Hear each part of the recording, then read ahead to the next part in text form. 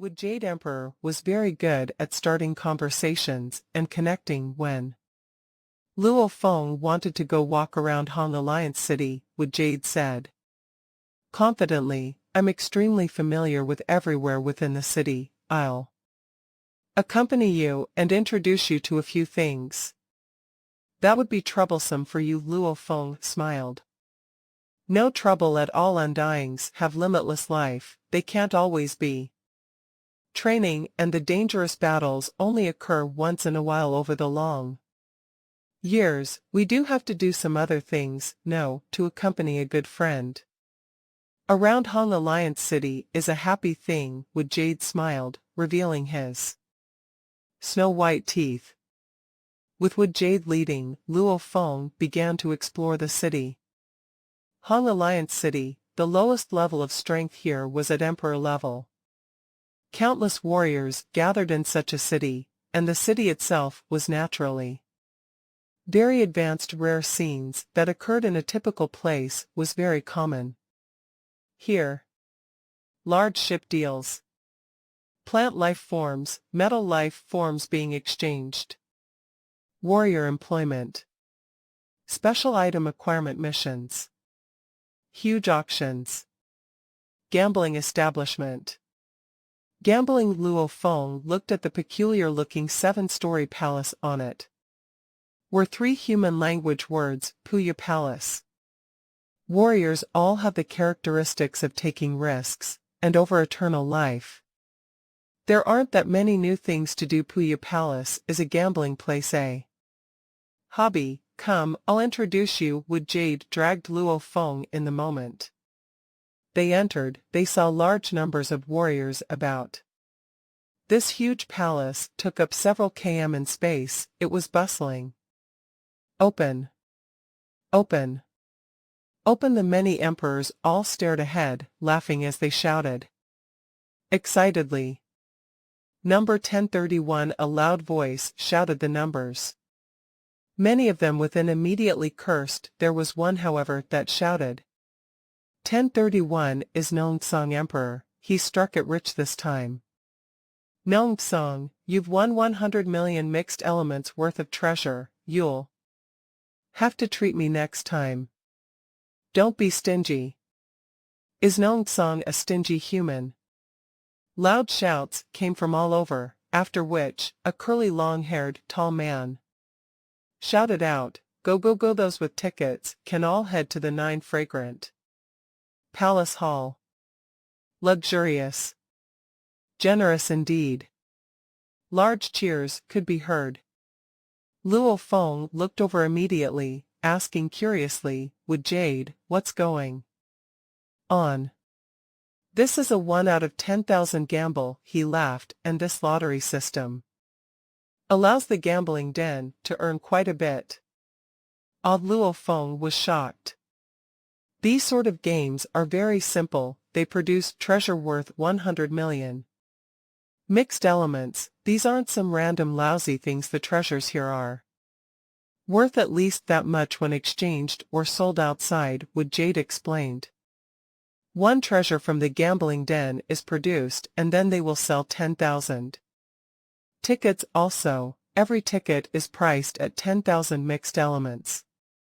When all 10,000 tickets are sold, they will choose one number out of the lot.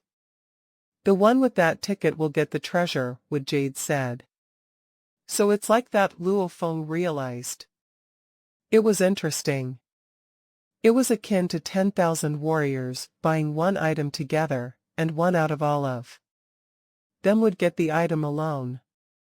Investing 10,000 to get back 100 million. Of course many of them failed. Since the ticket is only priced at 10,000 mixed elements, occasionally gambling is fun. Wood Jade walked and explained there were many different types of gambling, and they were quite similar to the gambling of Earth itself, with some unique traits of its own. The smaller ones were worth a few hundred mixed elements, while the higher ones were in the 100 millions. However, the higher ones would have prominent figures occasionally come give it A shot after all, even Emperor Pinnacles wouldn't dare gamble so high. Who walking out of Puya Palace, Luo Feng was shocked. How much does this place earn? So many warriors coming here to gamble, just earning a little from each of them would be plenty enough. Puya Palace is the only gambling den in the entire city, even though it is taxed by the Alliance. Its profits are shocking, and it cannot be bought or sold either. Would Jade exclaimed, there's no way to request to build another gambling den in the city. There's just this one. I've heard that a palace master is the boss of Puya Palace. I've even heard that it may be several palace masters together owning it. Luo Feng nodded. Not just Puya Palace. Would Jade walked in the alley, pointing to the huge shops. All the businesses have number limits. These shops have to have at least a night backing before they can begin. Hence, not everyone can simply have businesses here in the Hong Alliance. Of course there are pros and cons. Other than Puya Palace and few other unique places, there are many shops that are also unique, but limited in numbers. Naturally there will be competition. Haha. Even though we emperors are unable to open a shop, we don't need to pay for lodging and so on in here, but only for gambling or buying things. Naturally we will have no expenses if we wished it. However, as long as a shop is open, it requires paying taxes to the Hong Alliance all the time. Would Jade pointed ahead. Look, that's the best shop with lots of goods. It's named Universe Treasure Hall. I've heard a human palace master opened it. The hall was split into 2 levels, and every level was the same size as Puya Palace. One had to know that space was limited in the city, and even the emperors lived in tiny spaces. Hence, for a ship to be several km in area, how much stuff could fit in there? Who? Hee. Luo Feng entered the Universe Treasure Hall, looking at the countless treasures displayed about. Every one of them had a picture that showed footage, picture, and information about the item, including its background, specialty, and price. The treasures on the first floor are priced from 1 million mixed elements to 100 billion. There's everything. Would Jade pointed out. Look at the stairs heading to the second floor. Luo Feng turned to look. Universe Treasure Hall is the best ship. There are countless treasures on the first floor, and the second floor has even more valuable items. Some could be bought with mixed elements, others were contraband, and one had to exchange for them with other treasures using a barter system. Would Jade explained. You should know that several treasures in the universe are extremely rare and unique. To give them an accurate price is very hard, especially unique items. Since they may be useless to some, but crucial to others, it's hard to put a price on some items, but exchanging makes it a simpler deal. Luo Feng nodded, walking and looking about. After a while, they reached the stairs. This isn't a place you can go. 9 beautiful other race ladies stood next to the 100 meters wide stairway, and one of them stared coldly at Luo Feng and said. Luo Feng was stunned. The second floor isn't open to just anybody. A piercing voice resounded. A man with purple scales and was dressed in a peculiar gold robe that made him look like a purple jade statue walked over, immediately walking to the stairs and shooting Luo Feng a glance. Young. Would Jade walked over, looking at the gold robe warrior. He said, one has to be a 4-star or above being to go up or have over 100 billion mixed elements in your account of the Universe First Bank or Universe Galaxy Bank. Fulfilling any one of these criteria will allow you to go up. And who's that seemingly arrogant fellow? Luo Feng laughed. He's called Wu Pin Emperor, Wood Jade said softly, even though he's from another race. His teacher is a 7-star being, and his teacher spoils him and views him as his own. A disciple of a 7-star, Luo Feng laughed. That Wu Pin Emperor is pretty vicious since he's been outspoken and friendly with powerful warriors. He has powerful friends. Yang, we are from different circles. We cannot mess with him, Wood Jade said. Different circles have differences. Naturally those with a stronger background would all mix together. Odd. Luo Feng nodded. There are countless treasures on the first floor. They are in the trillions. And this is enough for you to view for a long time, Wood Jade smiled. I guess so. Luo Feng nodded. He laughed within at that Wu Pin Emperor looks like the other races did feel inferior to humans, and against the truly competent humans they didn't care about the other races. His arrogance was probably a sign of his own feeling of inferiority. The Universe Treasure Hall was indeed the best shop in Hong Alliance City. There were many rare treasures, and some that even the virtual universe treasure trove didn't have. Of course, there were some items in the virtual treasure trove that weren't available here too. However, how could the items in the treasure trove compare to the ones here? Sure makes me want to buy stuff.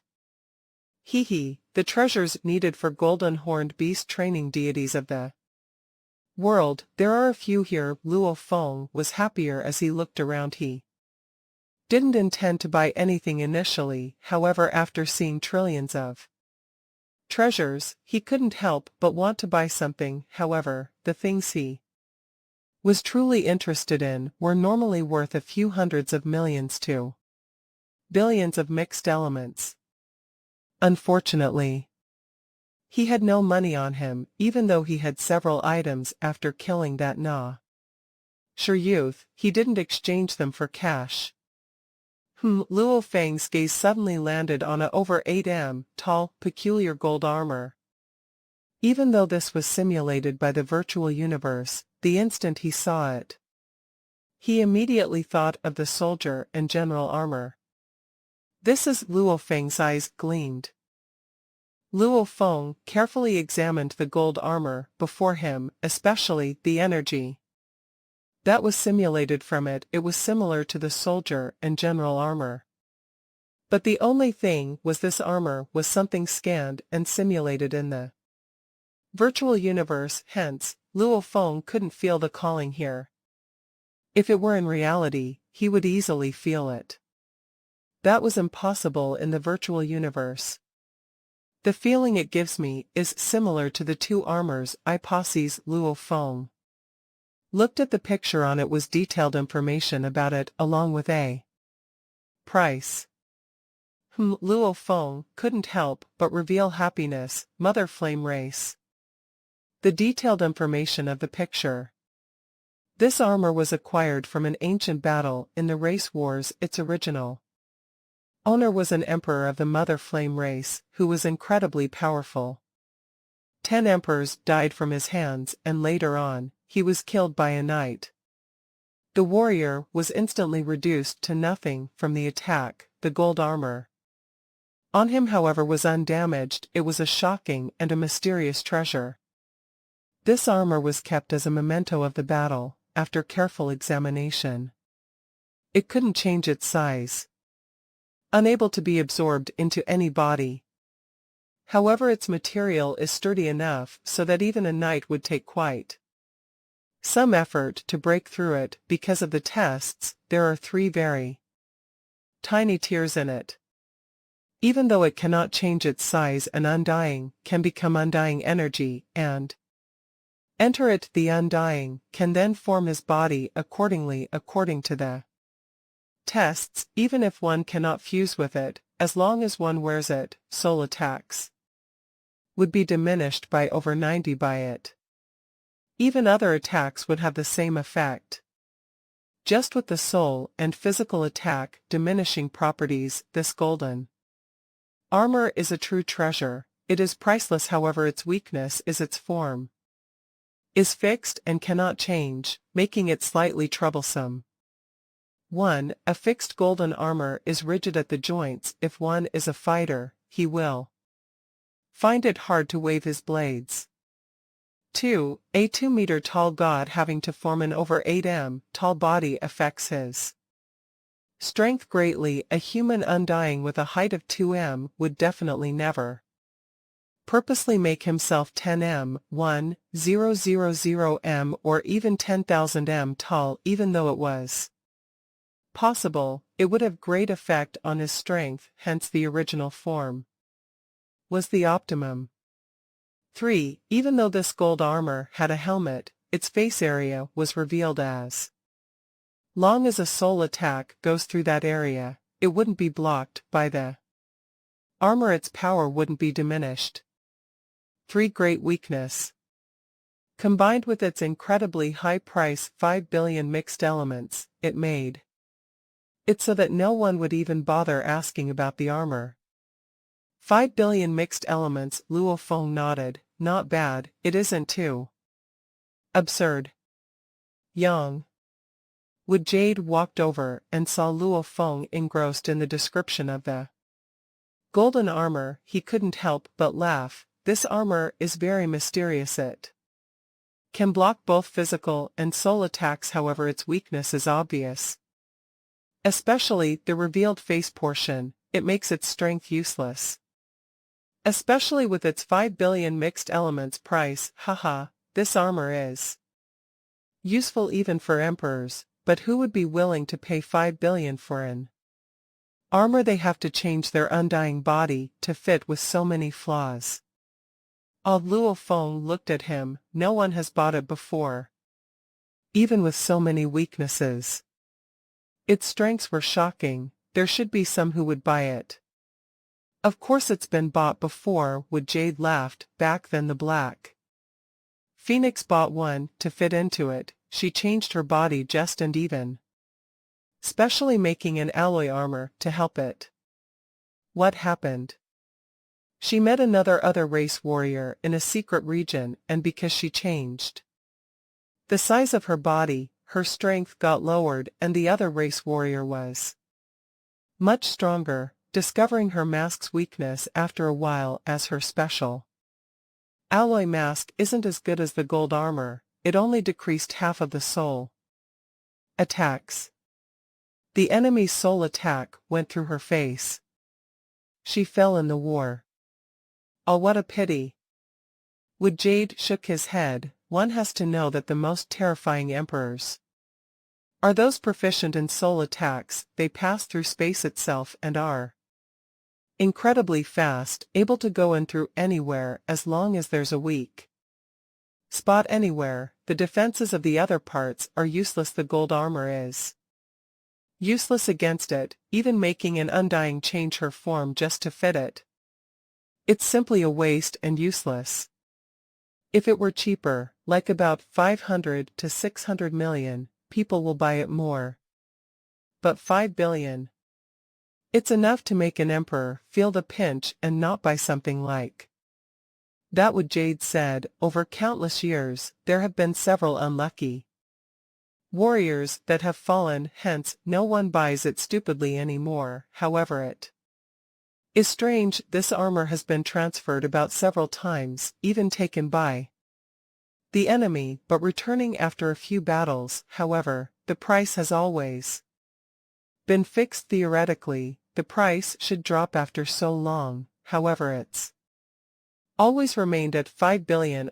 When it first appeared, its price was 50 billion, and after the first user fell, it dropped to 5 billion. Over countless years, it stayed the same. Transferred a few times. Luo Feng was curious. The Universe Treasure Hall only has this one. They have a total of 3. Would Jade said. However, this one with the 3 tiers was the one sold to Black Phoenix. I knew her. Luo Feng nodded and eyed the armor, simultaneously decreasing physical and soul attacks. Unable to change in size. Unable to fuse with the body. Mother Flame Race. This is it. Luo Feng was very sure from the 4 points. This is the higher level armor from the soldier and general armor. Mother Flame Race, the soldier and general logo are the same. Unable to fuse with the body, the Masha body untrained in the nameless manual cannot fuse with the armors too. Unable to change in size, it can only do so after the fusion. Weak in physical and soul attacks, this confirms that this is similar to the soldier and general armor.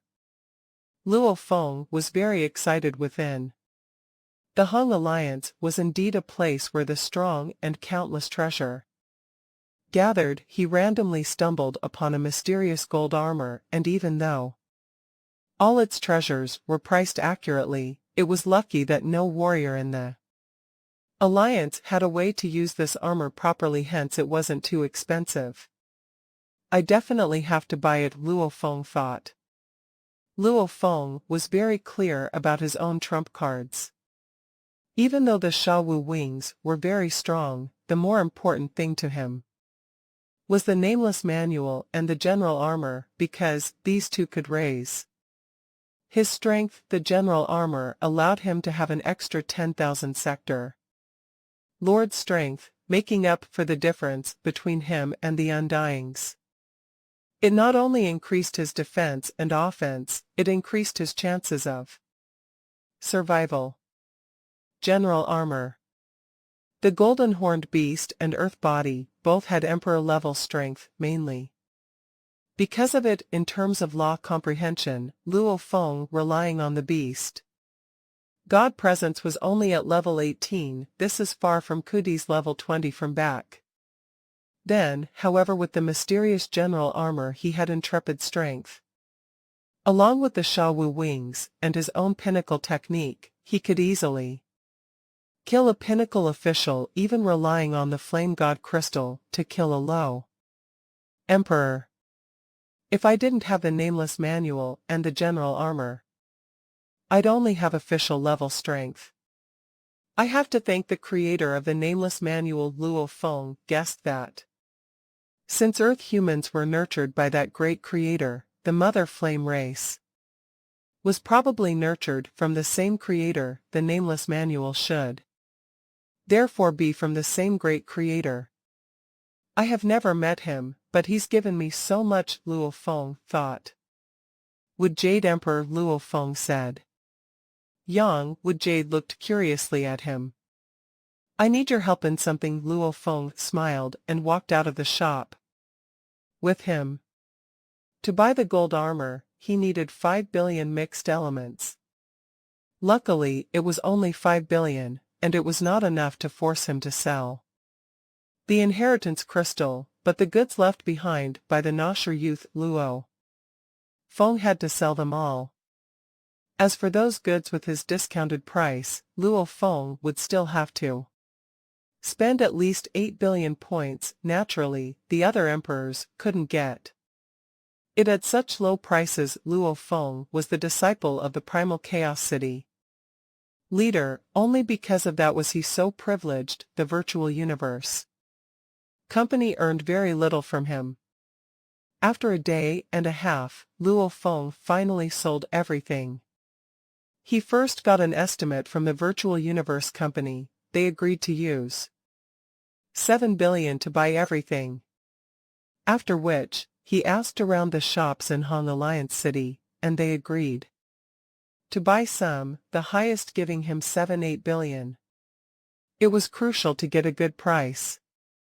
Would Jade passionately brought Luo Feng around, first to the district, where he stayed, then to friends, asking for prices. Finally he sold everything at 8.6 billion.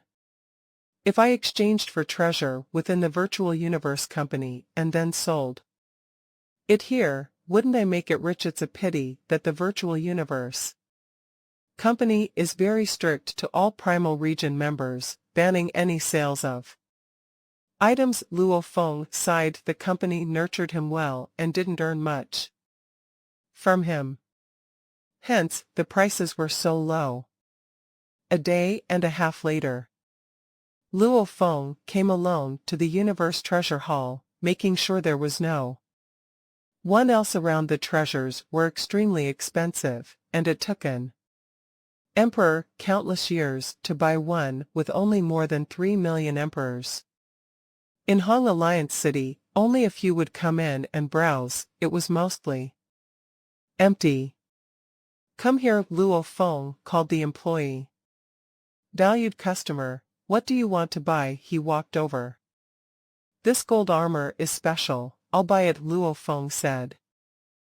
Gold armor. The worker stared hard with disbelief. This gold armor had been displayed here for a long time with no one buying it. There were some in the management of the treasure hall that suggested getting rid of it or lowering the price, however no suggestion ever went through. It remained here. And its price stuck at 5 billion. "Dear customer, please wait," the worker said, going to call the owner of the first level. It was a seductive-looking human lady with gold curly hair. Her sleeve had the mark of 3 stars. A 3-star warrior. The lady smiled at Luo Feng. "Let us go in and talk."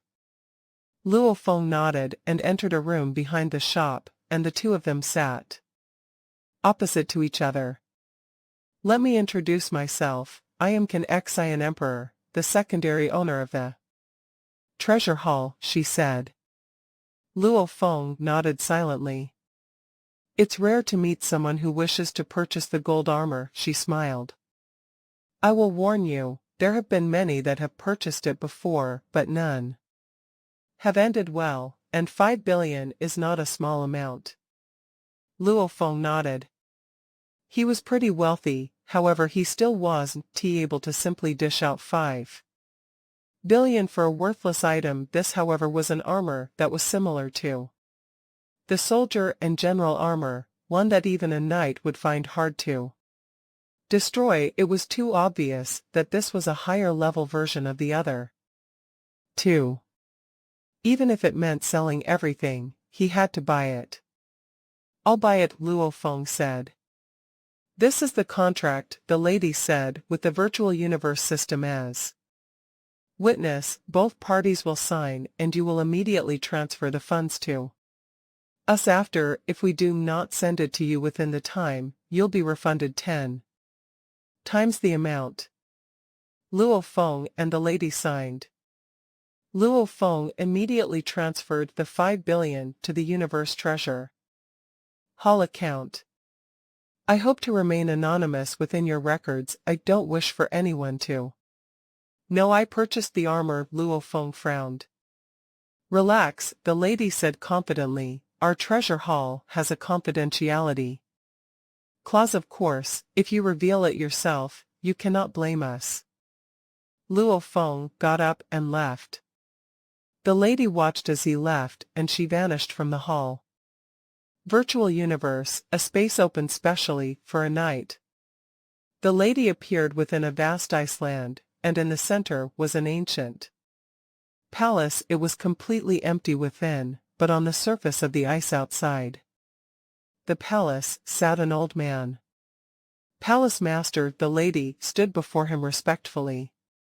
"What huge deal did the treasure hall do?" The old man looked at the lady. This was the palace master of the treasure hall, a knight-level being. Normally only huge deals would require him to appear personally. "The gold armor has been sold," the lady said. "That useless broken armor?" the old man said curiously. "Yes," the lady replied. "Who bought it?" the old man asked. He didn't reveal his identity, leaving only his virtual universe contact number to contact and receive his goods, the lady replied, "and it's very hard to search for his identity from his number." "I can't do so either. Naturally it's hard." The old man waved his hand. "You may leave." "Yes." The lady vanished.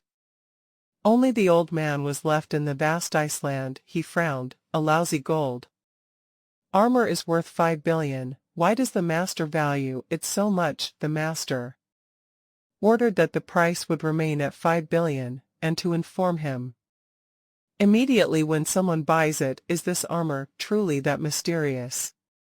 His master was a true absolute being of the pinnacle race of humanity. He was the true owner of the universe treasure hall. Virtual universe, within the highest palace on Thunder Island, surrounded by chaos energy, a silhouette appeared outside his body, was demonic like a mountain, long with a dragon tail, along with eyes that seemed to hold the entire universe within. Just standing there alone, he gave off a huge force that shook the space about. Primal Chaos City Leader, he stood outside and said, his voice reaching into the palace and resounding within. Long Yen, why aren't you coming in? A calm voice resounded from within. 2 warriors. One was enough to shake space. One was calm like the ocean. Without your approval, how could I dare barge in? Long Yen's voice was booming as he mocked before entering. The chaos energy parted naturally, revealing a pathway, allowing Long Yen master to easily see the primal Chaos City Leader in his throne. Long Yen was straightforward, walking straight towards the throne beside and sitting down. I'm here because of the Yenshin race gold armor.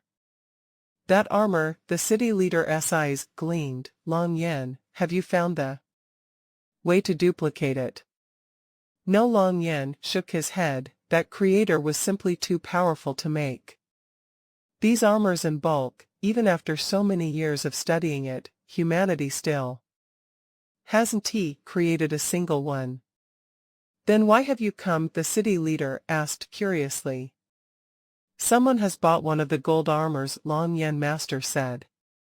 The city leader looked at him. So what if someone bought it? He knew too. Long Yen purposely set the price at 5 billion, mainly to force those without confidence to give up on it, and those with confidence of using it only to buy it. They may have had some encounters that allowed them to use the wonders of the armor.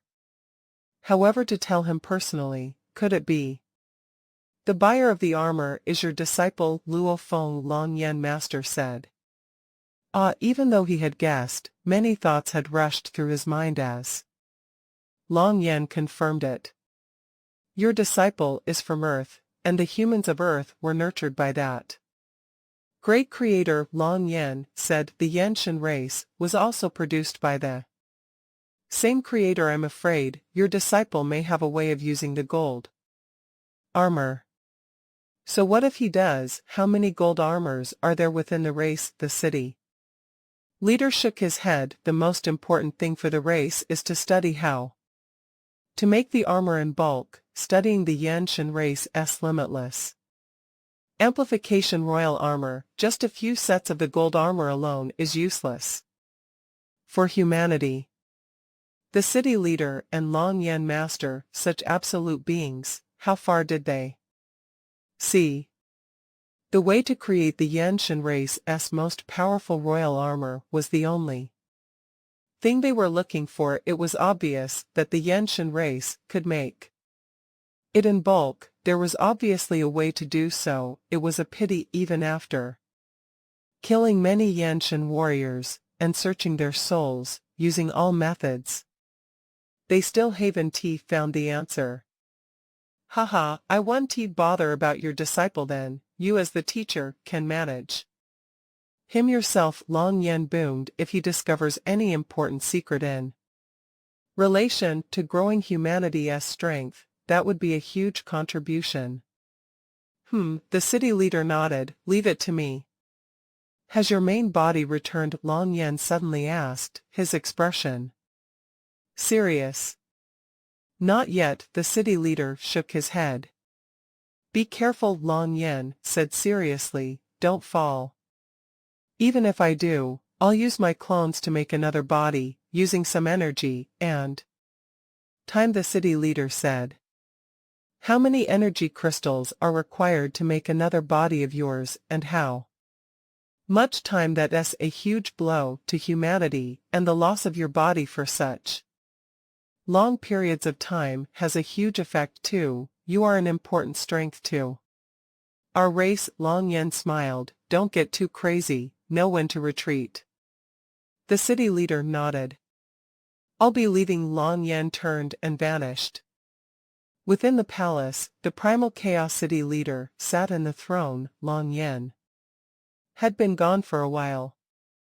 Even though Luo Feng had created a pinnacle technique, his law comprehension is average. The city leader frowned. Even relying on the Shawu wings, he is still very weak. However, the strength he displays is shocking. Even not relying on the wings, he still has a high Emperor's strength. I always knew he had some special encounter or treasure, and from the looks of it, it should be the Yanshan race's soldier and general armor.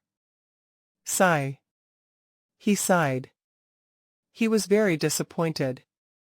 It was because even though the soldier and general armor were powerful, these were created in bulk by the Yanshan race. They may give him the strength of a god and were extremely useful during his undying phase. However, as his strength grew, the effect of the armors got less and less useful. They were only useful in bulk.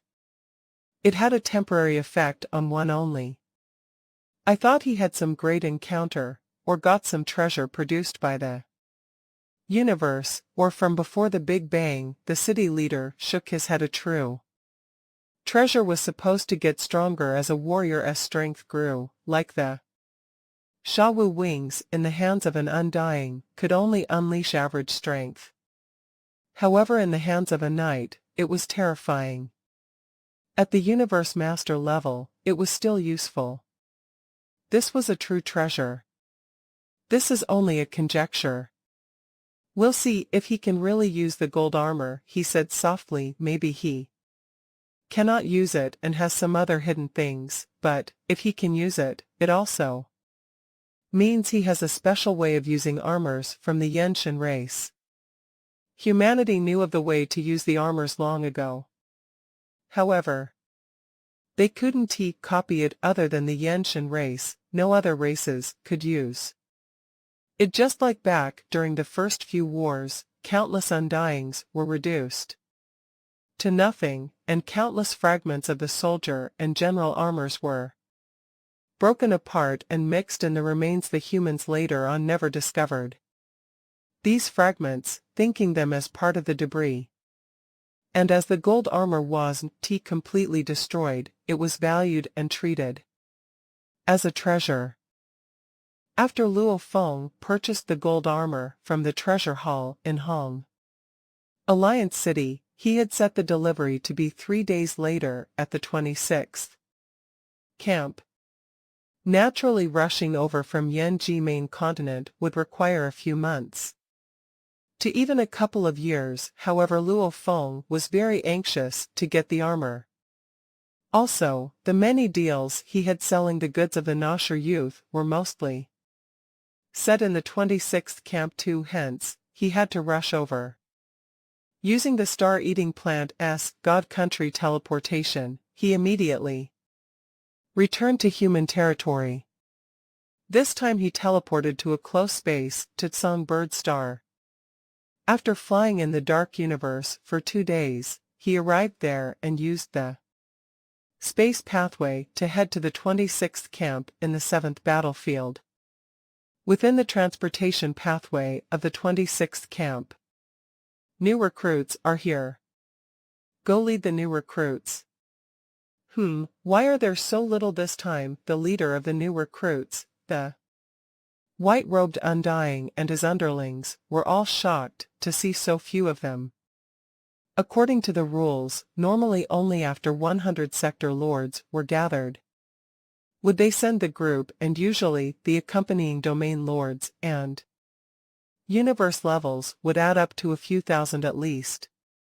This time, however, there was only over 1,000 of them, about 10 sector lords.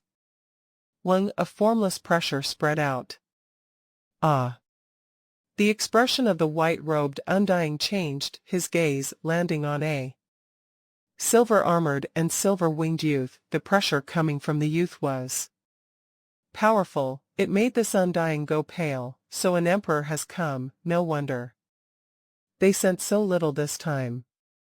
Songbird Star dared to make the sector lords, domain lords, and universe levels wait, but they didn't dare do so to an emperor. Lord, the white-robed undying welcomed him. I know where to go, Luo Feng said, after which he followed the familiar pathways within. This scene made the undying and his underlings all smile. The group of new recruits blinked. This great being was at least an official too. My living quarters are the same as before. Luo Feng was given the same villa. Within looks like no one has taken it since then. There were two usual practices for the distribution of spaces. The higher contribution points emperors would be given a place, and as long as no other undying takes it after he leaves, he would be given the same place. After Yang, a voice resounded. Luo Feng looked into the distance. About 100 kilometers away on a mountain peak, there stood a luxurious villa. A silhouette gazed over. Zima. Luo Feng smiled back. It hasn't been long since you came last time. Why are you back again? Haha. What a pity. Ku Tua is currently at Star Tower, the emperor said from afar. After which he soared through the air and appeared outside Luo Feng's island. This was an other race warrior with 3 heads, and one was bigger than the other 2, not inviting me over. Would I dare please come? Luo Feng said. The island was a personal private space. Without permission, no one was allowed to enter within the camp. No one dared break this rule. It hasn't been a year since your return last time, Ci Ma said. I have some business, hence the quick return, Luo Feng said. He immediately returned to Yanji main continent after buying the goods to fight it out with the Nosher youth. After killing him and getting the second black metal board, he trained for another 3 months before returning. Indeed, it hadn't been a year. After returning, Luo Feng met up with a few emperor friends, and many of them said, Yang, you were in black armor and wings before, why are they silver now? Luo Feng immediately replied, my armor changes color frequently, from black to silver. It may even turn gold soon. This made many emperors laugh. Back in the camp, during the first day, Luo Feng swiftly handed large amounts of the goods to the Virtual Universe Company delivery department, sending them towards the emperors he sold them to. During the second day, the gold armor arrived. Sir, these are the goods you ordered. The staff member stood outside the island. Please confirm your identity. Confirmation complete. Thanks. Luo Feng received the space ring. The employee bowed respectfully and left. Luo Feng used his world energy to enter the ring and easily discovered the one item within the gold armor. Actually, from the moment the employee arrived at the 26th camp, his body's every cell was already jumping from within. Luo Feng knew at that point that the treasure had arrived. He knew even without checking. He was incredibly excited even though his guess before had a high chance. Without feeling it personally, there was no way to confirm it 100. Such a thrilling feeling. My entire body is shaking. Luo Feng's eyes held suppressed excitement. 5 billion mixed elements. Even the silver armor, just in terms of soul and physical attacks, it can diffuse over 90 of it. This is enough to make an emperor go bankrupt. Even if it was 50 billion, I would still buy it much less. Just 5 for this gold armor. I've struck it big. Let us see. The previous 2 were soldier and general, what would this one be called? Luo Feng excitedly returned to his quarters and let the golden horned beast within his internal world study the gold armor. Internal world. A vast grassland, a huge mountain-like golden horned beast lay there suddenly. He got up quickly because it had been training the second volume of the nameless manual. All this while, its body constantly crumbled to nothing. Hence, it had long forced the general armor pearl out of its body. So, the over 8 m tall golden armor appeared in the air above the grassland. Howl, the beast raised its head and howled, looking at the tiny gold armor. Xiao. The descending armor seemed to be hit by some strong force, instantly becoming a beam of gold light rushing into the beast's body, after which, it became countless gold threads melding with its every cell, and a peculiar imprint began to form at its chest. There on the beast's chest, above the scales, the Yenshin word king appeared. Before dispersing, King Black-clothed Luo Feng stared at the huge scale on the beast's chest. Surprised, he said, "It's indeed what I guessed, a higher level than the two armors from before. This should be the king armor." Soldier, general, king, I wonder if there are others that are even stronger. Who cares, this king armor alone is placing huge stress on the beast. Let us see if it can trigger the full power of it. King armor, gather. Black-clothed Luo Feng stared at the huge beast before it. Hell. The beast raised its head and howled. Gold began to swiftly form throughout its body. The black scales quickly became gold, and in an instant, the entire beast had become a glaring gold, its powerful aura spreading throughout. Not enough. The pressure is too huge. The three bodies all shared one consciousness. Black-clothed Luo Feng changed his expression. The beast howled and triggered its blood river energy, its body strength amplified 12 times. Still not enough. The beast began to shrink, unleashing deities of the world.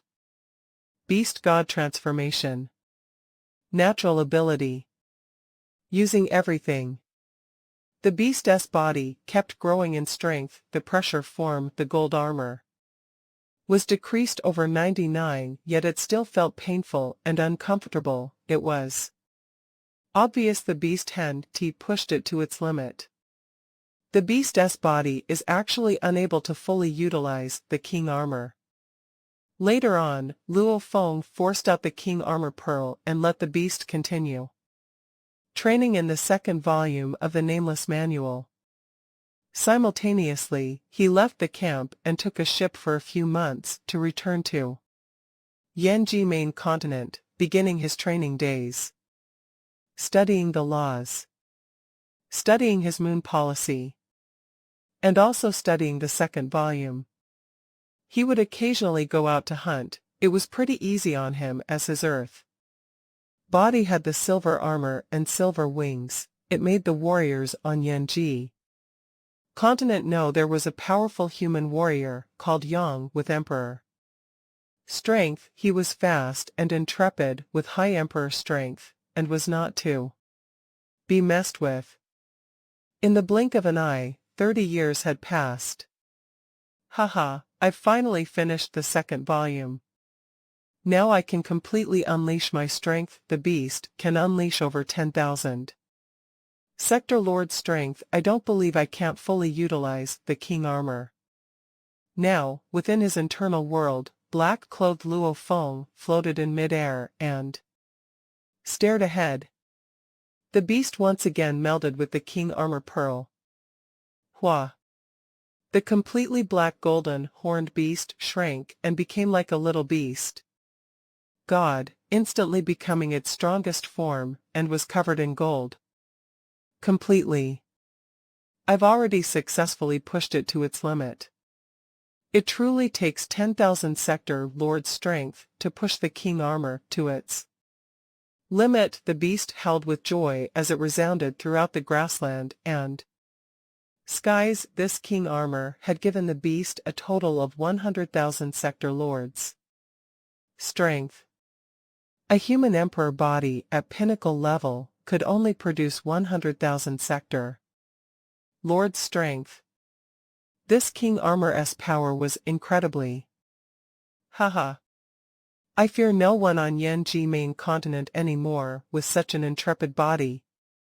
He was able to completely block 100,000 sector lords level of power, physical or soul. It meant that any attack from a pinnacle emperor and below was completely blocked. Even an attack stronger than that would be diffused by over 90. In defense, the king armor was much stronger than the general armor. In the 189th year, Luo Feng was in Yanji main continent. Within the edges of the continent, there was a majestic mountain range over a million km high. A silver-armored and winged youth was lying on a stone, and beside him was a blood shadow blade. He muttered, "Hope that Night Emperor has some good news for me, hope it doesn't waste my time." So, a silhouette appeared beside him. "He's come." The youth got up. "Yang, you sure are casual?" Night Emperor mocked. He was in a dark red armor, and he had wings with gold eyes. Occasionally, Luo Feng's eyes were like lightning, giving off a terrifying energy. As a black warrior with a thick mix of the beast god bloodline, he maintained his beast god transformation all the time, along with the pressure the Shawu wings gave off. How could it not be terrifying? "Speak, why have you come to me, and how come we cannot speak in the virtual universe, but having to come here personally?" Luo Feng looked at him. "Big news, big but good news," Night Emperor emphasized. "What news?" Luo Feng was curious.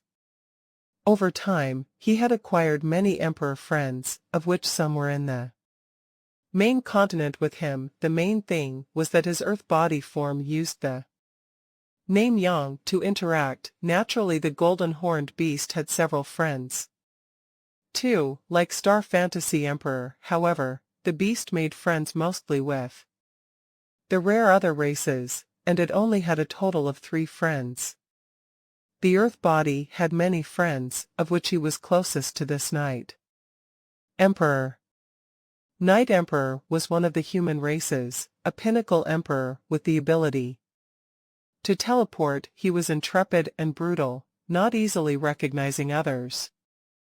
However, the moment he did, he was straightforward and easy with them. Luo Feng had sparred with him several times after he was recognized. The two of them became true friends.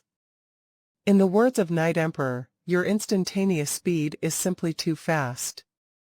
Even though I'm able to teleport, the moment I do, you've already dodged. Unless one is proficient in soul attacks, it's extremely hard to harm you. We'll speak in your cave." Night Emperor was being very cautious. So cautious, Luo Feng smiled. He could feel the atmosphere as he brought Night Emperor into the cave. Within, the two of them sat down. "Yang, you should know of some of Yanji continent's legends, right?" Night Emperor said. "Let us communicate mentally, just in case there's some warriors with scanners more advanced than ours." "Haha, of course, on the main continent. It's rare for that to happen anyway. We have to be careful." Yanji continent legends. Luo Feng was stunned. "You are speaking of Sacrificial Tower?" Night Emperor nodded. The 7th battlefield had many mysterious places, like Yanji main continent and Star Tower and other battle regions. They all had their legends. Like the main continent usually had many sacrificial statues about even over trillions of years. They had yet to fully decay, and their energy usage was shocking, making many warriors ponder about the indigenous people of the continent. I've heard of some. Luo Feng frowned. Back then, when the seventh battlefield was first opened, I heard that the four pinnacle races swept through the area to forge the battle regions. The indigenous people of the main continent were naturally driven out, and unable to stand up against the four pinnacle races. As it was sudden, only part of them got away, and many others were massacred. Yanji main continent is most known for its sacrificial towers, and every one of them is a huge survival base. The indigenous people had many treasures stored within them before taking them along and fleeing. However, as it was rushed, many didn't manage to get away. Some were taken away by the four pinnacle races, while some were left hidden. In parts of the continent I heard that they are mysterious in their construct, that even a Knight's god energy cannot detect them. Our scanners cannot detect them at all. Luo Feng said. 10 towers were discovered so far. Have you discovered a tower? Luo Feng smiled at him. Knight Emperor's expression was serious, nodding. Damn. Luo Feng suddenly stood up, staring at Knight Emperor. Are you lying to me? I truly that lucky. I'm not lying, Knight Emperor emphasized. What's going on? Luo Feng looked at him, frowning. We are definitely good friends. However, the sacrificial towers, they are survival bases from when the indigenous people fled, and they hold a large amount of treasure. That's the amount of an entire race, even though each tower only has a small portion, but it's still a huge amount to us emperors. Such an amount of treasure, there's no need for you to share. Every place had its own stories. Like back on Shattered Stars, Yanji main continent or Star Tower. They all had their own stories. Yanji continent's sacrificial towers were renowned, and several top battle regions in the 7th battlefield, like Star Tower, had even more precious treasures that would make emperors go crazy. For of course, only one appeared once in a while, but even so, the probability was still much higher than discovering a sacrificial tower. You are right. Even as friends, there's no need to share. Knight Emperor smiled. The reason I'm inviting you is because of your flying and dodging abilities. In a critical time with space lockdown, we can rely on it to escape after sparring so many times. Your flying ability is truly impressive. Ha! Luo Feng smiled. I'll tell you in detail, Knight Emperor emphasized. I fought with another race emperor, who had hid within a deep cave. Even though he was weaker than me, he is still a high emperor. That fight we gave it our all, and the ground collapsed, and the space tore apart. He was already heavily injured and was fleeing. Then we unexpectedly discovered the tower. It's incredibly mysterious. Even the knights cannot break through it or detect it. It's a survival base of the indigenous people of the main continent. Naturally, both of us were unable to forcefully keep it in our world rings. However, at the entrance lay a body of one of the indigenous people. Both of us discovered a talisman to enter the tower. We immediately fought to acquire it. The main thing was that he had the advantage as he got there first. Even though I'm stronger, I only got half of it. There were a total of 6 parts to that talisman. I got 3, and he got 3. According to the items we found on that body, there was an instruction that said one could enter the tower with the talisman. However, the 6 parts had to be used from 6 different sides simultaneously to get the treasure. Within, Knight Emperor shook his head helplessly. Since both of us got part of the talisman, we could enter the tower. However, we could only move about in the living areas, etc. The treasure areas within had all sorts of security devices. Hence, we need 6 of us to enter simultaneously and to activate that door. Night Emperor, these 6 life forms may need to be indigenous people. Luo Feng frowned. The tower may have said that only indigenous people can enter. And it wouldn't let us other races take the treasure. Even with the 6 talismans, we may not be able to get it. I definitely understand that, Night Emperor said. However, didn't other warriors acquire the treasures from the other towers before? Anyway, the treasure left behind by the indigenous people is within. Even though this is only 1 tower, it should be akin to at least a knight's wealth, and over countless years, its defenses may have already grown old and weakened. Night Emperor said, risking it to get such a treasure. I'd definitely do it. Yang, will you go? Danger comes with risk. Luo Feng smiled. Of course. Luo Feng was pretty confident of his survival ability. Looking at the history, there were others that had gotten the treasures from sacrificial towers before. Why couldn't he do so too?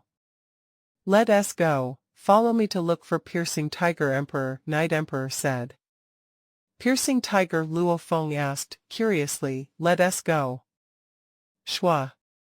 Night Emperor held on to Luo Feng and teleported.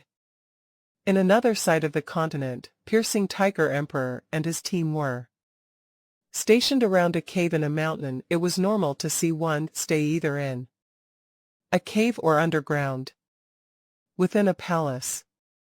Luo Feng, Night Emperor, and Piercing Tiger Emperor stood there. Even though Piercing Tiger wasn't a human, he was from the human camp, hence, he was naturally on good terms with the other 2. Young, Night Emperor, why have you come here? He asked. And we have to communicate mentally even without any underlings around. Looks like it's something big. A huge thing indeed. Night Emperor began to repeat the story again and tell him about the sacrificial tower. I'm in.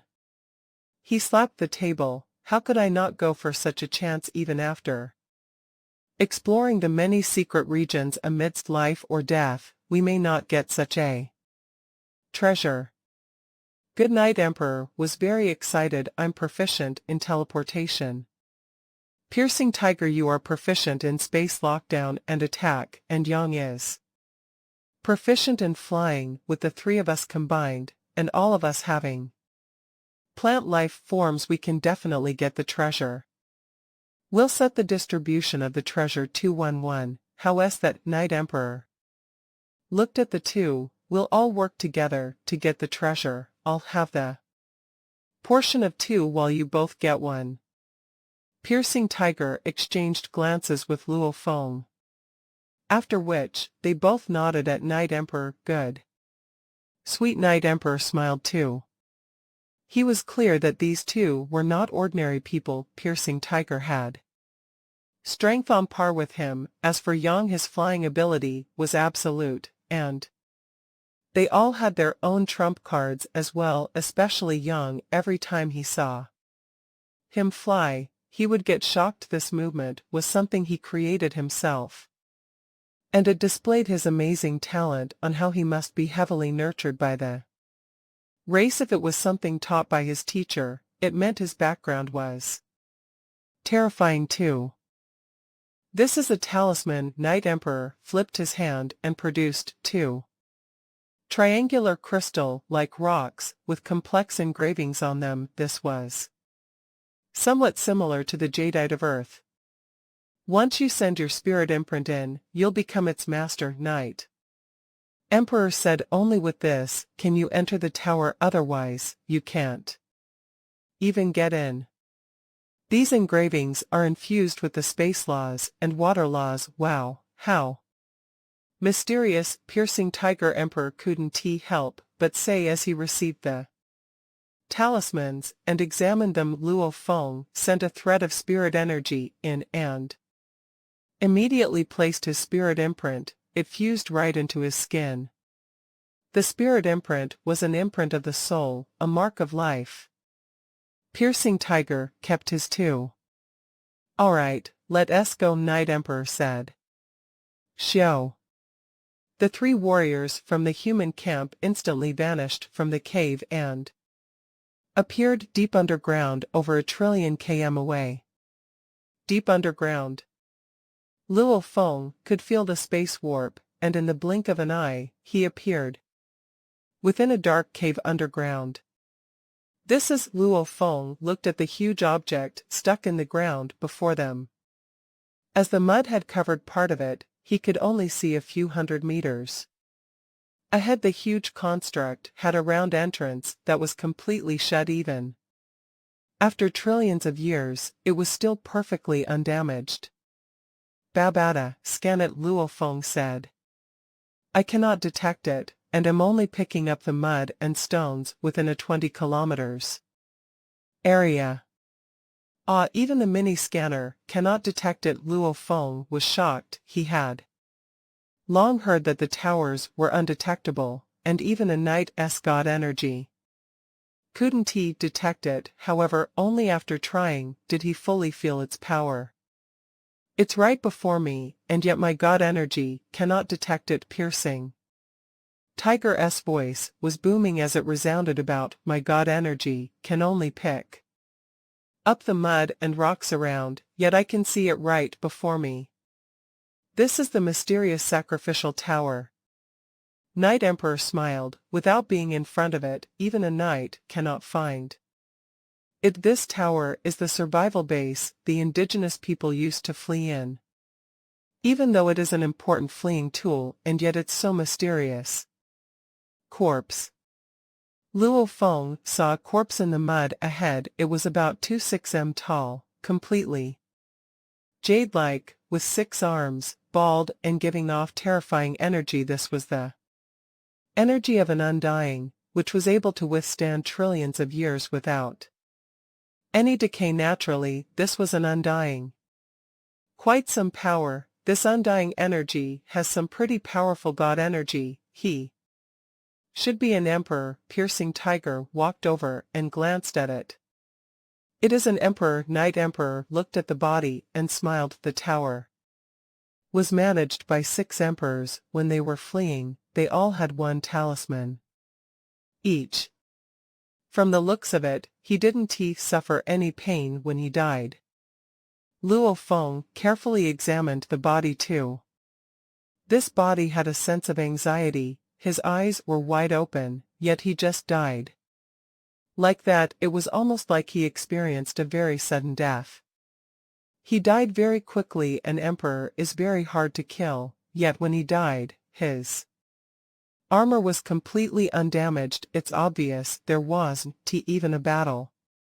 Night Emperor said, I think a large group of knights from the 4 pinnacle races used their soul attacks and swept the entire main continent when they were forging the battlefield. Hence, all the life on the main continent was completely annihilated. The 6 emperors were killed instantly too.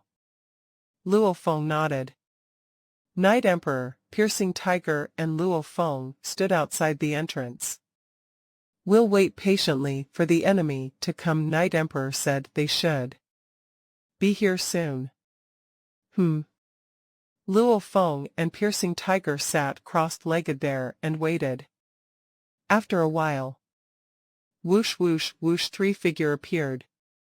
Night Emperor, you sure got here fast. An ear-piercing voice resounded. A 3 m tall, completely black and gold-scaled snake-like creature with small eyes appeared. Its silver white lips opened as it let out an ear-piercing laughter cackle. These are the 2 you've got to help you.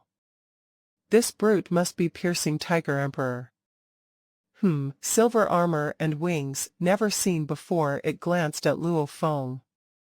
Let me introduce you. Night Emperor's gaze landed on the 3 warriors from the enemy camp. I am Night Emperor.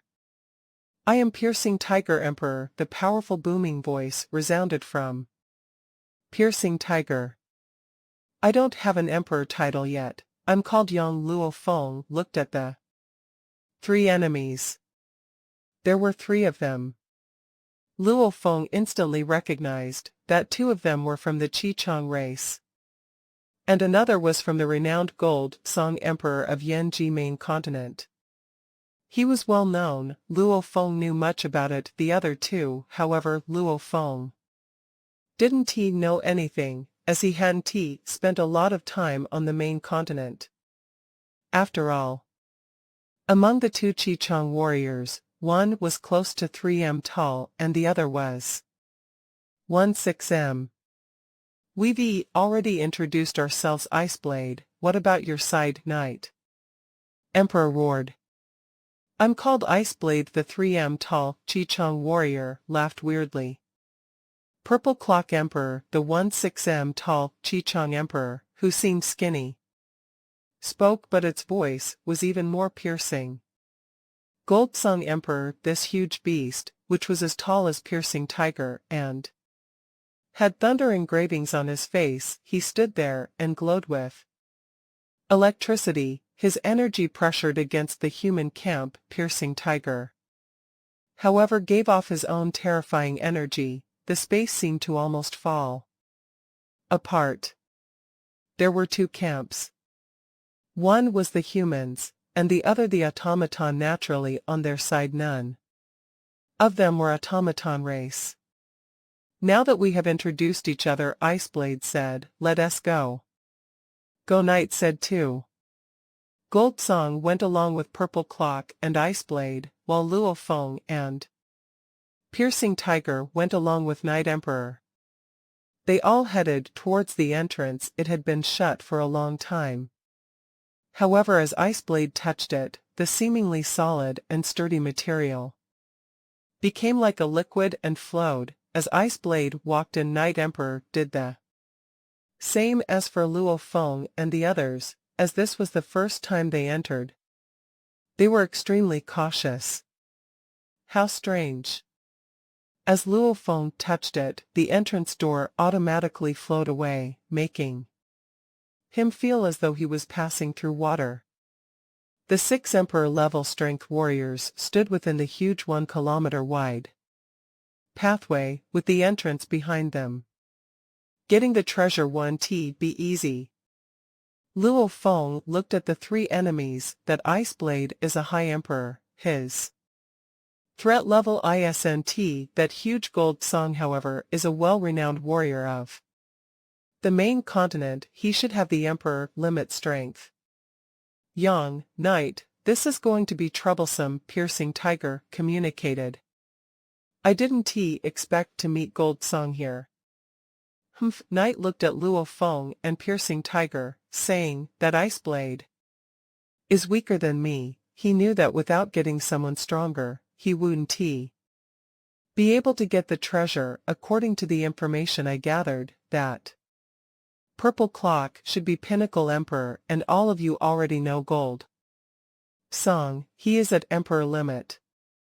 Emperor limit. The 3 of them felt stressed. An emperor was sorted according to his strength, normally from low, high, and pinnacle. A low emperor's body normally reached around 10,000 sector lord's strength. A high emperor reached around 30,000 sector lord's strength. A pinnacle emperor, however, reached around 100,000 times the strength. And 100,000 sector lord's strength. It was a human emperor's highest form. Without a miracle, it was impossible to break through. However, amongst the emperors, there were those with body amplification techniques, like the golden horned beast had deities of the world and beast god transformation along with strengthen, allowing its strength to amplify 20 times. True Yan had acquired the god general inheritance before naturally. There were others that would have received them or had their own amplification techniques. Body amplification was very hard. Beast god transformation's first level was only 2 times. Deities of the world was very powerful. It was a combination of the beast swallow technique to amplify Luo Feng's earth body. He only had the beast god Amplification, hence, he could only amplify its strength, by very little. It was extremely rare to be able to amplify even 3 to 5 times. As for the god inheritance, they were too rare. Even knights were fighting for these slots, the Han Alliance's large amount of warriors were all fighting for them too. To get one usually meant spending tens of billions of mixed elements and owing many favors. It wasn't something normal emperors could afford. Hence, emperors were normally sorted into low, high, and pinnacle. Only very few had body amplification techniques and soul amplification techniques, or they created their own pinnacle techniques or had some miraculous encounters allowing them to unleash emperor limit strength. Above that, with everything added together, only then can an emperor have the strength of a normal knight, like True Yen. And Goldsong belonged to that category. Emperor limit is just one level above us even though we are weaker. The difference isn't too huge, Knight Emperor said. Leave Goldsong to me. Piercing Tiger's eyes gleamed with fighting spirit. Luo Feng looked at him. Piercing Tiger was renowned for his strength and intrepid powers. He should be able to withstand Goldsong. Actually, we have an advantage within this tower. That young knight looked about the circular pathway was huge, but it had countless ancient statues about that gave off law energies. This tower is very mysterious. Its entire structure has God energy everywhere, almost like the space is on lockdown.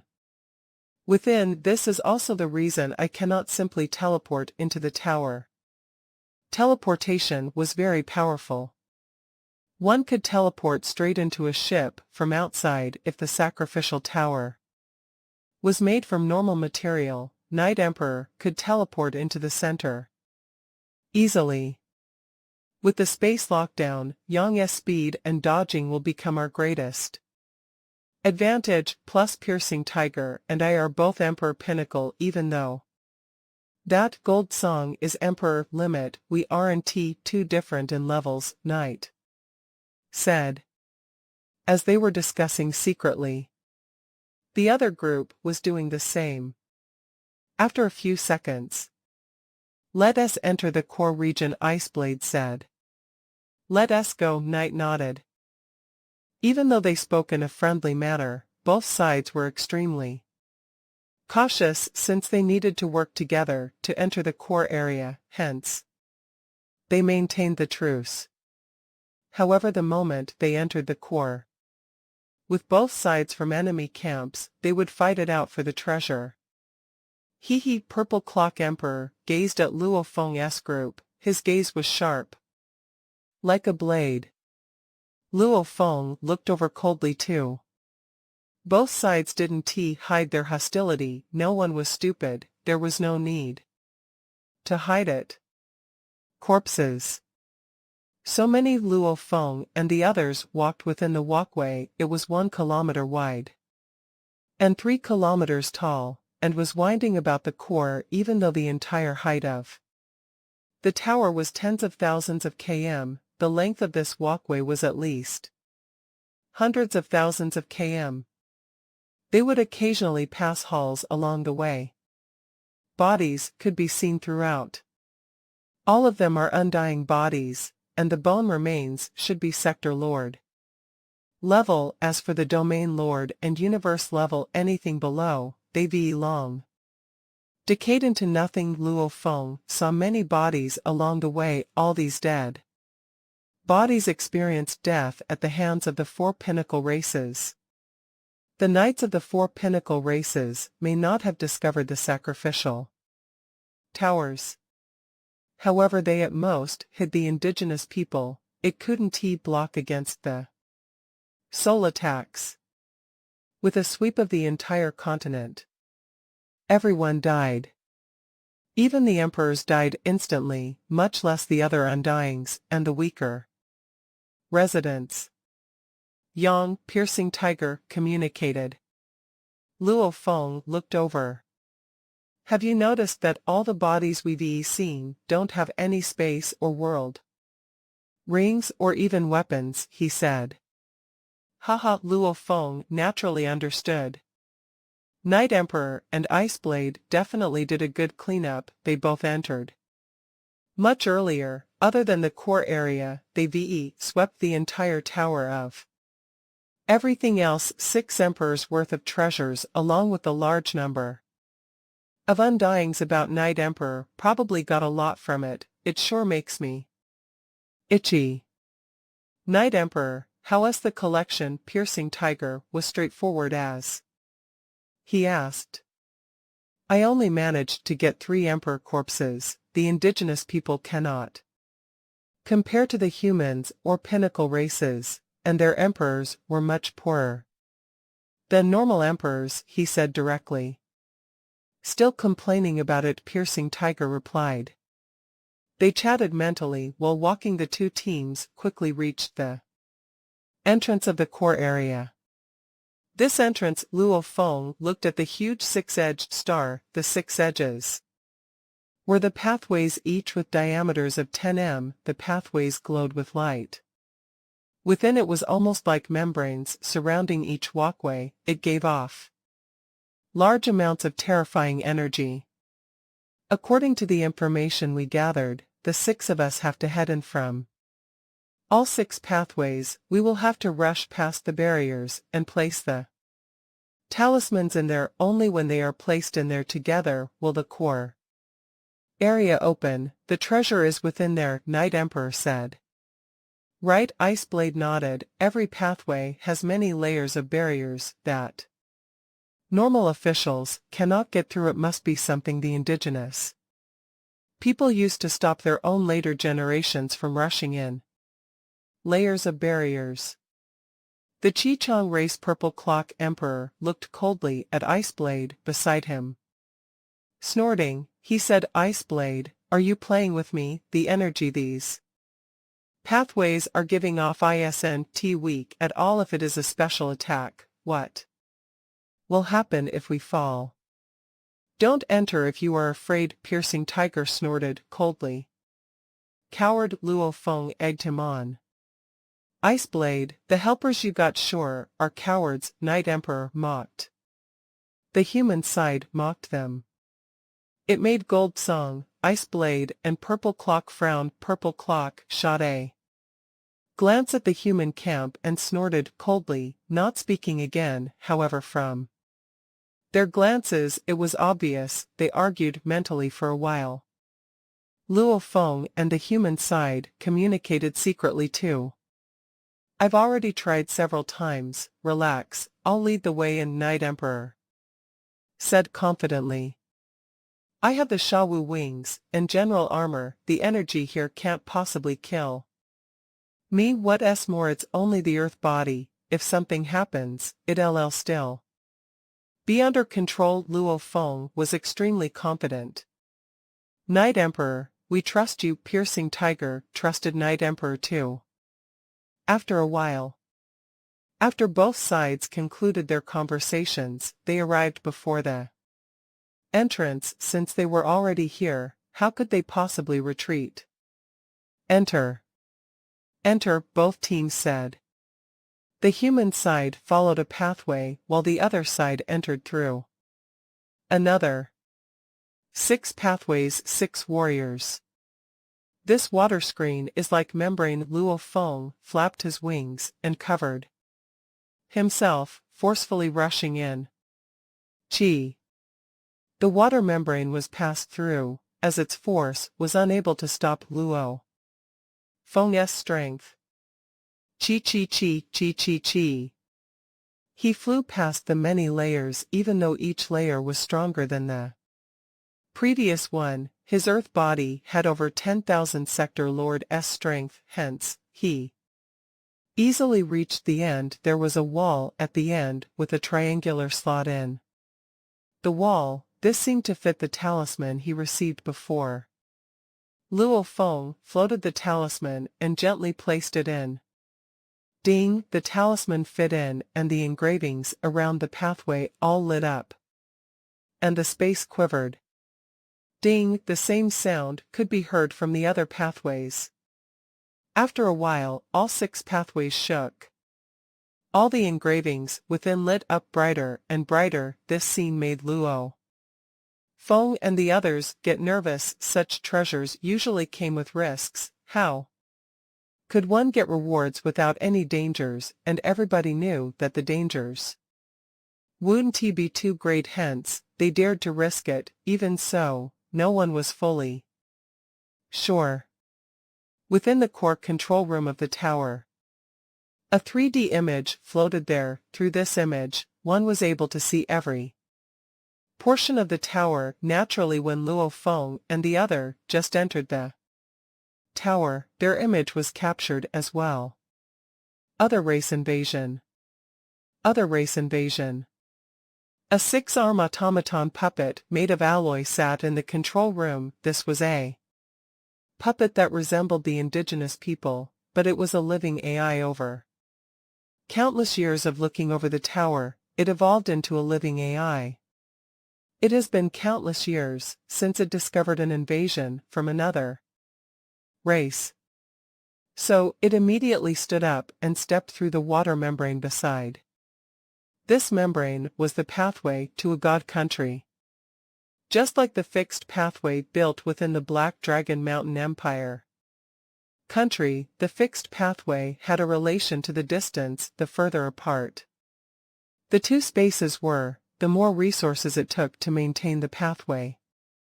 However, the closer it was, the easier it was to maintain it.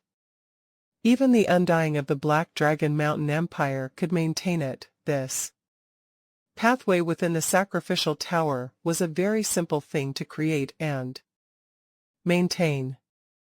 The AI appeared within a vast mountain range, before a majestic palace. Gazing down from above, he could see the blur of living quarters. Countless Yanji indigenous residents stayed within this god country and survived. So, a gold-robed 6-arm silhouette appeared. It was an indigenous clansman. Master, the AI said respectfully. Aren't you in the tower? Why have you come here? The gold-robed warrior said. Master, the tower has been invaded by other race warriors, the AI replied. Invaded? His eyes immediately gleamed like 2 lasers, causing the space around to crackle, after which he laughed loudly. Sacrificial tower, our race. Sacrificial tower, how long has it been? We've been hiding since forever, secretly surviving, fleeing the moment we got discovered, and struggling at death's door. Haha. We've finally been invaded. There are finally intruders, the warrior laughed loudly. Emperors, all gather here. 3rd brother, bring them here. The warrior instantly boomed throughout the god country. In a breath's time, 11 silhouettes appeared before him. These warriors all had 6 arms, rock like skin, and were bald. They were all obviously from the same race, and the energies they gave off were incredibly powerful. They were all emperor level. Godmaster. Godmaster, the 11 emperors all looked curiously at the gold-robed warrior. Why have you summoned us? The sacrificial tower we took back then, it's finally been invaded by other race warriors, the warrior said. Ah. The 11 emperors all shook with excitement, half of them breaking out with glee and tears. How many years has it been since our race faced extinction, and the knights were made targets by the 4 pinnacle races? We formed groups of tens of thousands and fled, every team taking the race's inheritance and treasures, hoping to rise again. However, the 4 pinnacle races were too fast. Only very few of our teams actually got away. Our team's 6 guides were leading the people in when the attack came. An emperor was Filled with tears, his entire body shaking, we Undyings were safe within the core region. Luckily our third small brother was smart in case of emergency. He left markers about and we teleported by a god country here to his god country. Who knew that when we returned to the tower, everyone there was already dead. The 6 guides all died outside. Without the 6 talismans, we couldn't access the treasures within. Without the items and treasures, even though we have countless people here in the god country, it was hard to nurture warriors. No talismans. The core area was completely shut even if we teleported into the core region. By a god country, we couldn't leave it. We didn't dare return to Yenji main continent. Didn't dare.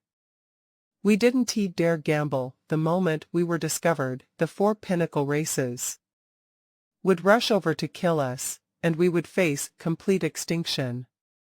It's been too long. This emperor with shaggy skin had tears streaming down his face, but his eyes gleamed with madness. Finally, there are finally invaders from other races. They will bring the talismans, and we can finally get them and get our treasure. Finally, the chance has come, the gold-robed warriors said seriously. The other emperors all had madness in their eyes. In the ancient era, a huge tragedy fell on the indigenous people of Yenji main continent. Back then they were all normal people of the universe, and they didn't even have 10 knights in their race against the might of the 4 pinnacle races forging the battlefield. They were like ants. The knights knew that they were the main targets. Naturally their chances of fleeing were low.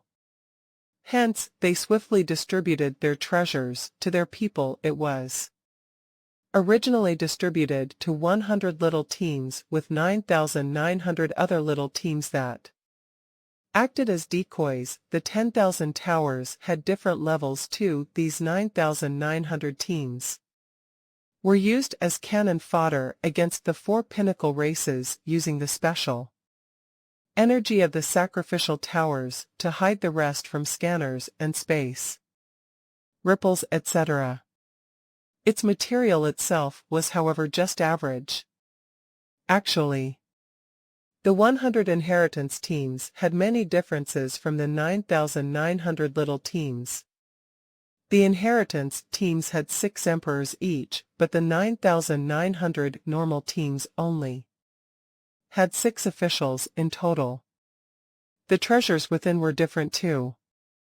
The 9,900 teams had little treasures. The inheritance teams, they were truly treasure troves. They were meant to truly succeed the race eventually.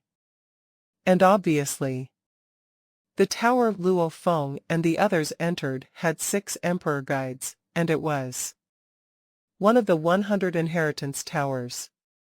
On the mountain peak, the mad winds howled.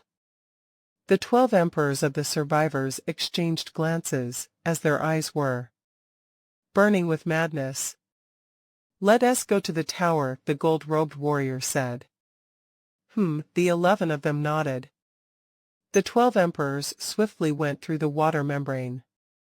Within the control room of the tower, the leading gold-robed warrior and the other emperors gathered within, and the AI appeared right after.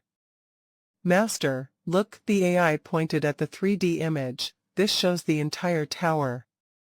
They are following the pathway now." 6 individuals.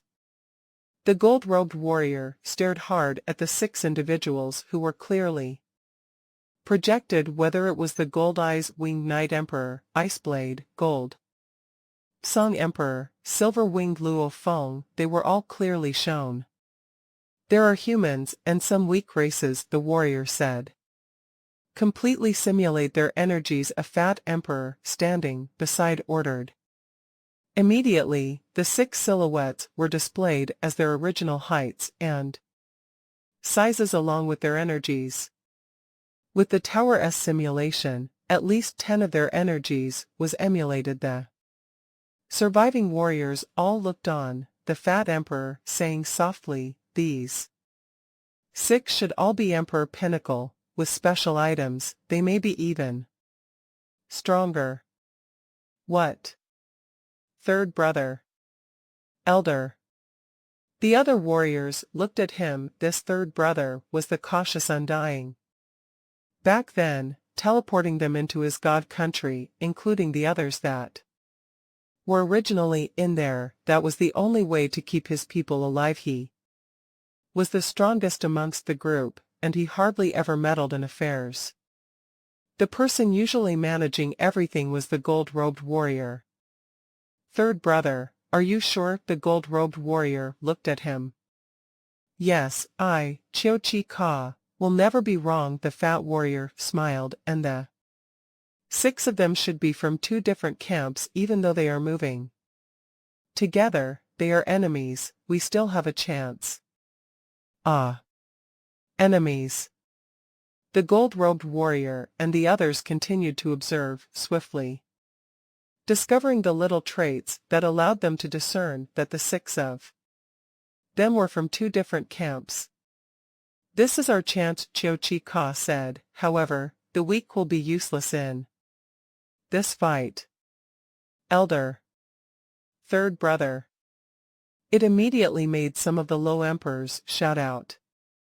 Pu Ai is Pinnacle Emperor, while La Dmo and Manbu are High Emperor. The 3 of them including me will make it 4. Big brother, you and the other 8 should return to the god country. He made the decision. You won to be of much help, and this fight will be very dangerous. We are unlike the other races with powerful techniques. When we lost our inheritance, we lost a lot of our techniques. The 8 of you will still have to lead our race. Go back for the future of our race. He gazed at them. The 8 low emperors were reluctant. Yes. Yes, elder. For the race. They finally all followed the elder's orders. Elder, God Master, you all have to come back. You have to survive. The 8 emperors were worried. Relax, we will send our true inheritance back to the race. Chio Chi Ka waved. Go on. The 8 of them turned around and left via the water membrane. Only the 4 strongest and the AI were left in the control room. The indigenous people of Yenji continent used to live in their tribes. The main head of the tribe was the God Master, while the strongest was the elder. The elder was in charge of leading the tribe while the God Master managed it. 4 warriors. The elder Chio Chi Ka, God Master, Pu Ai, La Dmo, and Manbu, 2 Pinnacle Emperors and 2 High Emperors. The enemy will reach the core area soon. The elder pointed at the projection. The core area has the treasures. Everybody knows that it's divided into 2 treasure rooms and 1 inheritance room. The 2 treasure rooms have all sorts of expensive materials, weapons, and mysterious items. The inheritance room is our race's countless years of accumulation of techniques. With them, we will be able to pass on our techniques to the later generations to produce more warriors. He said our race's 12 emperors, all of them came from the disaster era, and none were produced after. This was mainly due to the lack of techniques to nurture the later generation. After all, the techniques we know are only a small fraction of the race's entire collection. Our first goal: to get the inheritance room and teleport it to the god country. Chio Chi Ka said, pointing at the 2 rooms that were being projected. These 2 treasure rooms, one has to be opened by our race people, but we got the treasure within long time ago. The other room, however, requires one of our race people with a talisman to open. 2 rooms, one with less treasure than the other. According to what I know, the second room has tens of times more treasure. Then the first, he said, the second goal is to open this second treasure room. The other three nodded. The 3 rooms all had different levels of difficulty in opening the room with the least amount of treasure was something they already knew about. As for the other 2, one held treasures while the other held techniques. Even though the treasure is valuable, the techniques are more important too. The race. Hence, we have to first use all our strength to get the inheritance room, he ordered. Don't get tempted by the treasure, they may be useful to you, but they have little benefits for nurturing our later generations. Everything for the race. Understood. Elder Menbu and La Dmo nodded. Understood. Third brother, the gold-robed Pu Ai nodded as well. All right, Chiu Chi Ka nodded. We have a good chance of getting both the treasure rooms and the inheritance rooms. After all, they have to be activated by our people. The others nodded. Naturally, we cannot fight it out with them the moment we show ourselves. They will team up against us. He pointed at the first treasure room, the one they had opened in the past. This first room is the place where I've planned for them to fight it out. Elder, but we've emptied this room. Manbu said curiously. We just have to put some things in. He smiled. The treasure case we got back then is still with me. It's just a box, only its material is valuable. I'll put the 3 cases that we got in the past in there. The cases will simply be empty when they discover the cases and are unable to scan it with their god energy, along with some message from the deceased elders. Right. It would be strange for them not to fight. They would definitely think we were all dead and there was no other life in the tower. Chiu Chi Ka nodded. It's not that we are smart, it's just that they would never expect for us to have survived. Remember, they don't know we are here. And that's our greatest advantage. Until the final moment, we cannot reveal ourselves. We should go arrange the first treasure room now. He swiftly left the control room and began his plan. He returned after a while. Within the control room, the 4 warriors looked at everything happening. 6 talismans. They have it, the core has been activated. We have to find a way to get at least one of them. Only that way can we activate the inheritance room and the second treasure room. Good GEGE. The 6 pathways shook simultaneously after revolving for a while. Pathways opened at each end. Their paths were all clear. Core area. Luo Feng carefully covered himself with the Shawu wings and entered, finally stepping through the pathway and landing on the ground. It was a vast hall. Gold Song, Purple Clock and Night Emperor were already standing there. Yang. Piercing Tiger landed too. The 2 of them exchanged glances and walked to Night Iceblade. Gold Song and Purple Clock stood together as well. Be careful, we are already in the core region even though we had to rely on all 6 to enter here. Now that there's no more need to cooperate, a battle can occur at any time. Night communicated to his group. Yang, especially your undying body is weakest here. That Gold Song is extremely strong. He may target you first. Understood. Luo Feng nodded. Xiao. The distant Gold Song, Ice Blade, and Purple Clock instantly became 3 beams of light and split into 2. Gold Song flew one way alone while the other 2 took another path. It was obvious they were trying to get to the treasure faster. Gold Song, Ice Blade and Purple Clock shot out in 2 different paths, looking along the pathways. Gold Song is the fastest and strongest. I'll follow him. Night communicated. Piercing Tiger, You and Yang head in the other pathway, we cannot let the other two get the treasure. Understood. They must be dreaming if they think they can get the treasure, piercing. Tiger mocked, the two of them became beams of light and chased after them, while night chased after Gold Song. Two teams in different pathways. As the entire tower was covered in complex engravings, it made it so that teleportation couldn't be used within, hence, the two teams could only rely on flying, and at this time, Luo Feng's strength could be unleashed, his silver wings flapped. So. Warping about the pathway, he swiftly accelerated, piercing Tiger couldn't even keep up. Yang, go slow him down first, piercing Tiger knew that he couldn't keep up with Luo Feng. After all, Luo Feng wasn't as strong as him, but that wasn't the reason he was invited anyway. Relax, leave it to me. Luo Feng got faster and faster.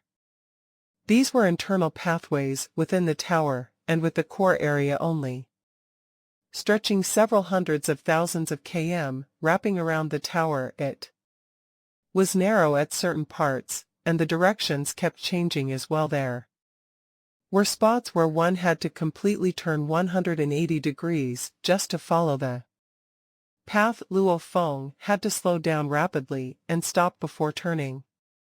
In such a pathway, having to slow down immediately after accelerating, they had to do this over and over every few km. An emperor could easily accelerate and speed up.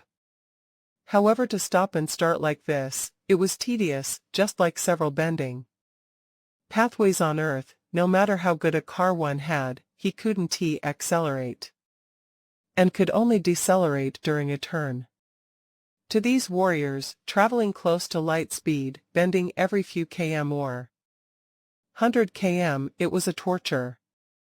The longest stretch is only a few hundred km. I still have to slow down almost immediately. I cannot go fast at all, only maintaining low speeds for turning. Gold Song roared, and his eyes were filled with rage.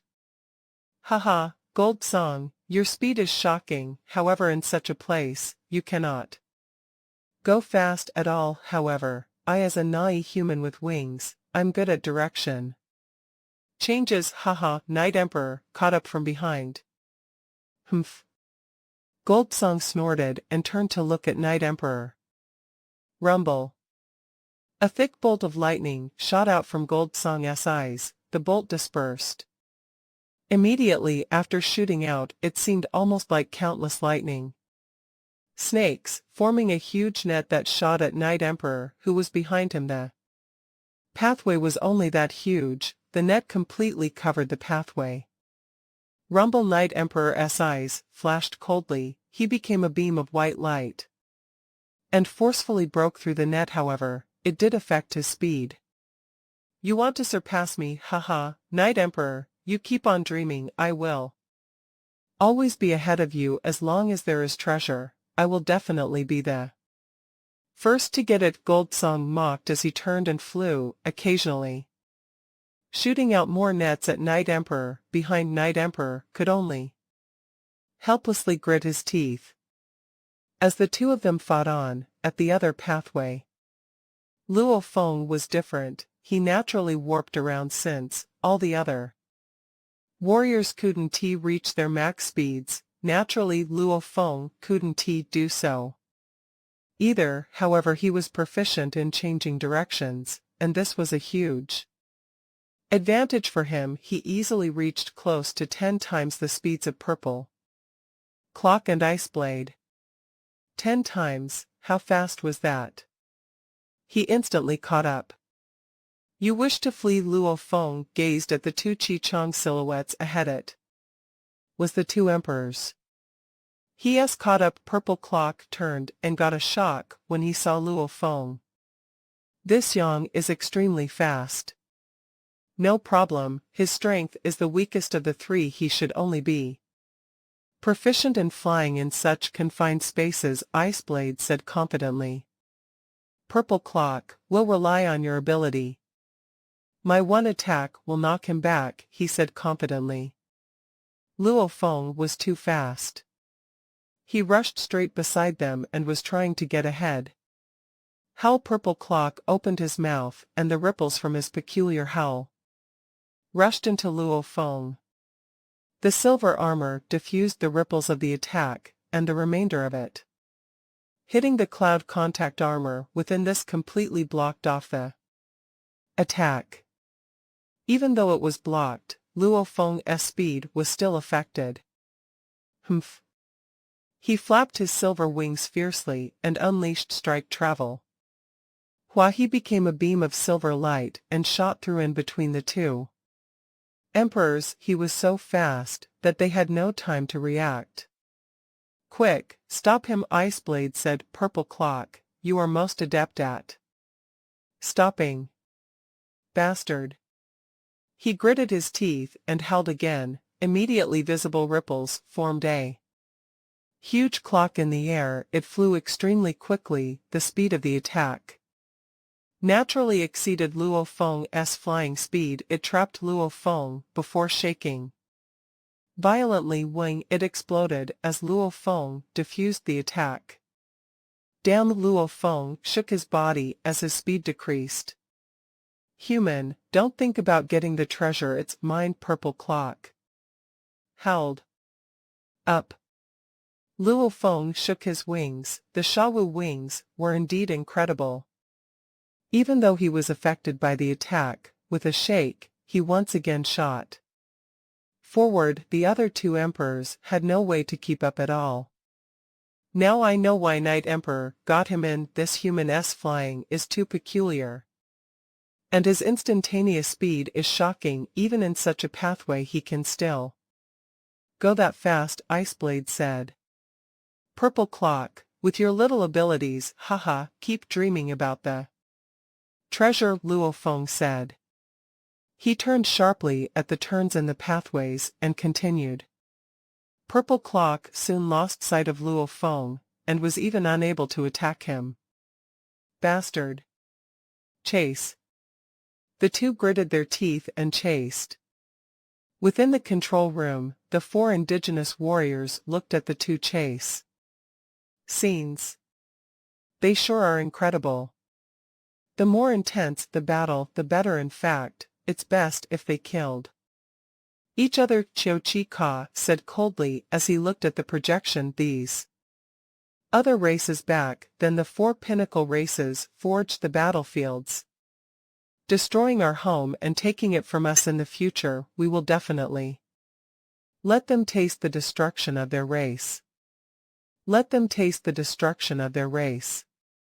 The four emperors gritted their teeth as hatred was boiling within. They were still very clear that this was only a dream for the moment, and that they had no way to fulfill it now. Even if their race was completely present and was countless times stronger than before, a pinnacle race would still easily crush them. After hunting large amounts of prey, the prey would naturally want revenge. However, if a hunter feared the prey, he wouldn't be a hunter. The weak are prey to the strong. The universe had many resources and trillions of races. Which race got more resources would depend on who was stronger. It was simple as that.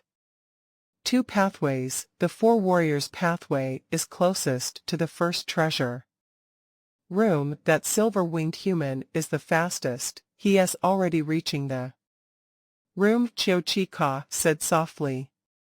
Luo Feng followed the pathway and swiftly examined the large rooms along the way. He could see that they were all empty, completely empty. He saw a room with an entrance size of 100 m, and it was half open. In it lay an undying body. This is a corpse of an indigenous person. He should have fallen from the spirit attack too. Luo Feng slowed down and got more cautious as he approached the different areas.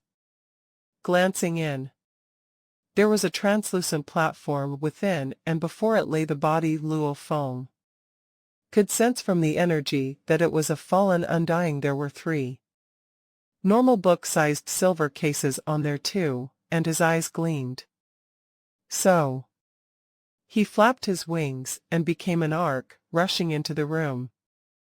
The room had an area of 100 m. Luo Feng gazed about and ignored the body, as his attention fixed on the 10 m wide and long platform. It had a blur of words. On it the language was within humanity's trove of languages. Words from the indigenous people of Yanji main continent. Luo Feng had long learned all the languages. With his level of consciousness, he could easily learn and use an entire language in a few seconds. This is Luo Feng read and immediately understood. The words said, "Our race is facing extinction. Each of these 3 cases contain a world ring that holds large amount of treasures to be used for our race to rise up again. The case's sensors have to be activated by our own people to work, and no other race can activate it." What exquisite construction! A G9 metal infused with engravings. Luo Feng looked at the engravings on each case. I probably need night-level strength to forcefully break it open. Just the construct alone should be worth over a billion mixed elements as to opening it. Who cares, I'll settle it next time.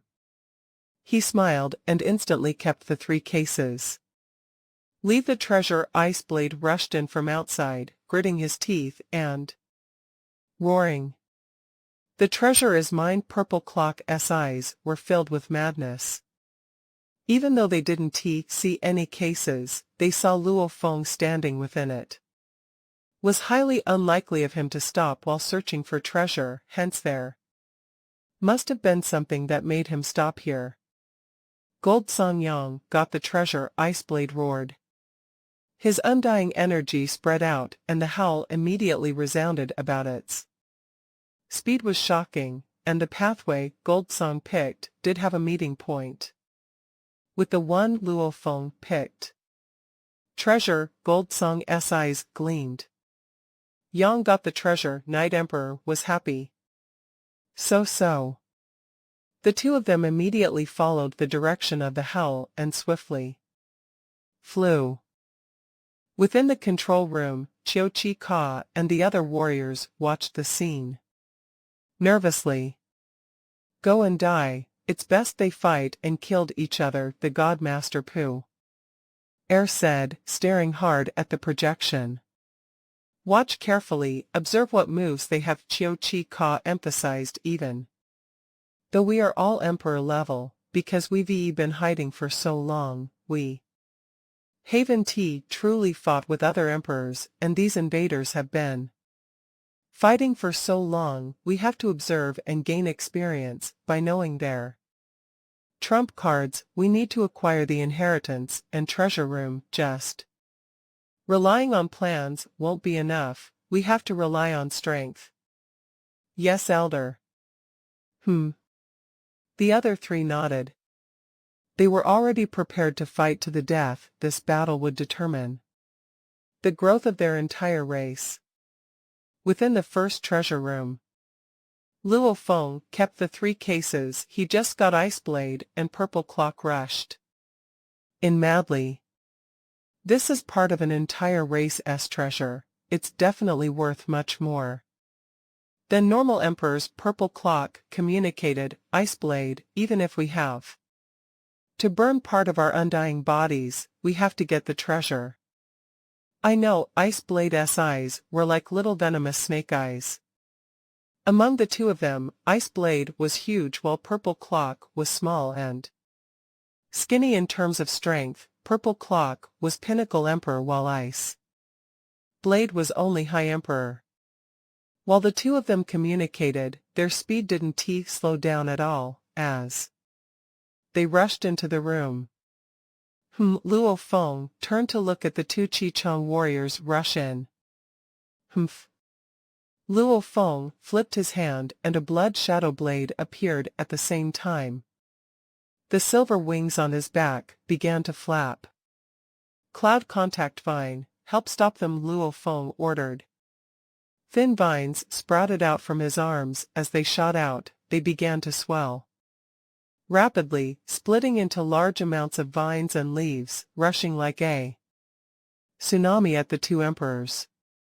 Even though the cloud contact vine was only pinnacle official level, in terms of sturdiness and regeneration strength, its strength was akin to a low emperor human. Maybe the difference compared to a pinnacle purple clock and high ice blade was still huge. However, simply slowing down and stopping was something it could still do easily.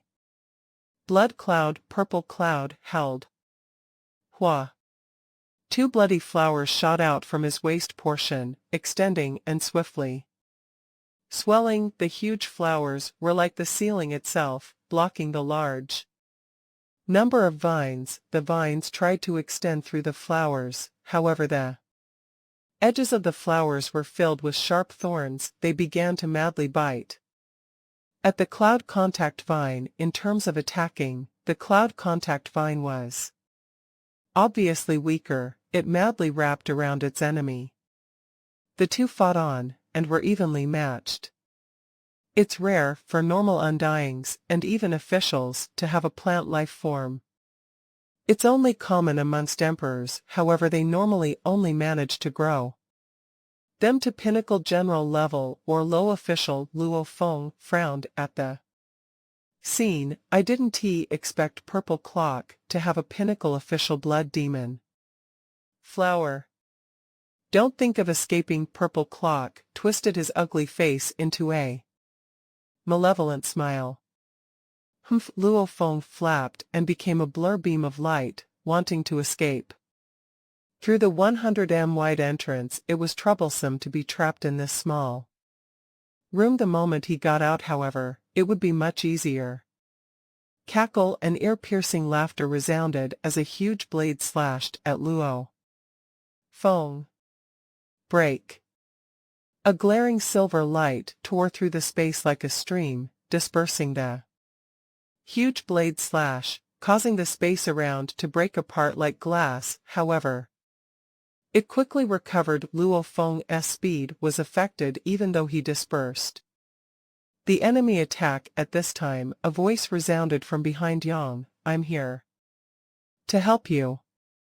Piercing Tiger. Luo Feng was happy within. It was indeed hard for him to escape from the room, but, with Piercing Tiger here, he naturally could fight it out or find a chance to escape. Ah! Piercing Tiger and ear-piercing hell resounded from the room. The small and skinny purple clock turned, and his expression was malevolent. 3 fiery clocks appeared before him, each causing the space to crumble about it, after which they all flew towards Piercing Tiger wielding 2 huge axes. Ha ha ha! Piercing Tiger laughed madly. Split. He used his left axe to protect himself, as his right axe slashed downwards. This slash caused the land and skies to split apart. The terrifying force caused the space around to go into disarray. Purple clock gritted his teeth and used his fire clocks to block the axe slashing at the blood demon flower. Rumble. The axe clashed with the clocks.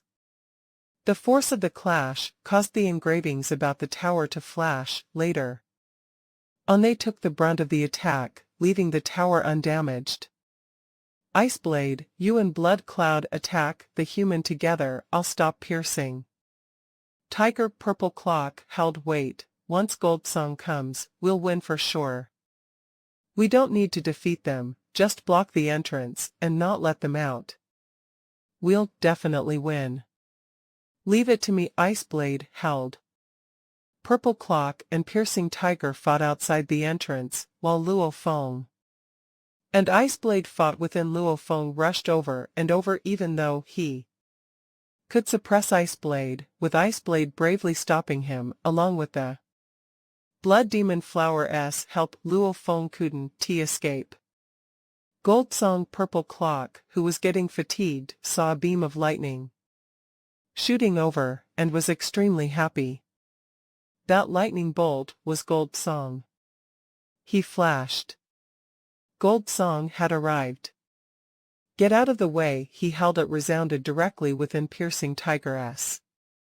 Mind the formless soul attack was like a powerful bolt, attacking madly within his mind, destroying the spirit imprints within his undying body even though Gold Song was proficient in body amplification, not soul. His soul attacks were still quite powerful. Piercing Tiger felt his soul shake as he stammered. Rumble. Gold Song's huge foot violently smashed into Piercing Tiger's head, crushing him, and Piercing Tiger was knocked hard into a distant wall. The wall shook a little, and the engravings flashed. Make way, Gold Song communicated. Understood. Purple Clock communicated via soul, directly to the Blood Demon Flower. Blood Cloud, let Gold Song through. Hua. The entrance, which was heavily clogged with the flower, swiftly formed a pathway, and Gold Song rushed in. Within the room, the Blood Demon Flower and the Cloud Contact Vine had both almost taken up the entire room, causing it to become a world of plants and flowers. Human. Gold Song rushed in straight at Luo Feng. Die. A long ancient thunder pike appeared in Gold Song's hands. It flashed as Gold Song roared, and his body shrank by one size. However, gold light surrounded his entire body, was almost like a gold medal. This scene terrified Luo Feng. Body amplification technique. Body amplification techniques would cause changes to the body. Gold Song had unleashed his move. Xiao. Gold Song roared and waved his pike, and all the power was concentrated at the tip within the small confined space. It moved at close to light speed. Luo Feng had no time to dodge. He could only wrap his body in his wings as Gold Song unleashed his technique, using the wings to protect himself. Chi, the thunder pike, clashed with his wings. Luo Feng was knocked backwards, as the thunder pike continued on hit the wall.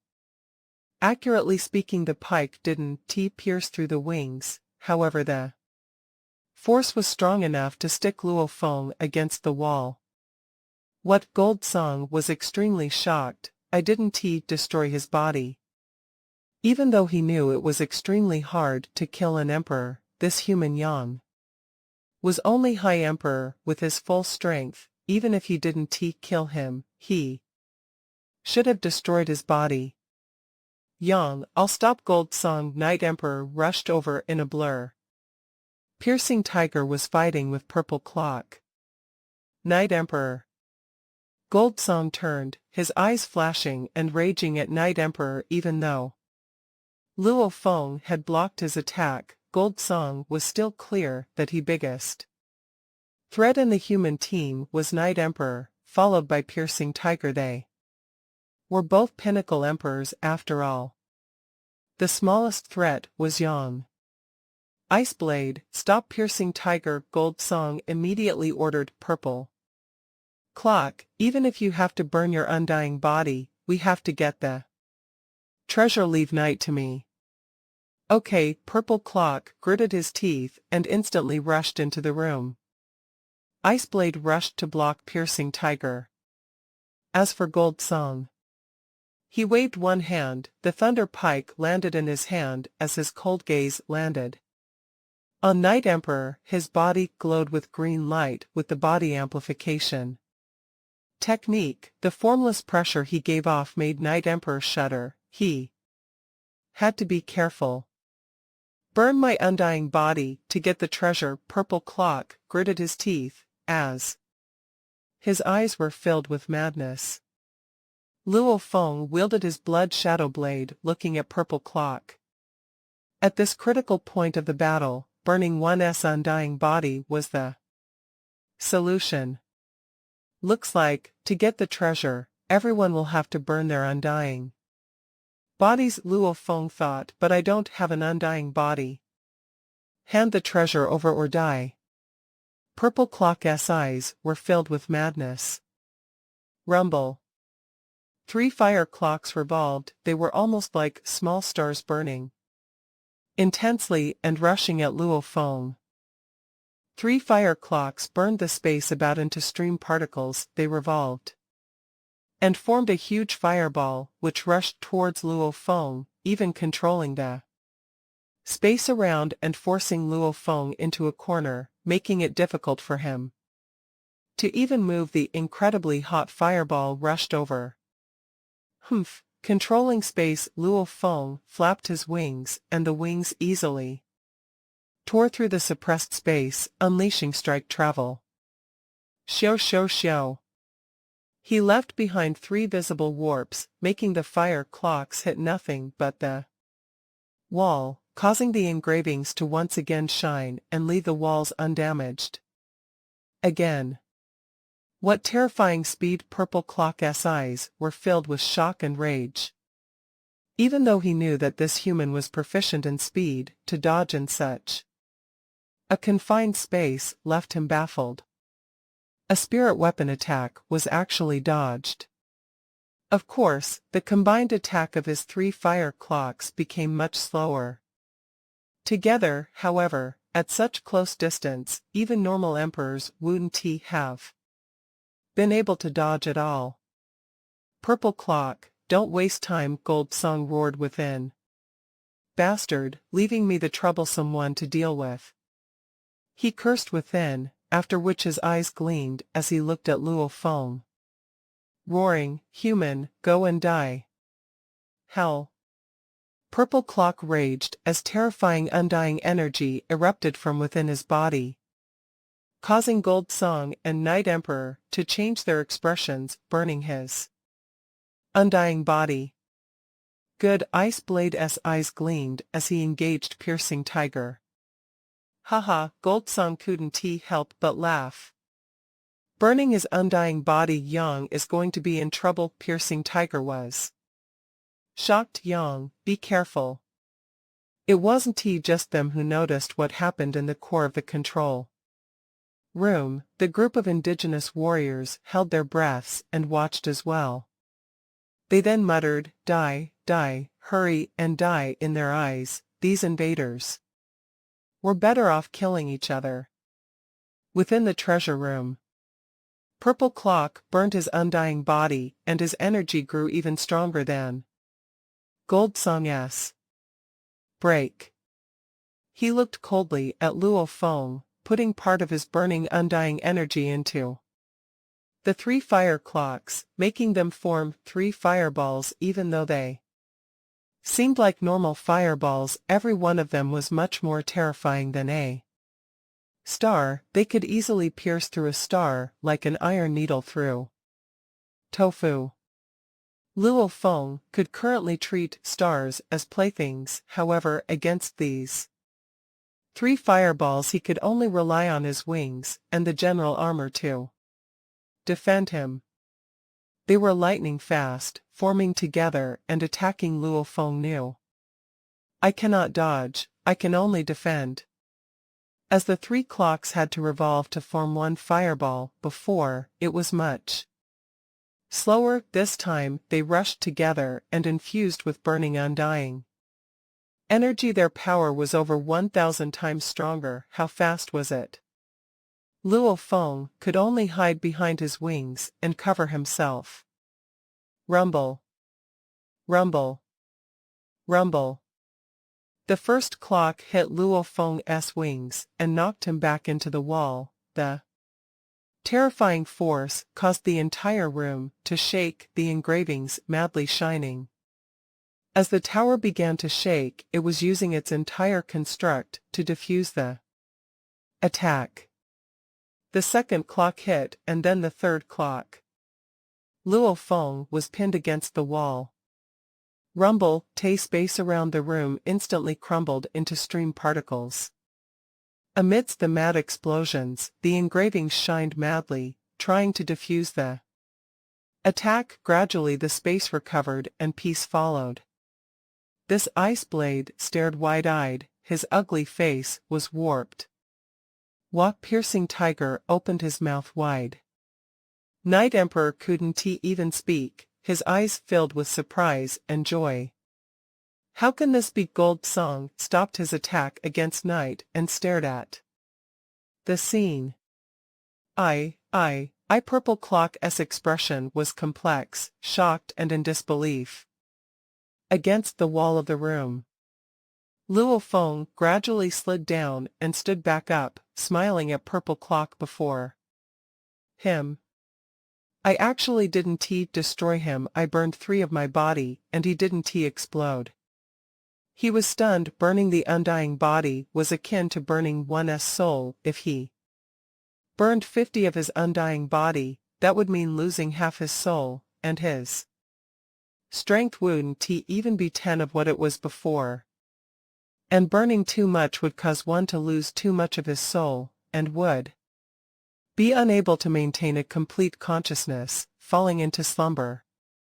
A god's slumber. He would gradually recover his soul in that state. This process took an extremely long time, past trillions of years, or maybe never even waking up.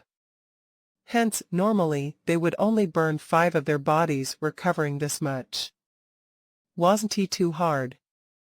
Imbuing the attack with that much energy, like how he did with his 3 fire clocks, 3 of his undying energy was enough, unless one truly simply decided to self-destruct. Self-destruction had an absolute power and superior advantage, and it would reduce their enemies to nothing. Purple Clock thought.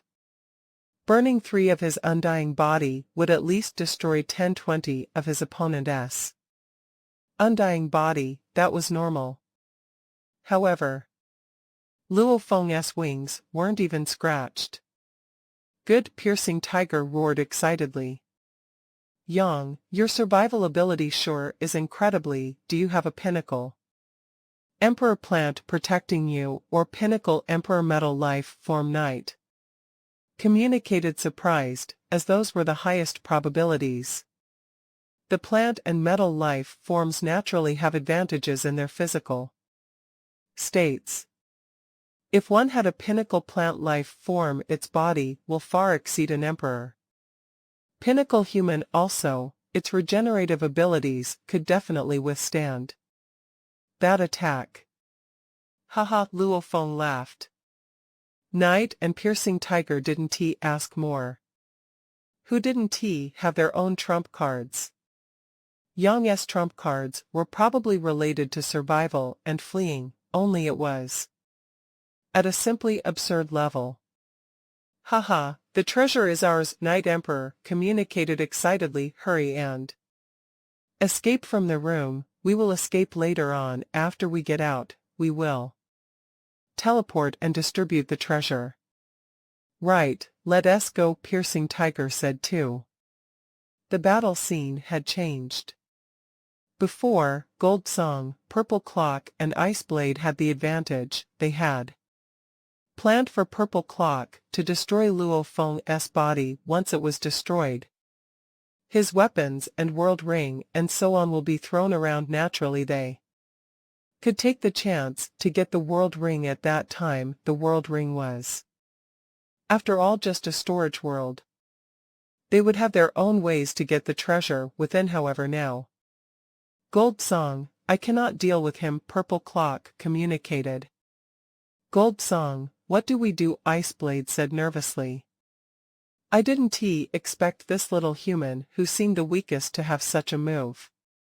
He definitely has treasures that aren't proficient in attack or some metal or plant life form. Gold Song's eyes raged. Purple Clock, Ice Blade, you two are useless, completely useless. I'll have to go all out now. The two seemed enraged. When we get the treasure, I get 70. Purple Clock, you get 20, and Ice Blade, you only get 10. Gold Song communicated. Otherwise I lose too much. Okay. No problem. Ice Blade and Purple Clock weren't stupid, they knew that with Yang's defense, only Gold Song could actually destroy his body while burning his undying body. The cost of this emperor limit burning his undying body, just how high was that? Getting 70 was indeed natural. Then watch me. Gold Song's eyes gleamed with lightning flashing within.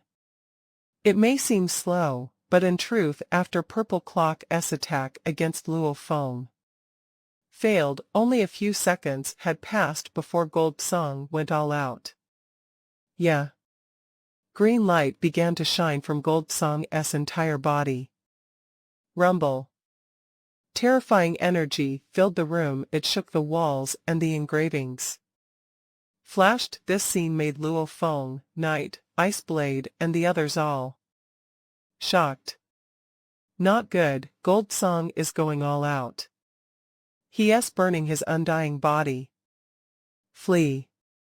Everybody, including Luo Feng, was shocked.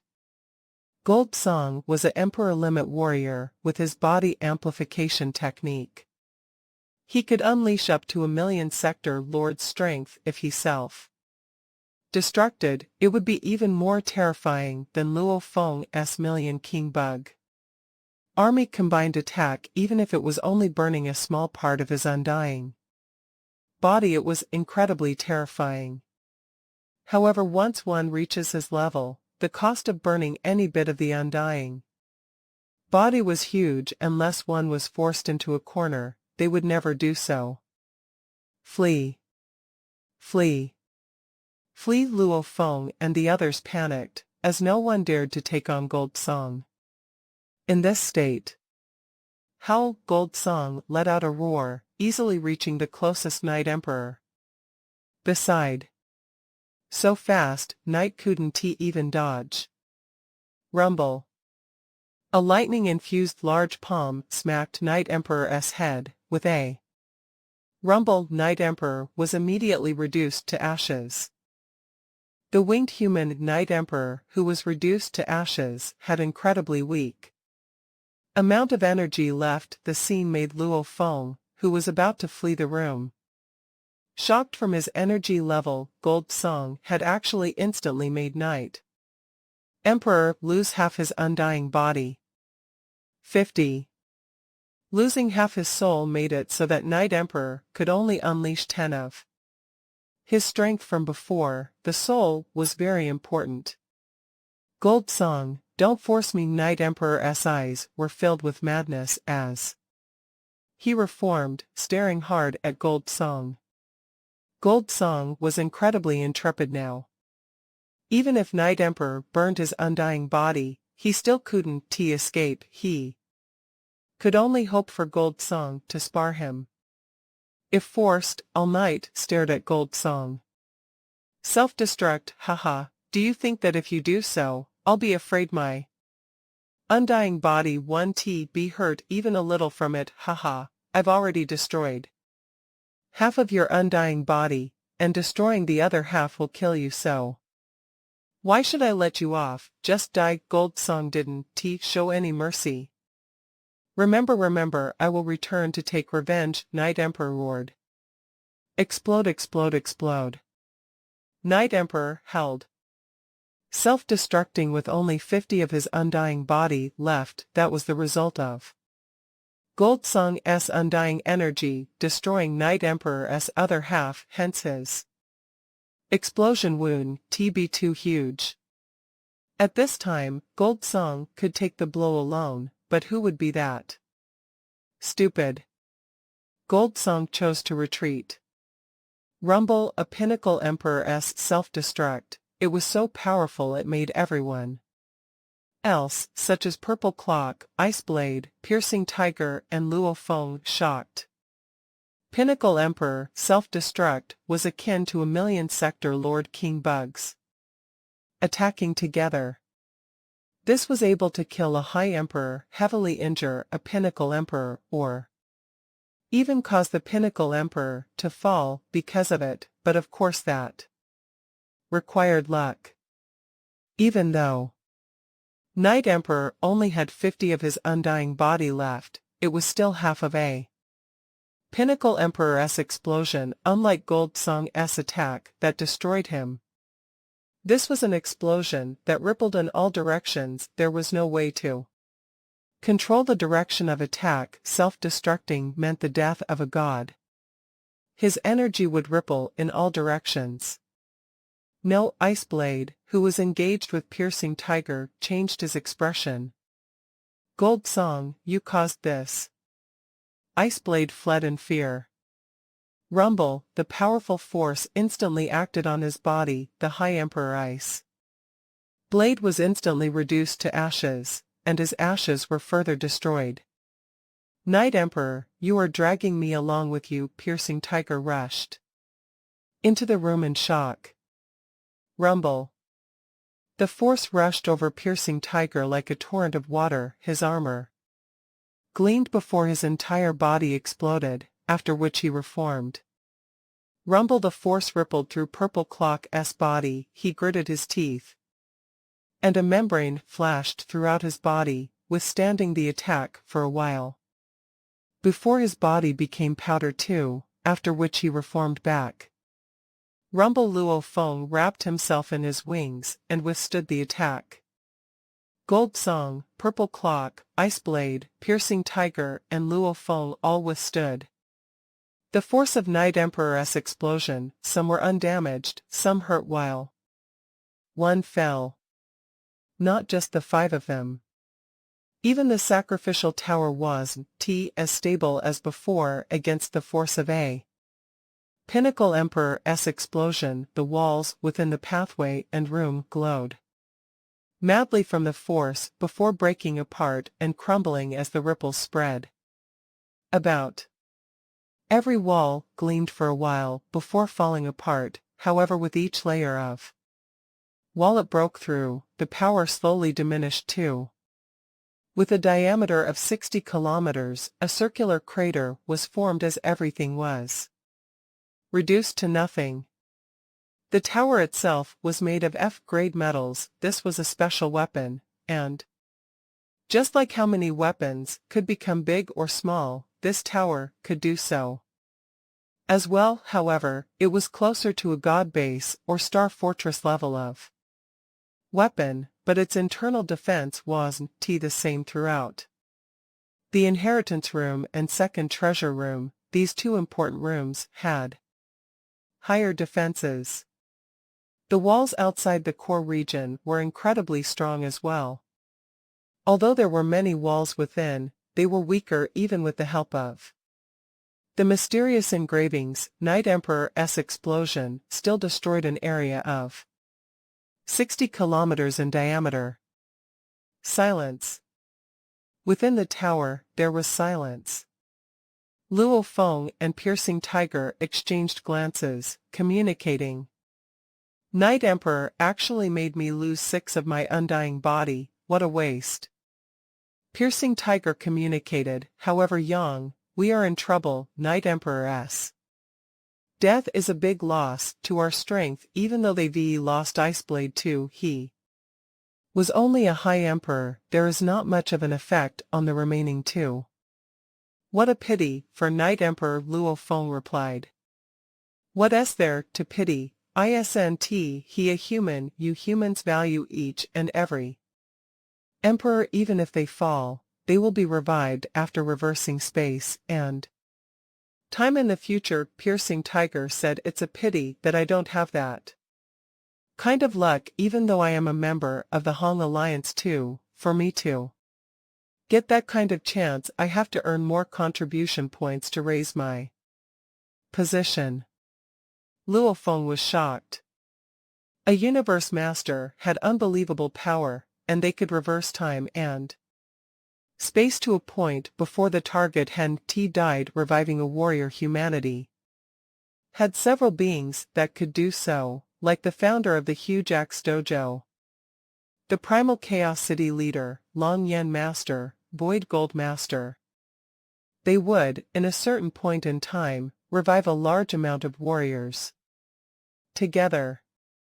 Those revived were either very strong or had great contributions or were disciples of important people, etc. However, it did have its price. The Universe Masters paid very little for reviving someone like Night Emperor. However, the small price was only to beings like them they couldn't possible swallow the costs. These had to be returned eventually by the warriors who were revived. They either had to fight for humanity or get treasures to give to humanity. Poor Night Emperor, even if he is revived, he'll have to fight for humanity. For a very long time Luo Feng thought, however, it's already lucky that he has such a chance, as for the other races some races didn't even have a being like a Universe Master. Even if they join the Hong Alliance, the requirement just to be considered for revival far exceeded that of the humans. No one wanted to fall. The stronger one got, the higher the price of revival would be. The Primal Chaos City leader had said himself that reviving a knight would make him receive a backlash from the universe laws that could damage even him. If he revived a being like Shi Luo Duo or the Tianshi Palace leader, he may even fall from the backlash. One had to know that the city leader's power far exceeded Shi Luo Duo and the others, but he could fall from reviving them. It was clear that the backlash was terrifying. Night Emperor would be revived sometime in the future. The price he would have to pay could only be imagined. Gold Song, that Night Emperor was about to flee. Why did you force him?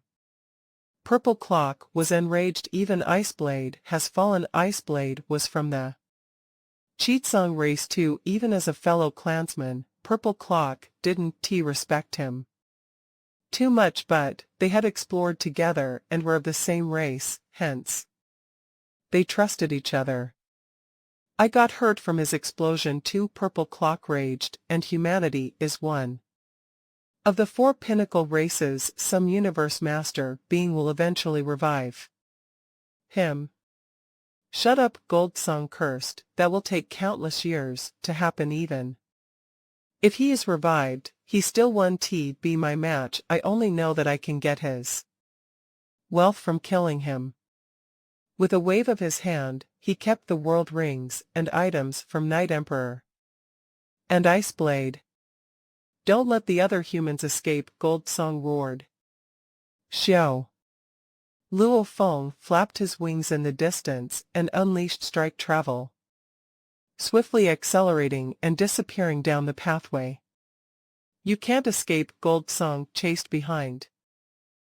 Purple Clock chased behind too. Piercing Tiger stood amidst the waste and watched the scene, smiling coldly. Everybody is going mad for this treasure. They are burning their undying bodies are falling. That Gold Song's strength is something I should avoid. Even if I attack him, I will die. He flew down another pathway swiftly.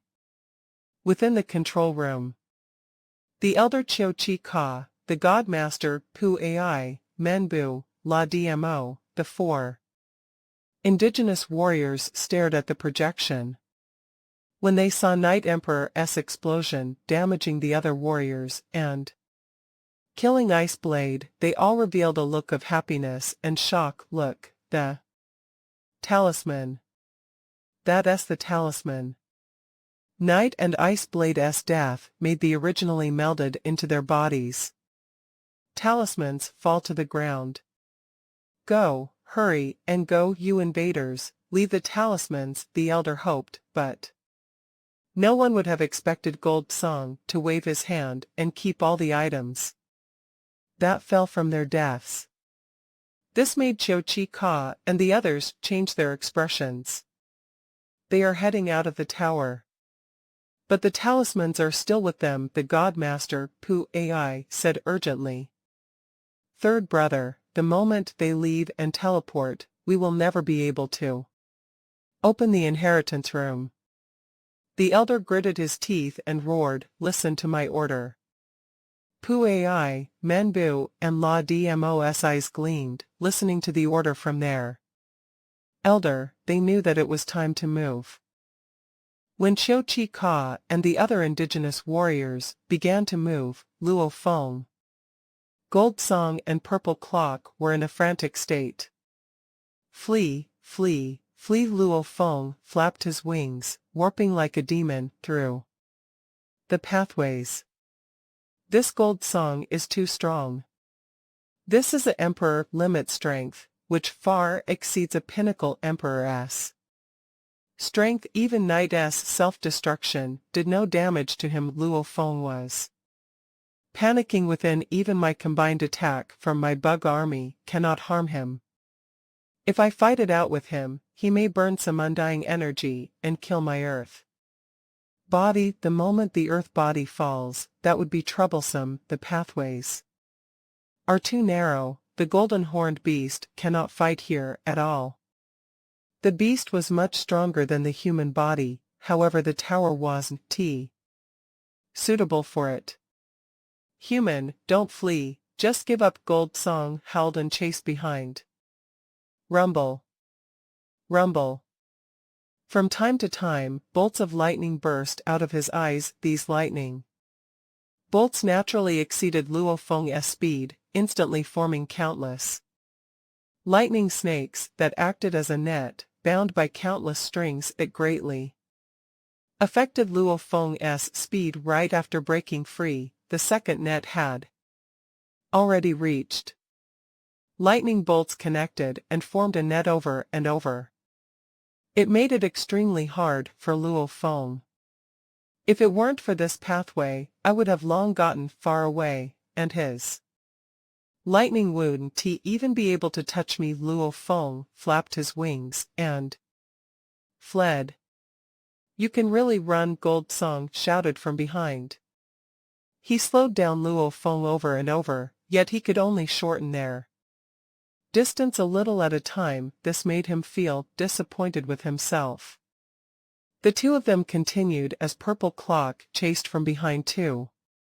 Gold Song sure is brutal, using Night Emperor to kill Iceblade. Purple Clock's eyes gleamed coldly. We are all from the automaton camp, and we cannot kill each other. The moment we do so, it would be broadcasted in the virtual world, and we will be hunted down from the camp, unable to escape. Hence, he wouldn't dare attack personally, but he still wants to get the treasure for himself. Now that Iceblade is gone, in truth he used someone else to kill him. Purple Clock cursed. No matter, he simply used someone else. He wouldn't dare attack his own camp ally, and I'm not Iceblade. Even if Piercing Tiger self-destructs, I won't fall. Gold Song, you want the treasure all to yourself. Many ideas flashed within his mind. Being from the same camp didn't mean they were on good terms. Because of the rules, they didn't kill each other. Going against the rules, not only would the automaton race send powerful warriors, even Gold Song's own clansmen would send their own. Luo Feng, Gold Song and Purple Clock flew along the pathways, with ideas of their own. Ahead is the core area exit. Luo Feng fled with all his strength. Shua. With a flash, he arrived before the exit. The 6 pathways remained activated. However, what stunned Luo Feng was that a purple-armored 6-armed undying floated before the exit. He gave off god energy ripples and blocked off the exits.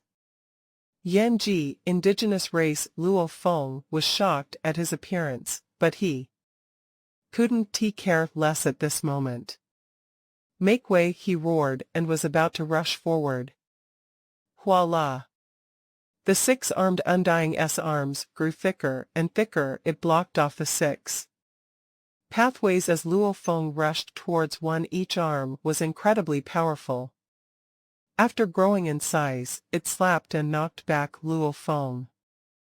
Haha, Yanji, indigenous resident, I must thank you. Gold Song caught up and communicated. So. Purple Clock appeared too. Luo Feng, Gold Song and Purple Clock stood there, that Yanji warrior blocked up all 6 pathways, and he was at pinnacle emperor strength. Luo Feng may have the advantage in speed, but to forcefully break through the strength difference was too much. Yang, who is this? A beam of light flew over. It was Piercing Tiger who flew from another pathway. After landing, he was shocked too. Indigenous. The group all exchanged glances, after which they looked at the warrior. This indigenous punk, after escaping back then, he actually dares show himself. Gold Song roared. The warriors, they all knew that they could easily report to their camps about any spotting of these warriors. However, there was no forced regulation about reporting or killing them. These had never been a responsibility for the warriors. And the warriors didn't want to draw attention to the treasure in the tower either. Attention other race enemies. The warrior floating there seemed a little chubby, and his smile was terrifying. I really wish for you to die, but since you were all about to leave the tower, I had to show myself. Let me introduce myself. I am the survivor of the Yanji race, Chiochi Ka. Back then I was a normal undying when my race faced extinction. However, countless years have passed and I've been incredibly lonely, but I also grew in strength. You've been here all this while. Gold Song, Purple Clock, Piercing Tiger and Luo Feng were shocked. Right, I've been in here observing your every move. Chiochi Ka smiled. His smile, however, was peculiar and terrifying. I had planned initially for you to kill each other more. Those of you belonging to other races, you destroyed my race back then, hence, it's better for you all to die. But I really need the talismans. I didn't expect you to actually keep both the fallen warriors. Chiochi Ka pointed at Gold Song. Gold Song frowned. This warrior actually knew that he had kept the talismans. Looks like he truly had been observing the entire tower. Why do you need the talismans? He roared. You said your plan. Luo Feng frowned. That treasure room. The others were shocked when they heard. Smart. Chiochi Ka complimented. There's at least one smart fellow amongst you all. Haha, I've been here all this while, and that room had always been open. If there were any treasure, it would have been long gone. Those 3 treasure chests are empty chests. Since you were all unable to scan them, I used them to bait you all into killing each other. What? Empty chests? Night Emperor and Iceblade fell for empty chests. Piercing Tiger roared, as the others remained shocked. Everybody had risked it all for those chests, and the emperors had all lost part of their undying bodies for them. Human. Chiochi Ka looked at Luo Feng. When you acquired the chests, you should have seen the words on it. It clearly states that only a person of my race can open it naturally. I opened them a long time ago and left the chests there as part of my plan. There were those words. Luo Feng and Purple Clock frowned. Purple Clock, you saw the words too? Gold Song asked. Purple Clock replied. Yes, indeed, and when we found that room, it was already open also. This warrior seems to know our every move. He has obviously been watching us. He definitely knew of the room before. He probably took the treasure long ago. Gold Song acknowledged this point. If you don't believe, you can hand me one chest and I can open it for you. Chiochi Ka smiled as he said. Yang, take out one chest. Gold Song looked at Luo Feng. Take it out, Purple Clock said.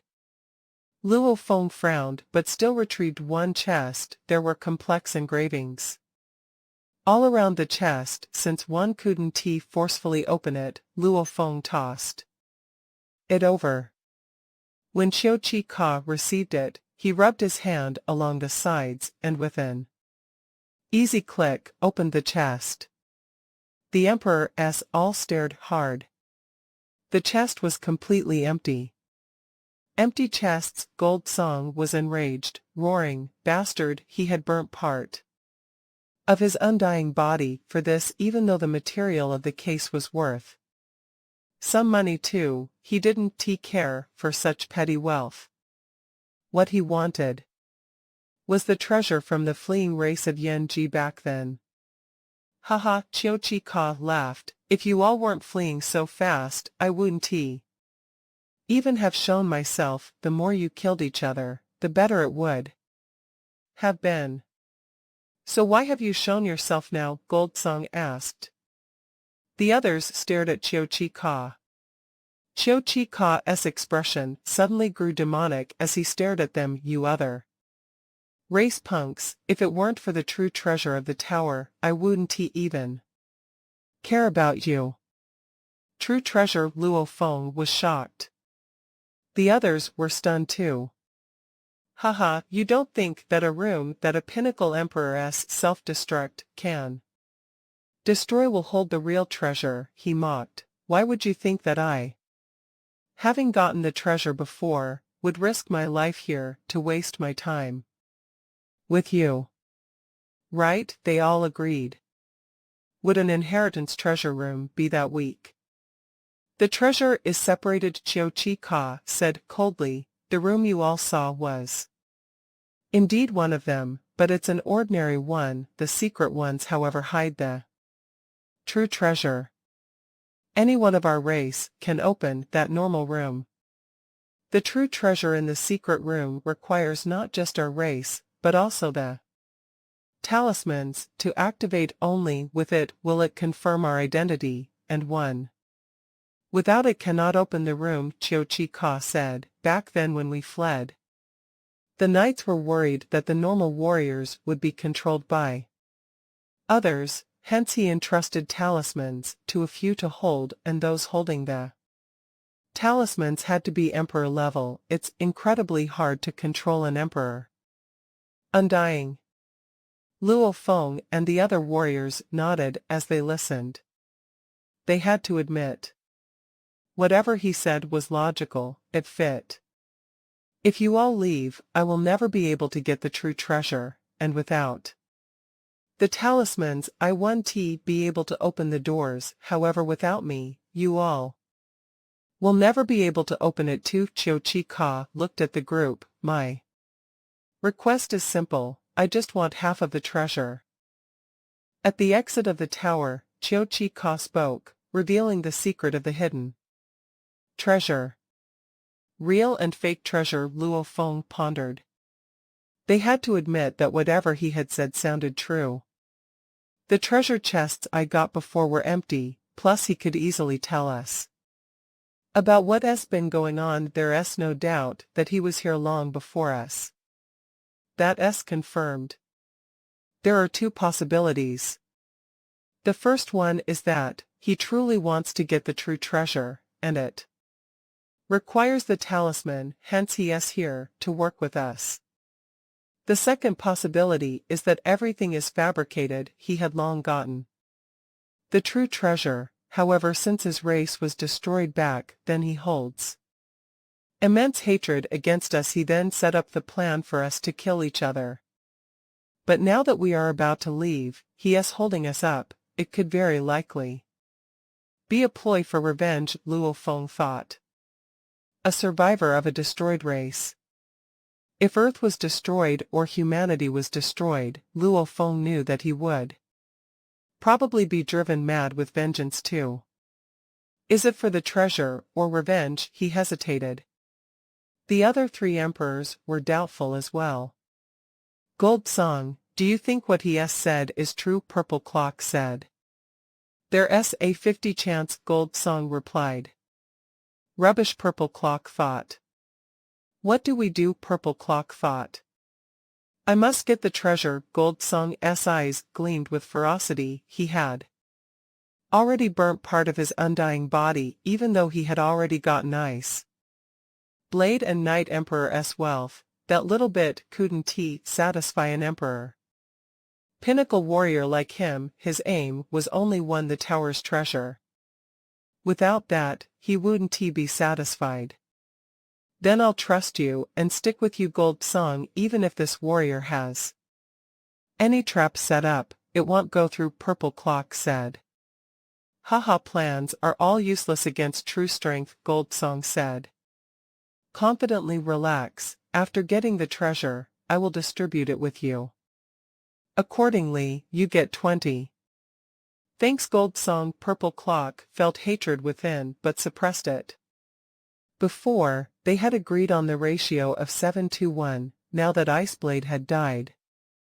Gold Song simply decided to take 80. Chiao Chi Ka simply laughed within, if you all didn't flee so quickly, I wouldn't have had to take this special path to the exit and risk myself. Luo Feng and the others had flown in 2 batches earlier. One was Luo Feng, Gold Song and Purple Clock. The other was Piercing Tiger by his lonesome.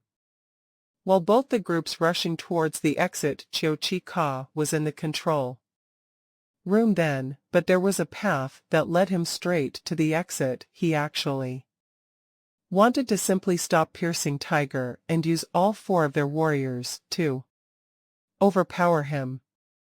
It couldn't be helped. Without a proper pathway to stop Piercing Tiger, he could only risk it by showing up by himself. Greed and ambition, both are things a warrior can never get rid of. He looked at the other warrior's face and relaxed. Have you decided? He asked. The emperors below all exchanged glances, even though they were chasing after Luo Feng. Before now that they knew the chests were fakes, they didn't want to waste any more time fighting each other, as there was no benefit in that. Okay, I believe you. Gold Song's voice roared like thunder. Chiao Chi Ka, don't do anything stupid. Purple Clock smiled coldly. I will trust you for now. Let us go along then. Piercing Tiger looked at Luo Feng. The 2 of them exchanged glances and nodded. With Night Emperor's death, they had to help each other now, even though Gold Song was intrepid. Luo Feng's defense was heavenly, and Piercing Tiger was a pinnacle emperor too. If they truly fought, even if Gold Song killed them both, he would have to sacrifice over 10 of his undying body. That price was too costly. As long as we are careful and don't take too much, Gold Song won't go too crazy. Losing 5 of one's undying body is easy to recover. Anything over that, however, is troublesome, and over 10 is even worse. Piercing Tiger communicated. With us together, we can help each other, Luo Feng replied. The 4 warriors agreed. Chiao Chi Ka laughed. Indeed, everyone wants the treasure, however, remember what I said before, I get half. I said it too, I agreed. Gold Song had a downcast expression, as he replied. The others nodded. Gold Song laughed coldly within. It was just lies. He naturally wouldn't do anything yet, but once the room was open, he would use everything to get the treasure. This aboriginal probably has some trump card too. Luo Feng and the others were clear on this. However, for the treasure, even if the enemy was strong, they wouldn't give up. Follow me. Chiao Chi Ka flew ahead. Wait, Gold Song roared. Chiao Chi Ka stopped and turned curiously. Gold Song stared at him coldly, ordering him to maintain our trust. You will fly between the 4 of us. Shwa shwa shwa. Purple Clock, Piercing Tiger and Luo Feng stood around and surrounded Chiao Chi Ka. Haha, so strong and yet so cowardly, he mocked. It's called caution, a careless warrior will die young, Goldsong said. Coldly. Then let us go, I'll point the way, Chiu Chi Ka replied, just follow this path on the left. Immediately, the group began to fly within the tower under Chiu Chi Ka's guidance, Luo Feng. And the others discovered several hidden pathways on the way. They only needed to push some disguised walls and another pathway would reveal itself. Within the control room, the Godmaster, Pu Ai, La Dmo, and Manbu held their breaths nervously as they watched the projection. Elder Manbu clenched his fists. His eyes were clearly filled with worry and anxiety.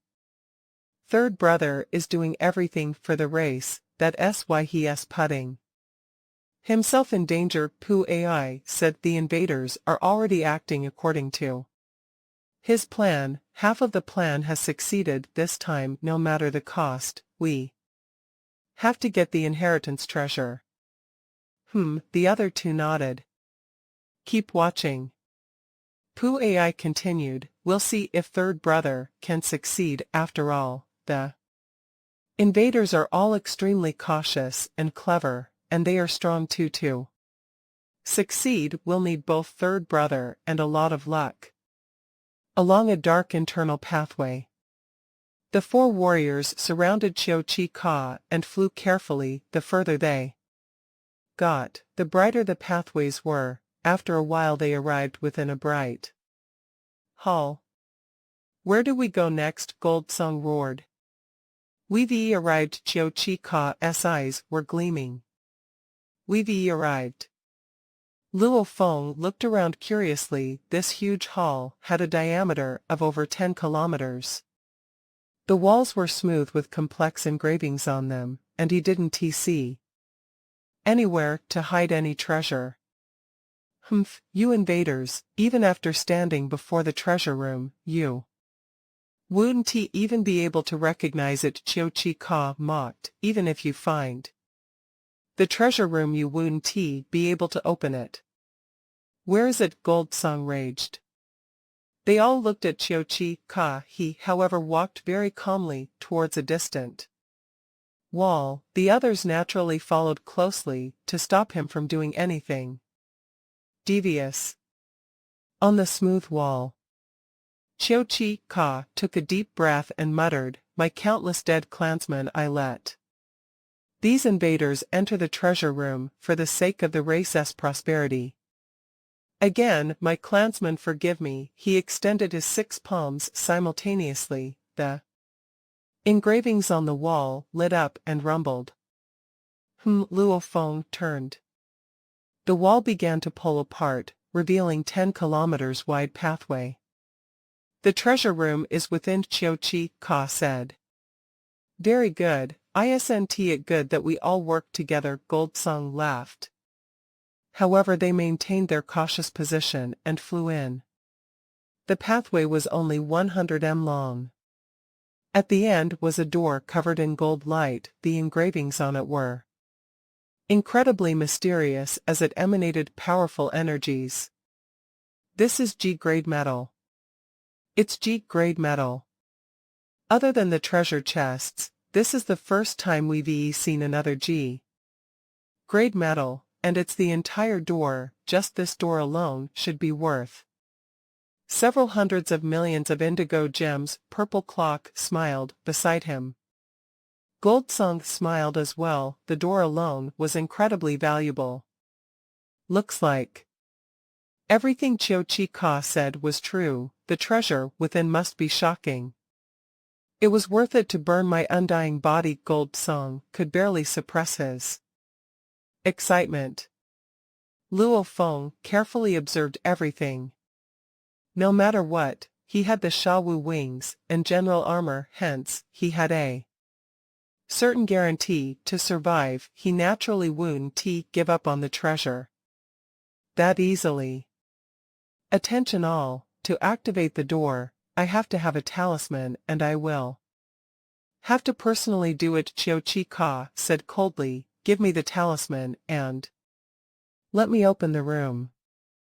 Give Chiu-Chi the talisman. Gold Song and the others exchanged glances. If this talisman were to be handed to Chiu-Chi, it would be hard to get it back. Humph! Chiu-Chi snorted as he saw what happened, mocking, you are all warriors too. You want the treasure, yet you are afraid to pass me the talisman. Haha, everything must be perfect in your world. I have no ability to forcefully take it from you all anyway. We'll just have no way to open the room then. Gold Song roared, Purple Clock, go and give it a shot, see if you can open the door. Purple Clock felt unhappy within, however he still nodded, okay. The rest of them stood by the side. Purple Clock walked towards the gold door and touched it with both hands, trying to push it, pouring his undying energy in, after which he used the talisman to press against the door, trying many ways to open it. He frowned as he tried. He had failed over and over. This made Gold Song's expression grow ugly. He looked at Chiu-Chi, who stood smiling coldly at the scene, mocking, trying to get the treasure without me. What a dream. Keep trying, you must be dreaming if you think you can open it. Chiu-Chi mocked and laughed openly, as everyone heard it. Shut up, Gold Song roared. Humph! Chiu-Chi shot a glance at him and went silent.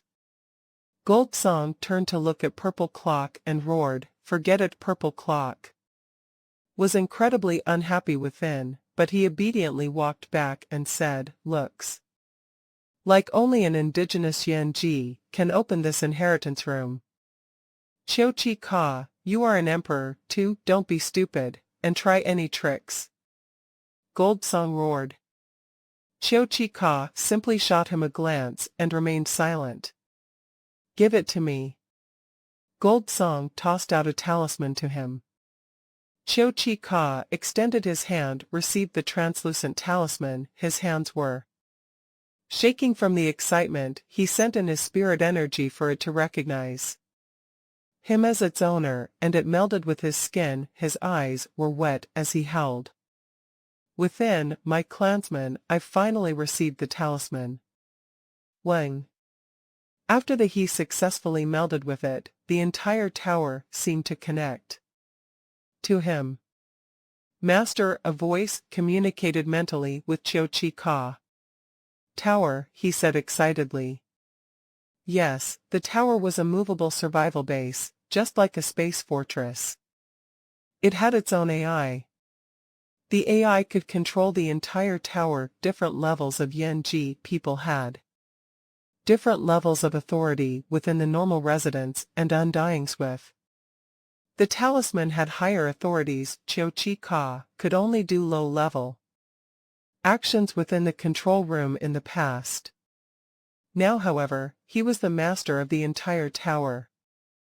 Only a Yuan-Ji clansman with the talisman could get the recognition of the tower, and only after melding with the talisman would he truly gain control.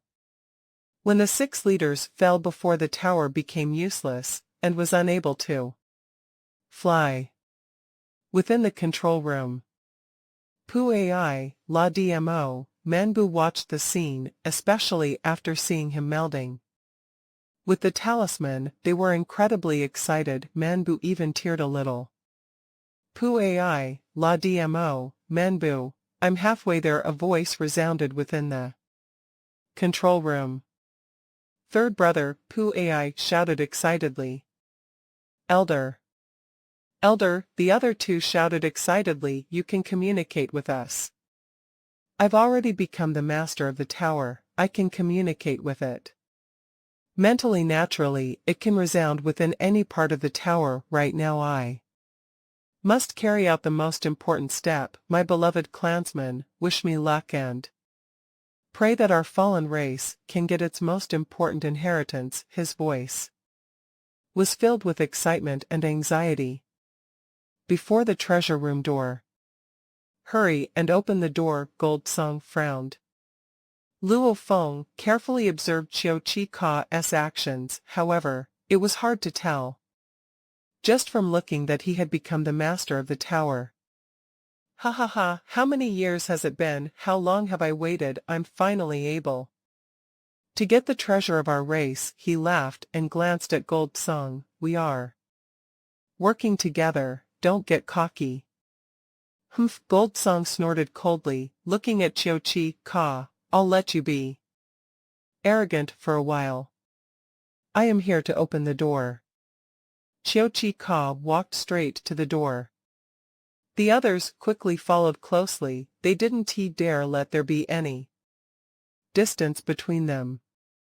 Qiu Qi Ka clicked his lips and walked unhappily towards the door, and touched it gently. The engravings on the door immediately lit up and reacted. The others seemed excited, but after a while, the door remained shut. What's going on? Gold Song roared. Give me another talisman, Qiu Qi Ka shouted at them, I need 2 talismans to open the door. Why didn't you say so before? Gold Song frowned. I wasn't a leader back then, and only the 6 leaders knew the secrets of the tower. I only know that the true treasure room must be opened by someone of my race. I only knew this. As to requiring 2 talismans, only the leaders knew that. How could I know about this beforehand? He raged. Back then, this setup was probably to prevent any greedy leader from acting alone. If that's not possible, you can come open the door yourself, he raged. Humph. Gold Song snorted and tossed out the other talisman. Qiu Qi Ka took the talisman, he used both of them to touch the door simultaneously. Tower, lock in the talisman and open the treasure room door, he communicated mentally. Yes, master. Wang. The engravings lit up and countless beams of light wrapped about the talismans, after which, the room rumbled as the door began to lift up. This scene made Gold Song and Purple Clock watch in anticipation. The door is opening. Luo Feng watched on. So Qiu Qi Ka rushed in, trying to get everything. Gold Song raged, so him and Purple Clock immediately rushed in, while Luo Feng and Piercing Tiger swiftly followed. The entire room was made of G-grade metal, and was filled with countless engravings 20 m long, 20 m wide, and 10 m tall. There were 12 locks on the ground, heavily locking the ancient chest for trillions of years. Treasure chest. Qiu Qi Ka rushed towards it first.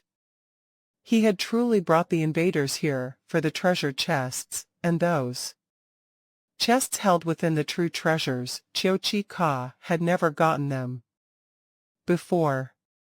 Get out of the way! A lightning bolt hit his body. It was the lightning pike. It smashed hard into Qiu Qi Ka, knocking him into the wall. Gold Song grabbed the chest hard. Mine. Gold Song grabbed it hard. Voila! The 12 locks bound the chests even tighter, and the engravings on it easily withstood Gold Song's strength. Ha ha ha, you think you can forcefully take it? Qiu Qi Ka mocked as he lay against the wall. These locks are specially constructed, even a knight would find it extremely hard to break them. As for you, even if you self-destruct, you won't be able to break them. Idiot. Purple Clock was initially nervous, but he laughed after seeing the scene. Luo Feng and Piercing Tiger relaxed. Oswell will act accordingly. Luo Feng communicated that Qiu Qi Ka would never stupidly bring us here to give us his treasure without getting anything himself. Also, Gold Song would never willingly share half of the treasure with him. Those two will definitely fight, and the moment that happens, our chance will come. Piercing Tiger agreed. The locks may not be able to break, but the chests can still be opened. Chiu Chi mocked. Of course, you definitely can't open it. Open it, Gold Song roared. You think I'm stupid? The moment I open and pass it to you, what do you think will happen? He jeered at Gold Song. Gold Song was simply boiling with rage now as he stared hard at Chiu Chi. He stared back. Chiu Chi laughed, simultaneously sending an order. Tower, close the treasure room door. Yes, master. Rumble. A huge rumble occurred behind them. Luo Feng turned quickly, seeing the raised door suddenly fall and shutting the room completely.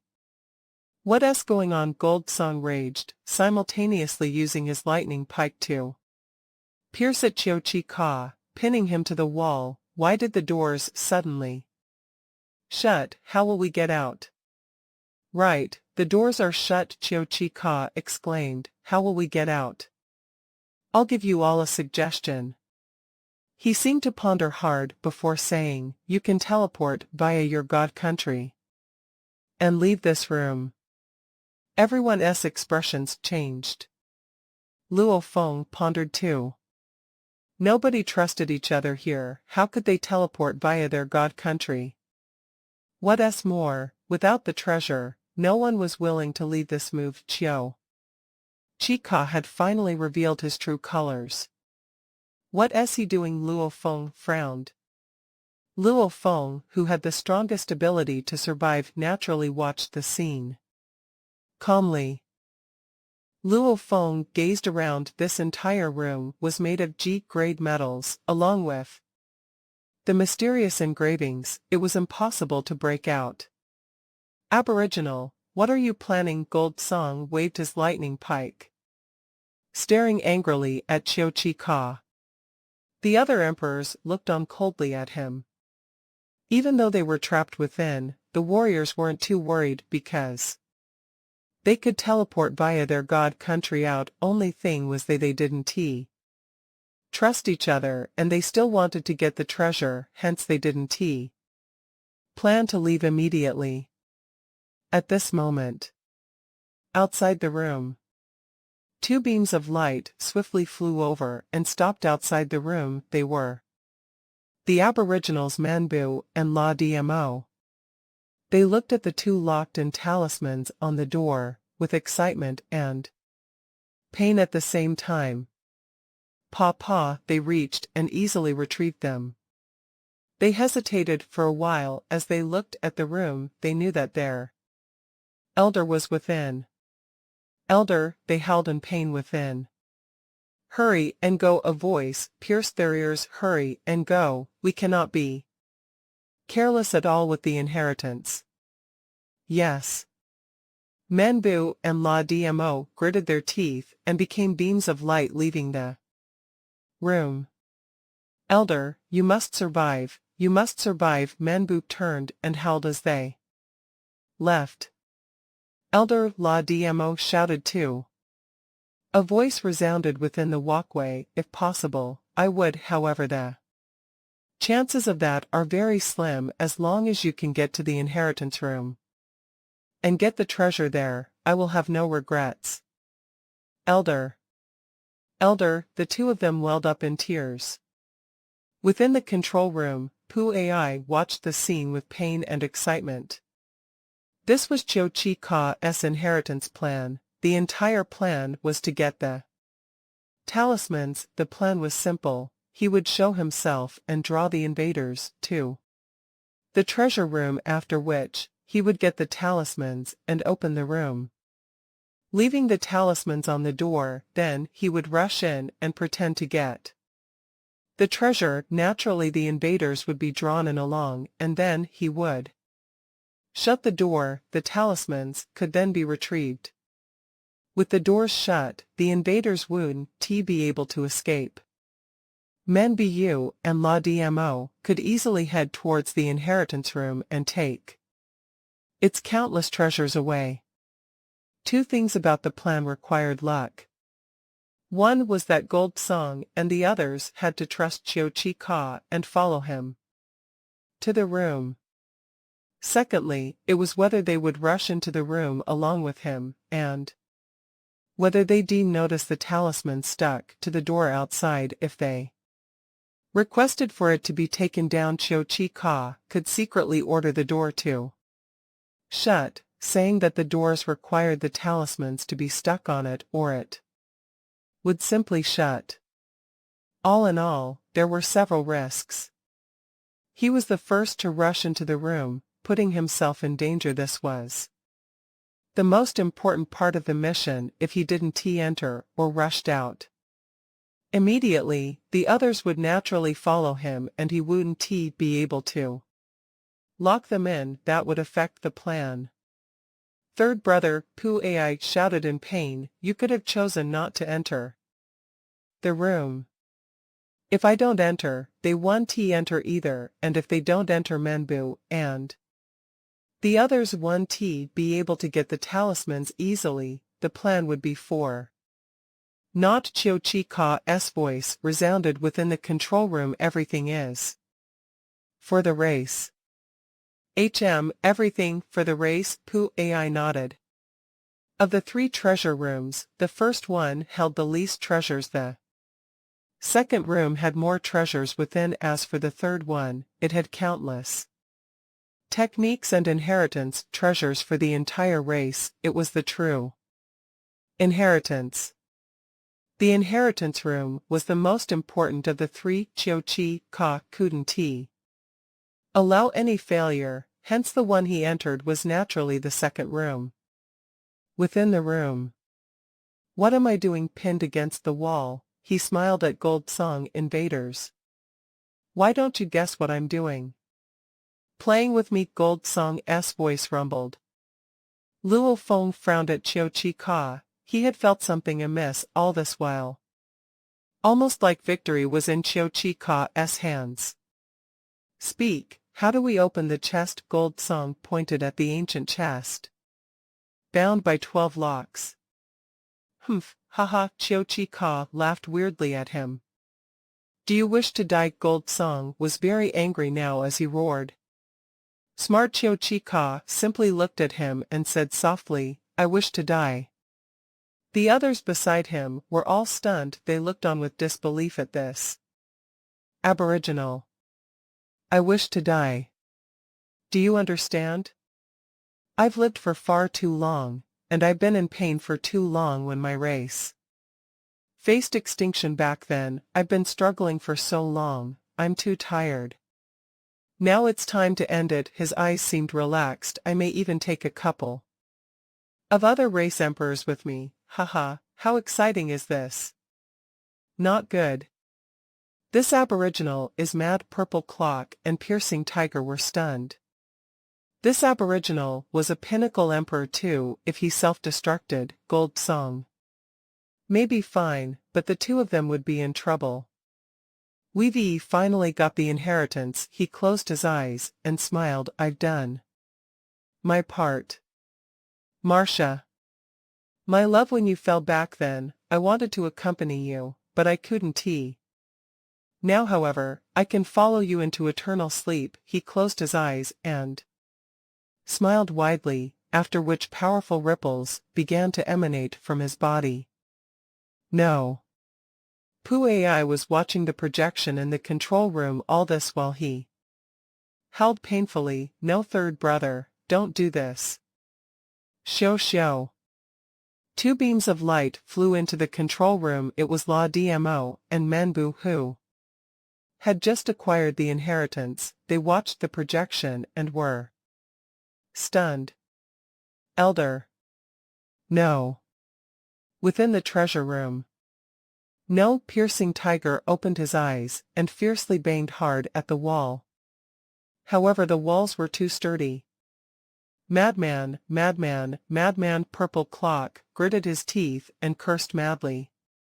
"What a madman!" Gold Song simply snorted and stood there. Luo Feng wrapped himself in his wings and said, "I don't know if I can withstand this." Cho-Chi-Ka maintained his smile as terrifying energy started to explode from within. He closed his eyes, Rumble, every cell in his body instantly exploded. With terrifying energy, trillions of years of undying energy began to erupt. Rumble, an explosion akin to 1,000,000 sector lords, combining their attacks, filled the entire room.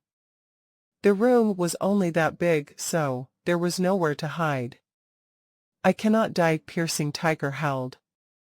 "Humph!" Purple clock snorted as a purple clock image appeared on his body. Luo Feng wrapped himself. Gold Song simply stood and stared coldly. The powerful force instantly engulfed the four warriors at this time. Piercing Tiger and Purple Clock fought hard. Rumble, the final force which passed through the Shawu wings and general armor, still managed to make his cloud contact armor crumble. Its sturdiness was akin to a low emperor human, and normal high emperors wouldn't even be able to break through it. Completely crumbling meant the difference was huge. Rumble, the remaining force, shook his body hard, instantly destroying 80 of his body. However, it swiftly recovered. Without the Shawu wings and general armor, Gold Song, Purple Clock, and Piercing Tiger were completely different. Gold Song stood there coldly, his body instantly crumbling from the force. However, he reformed right after with the same cold expression, staring at the other three. The tragedy was just as bad in the control room. The three aboriginals were in absolute grief. Chiao Chi Ka had been leading their race since the sweep before he was a spiritual leader, and he helped support them for so long. He had settled all difficulties and dangers, but now that they had finally acquired the inheritance, he was gone. "This is a message left behind by the master. He wanted me to pass it to you." After he died, the AI of the tower said clearly. The three warriors held their breaths. Chiao Chi Ka's voice resounded.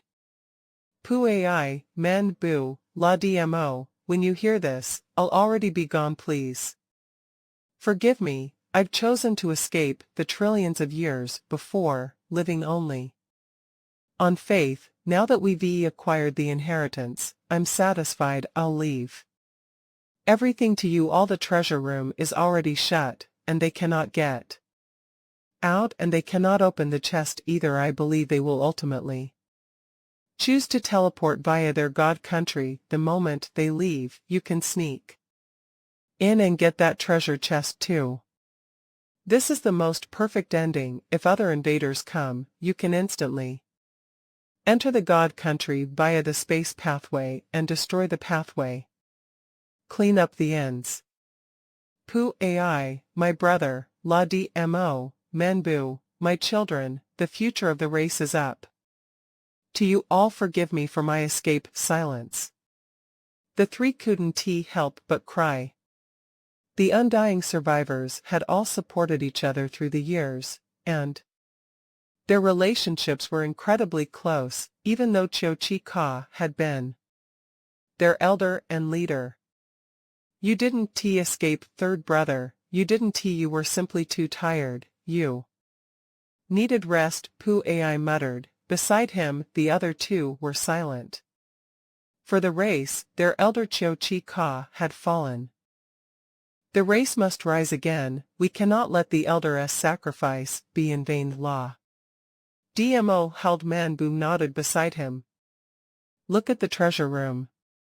The God Master Pu AI said, "The treasure room and the inheritance room. The inheritance room holds techniques that our race has accumulated over countless years for our people, while the treasure room holds all sorts of valuables. As long as they teleport via God country out of the room, we can get the treasure."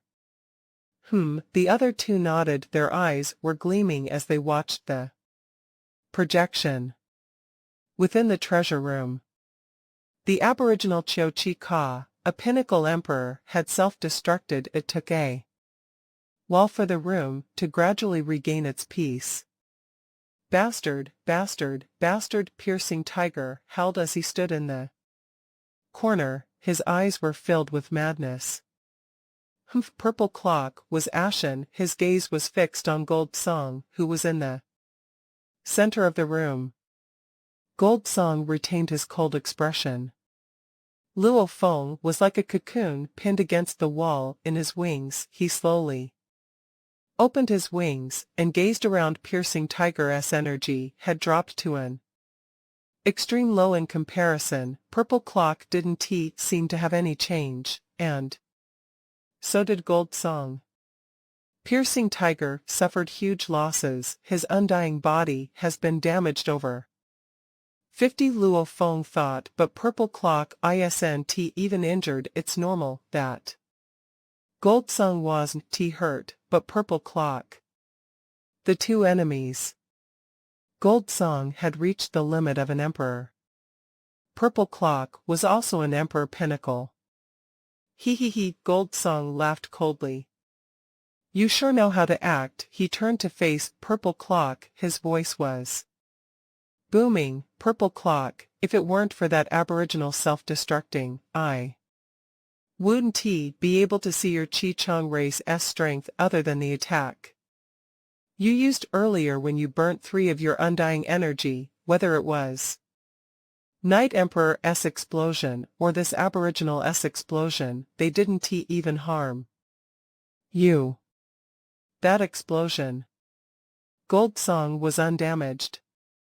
Luo Feng used the same terrifying defense and was left undamaged. Gold Song had already predicted that this human had his own trump cards, hence he wasn't shocked that Luo Feng survived.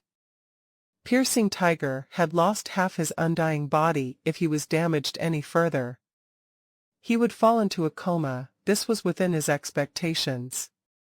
Only Purple Clock, he seemed to only be pinnacle emperor level. When Night Emperor self-destructed before, he wailed like he was injured. However, as he hid in the room, the explosion spread over a large area. Even Piercing Tiger had barely survived. Even if Purple Clock was injured, it would be hard to tell just from looking.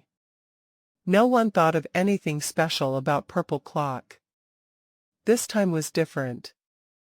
Chiu Chi Ka's explosion was within this small treasure room, which was 20 m wide and 10 m tall, and it was shut. The defenses of the room made it so that the walls were totally undamaged. This also made it so that his explosion was contained within, hence, the force of this explosion would have been terrifying. Piercing Tiger was heavily injured. If he was injured anymore, he would fall into a coma. Purple Clock, however, was undamaged. That was weird.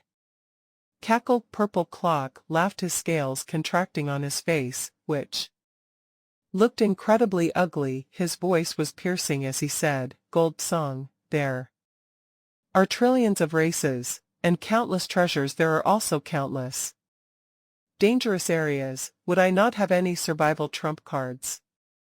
When we planned it out earlier, you didn't say anything. Gold Song looked at him. This is for my survival. There's no need to say anything. He looked down, seemingly giving in. Humph. Gold Song snorted coldly, after which his gaze landed on the human youth and Piercing Tiger, mocking. Within Piercing Tiger wasn't even worth mentioning now. As for the human with powerful defenses, his attack was average, and so he was no threat as well. Let us everybody try and open this chest. He pointed to the chest. Who'll try first? Who would dare attempt to open the chest? Gold Song, you go first, Purple Clock said. Humph. Gold Song walked over to the ancient chest bound by 12 chains. He tried to open it with brute force and skill. After trying everything without any result, he kicked it hard, causing the space about to crumble. You all give it a shot. I'll try. Purple Clock walked up to try. When he reached it, he turned to Luo Feng. human, don't you want to give it a shot? No need. Luo Feng wasn't in a rush. Purple Clock tried a few times, failure. Luo Feng and Piercing Tiger went to try too, still failure. Within the control room. These invaders still want to get our treasure, what dreamers, Manbu said. Angrily. The treasure is ours, La Dmo mocked. These invaders, they don't know when to give up. Look at the strongest gold song, he's about to go crazy. Even so, it's useless, they still won't get the treasure. The only path they've got left is to teleport by a god country. We'll wait till they leave and we'll go grab the treasure, Pu Ai said. The three aboriginals all watched on, waiting for when the invaders left via their god countries. After a few minutes within the room, the warriors all realized they had no way to open the chest. Maybe I can let the Masha clansman become a Yanji warrior and try. Luo Feng stood in the corner and thought, however, as to whether I can deceive the chest system. I don't have a full guarantee whether it works or not. I cannot do it in front of others. What a waste, Gold Song roared, his voice resounding within the room.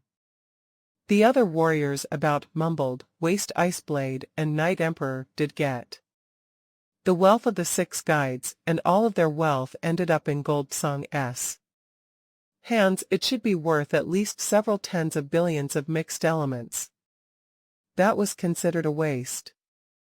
Greed is something all warriors have. Luo Feng couldn't help but sigh. The difference is whether one can control it or not. You 3. Gold Song roared, teleport via your god country out. Luo Feng was shocked. He was trying to make the 3 of them leave first. Woon T that reveal their god country location. Woon T Gold Song be able to follow them after with his strength the moment he entered the enemy's god country. Whether it was Piercing Tiger or Purple Clock, the god country would probably crumble.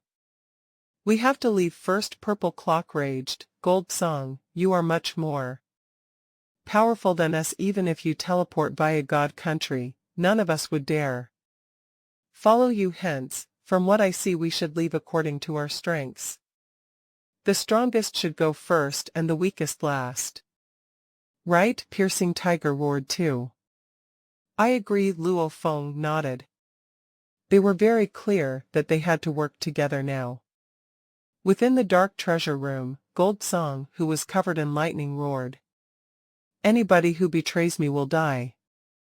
Even if we don't betray you, we will die too. Purple Clock's eyes gleamed with ferocity. I've already suffered heavy damage and will take countless years to recover. Gold Song, don't push it. Piercing Tiger's eyes were filled with madness. How pitiful was he? He didn't even get any treasure, and yet he was so heavily injured. As an emperor, he still had some pride. The long periods of time have made it so that many of them did not fear death, and choosing to self-destruct was a common thing. Luo Feng looked at Gold Song. It was obvious that an unspoken alliance between the 3 weaker warriors had formed. Gold Song's eyes gleamed with lightning. He looked curiously at the group. What guts! I've already activated my virtual world broadcast. Purple Clock gritted his teeth at Gold Song. Everything here on out would be recorded if you dare make a move. Even similar camp allies attacking another, no one can protect you. Broadcast. Gold Song looked mockingly at Purple Clock. This tower jams all signals and can't even be detected. You can only use the basic recording with your own vision. I've long ago warped the light around and noise travels straight into your brain. You have no way to record this. Purple Clock's expression changed. Haha, this tower, even the most expensive scanners are useless before it, and Even God energy is useless, although your virtual world device has some recording ability, but anything recorded and not broadcasted can easily be edited. It cannot serve as evidence at all. What's more, I control the light and sound. Haha. Gold Song looked madly at Purple Clock. For you to block that Aboriginal explosion and go undamaged, looks like you have some treasures on you. That human had blocked it too. Purple Clock looked over nervously. Luo Feng's expression changed when he heard him.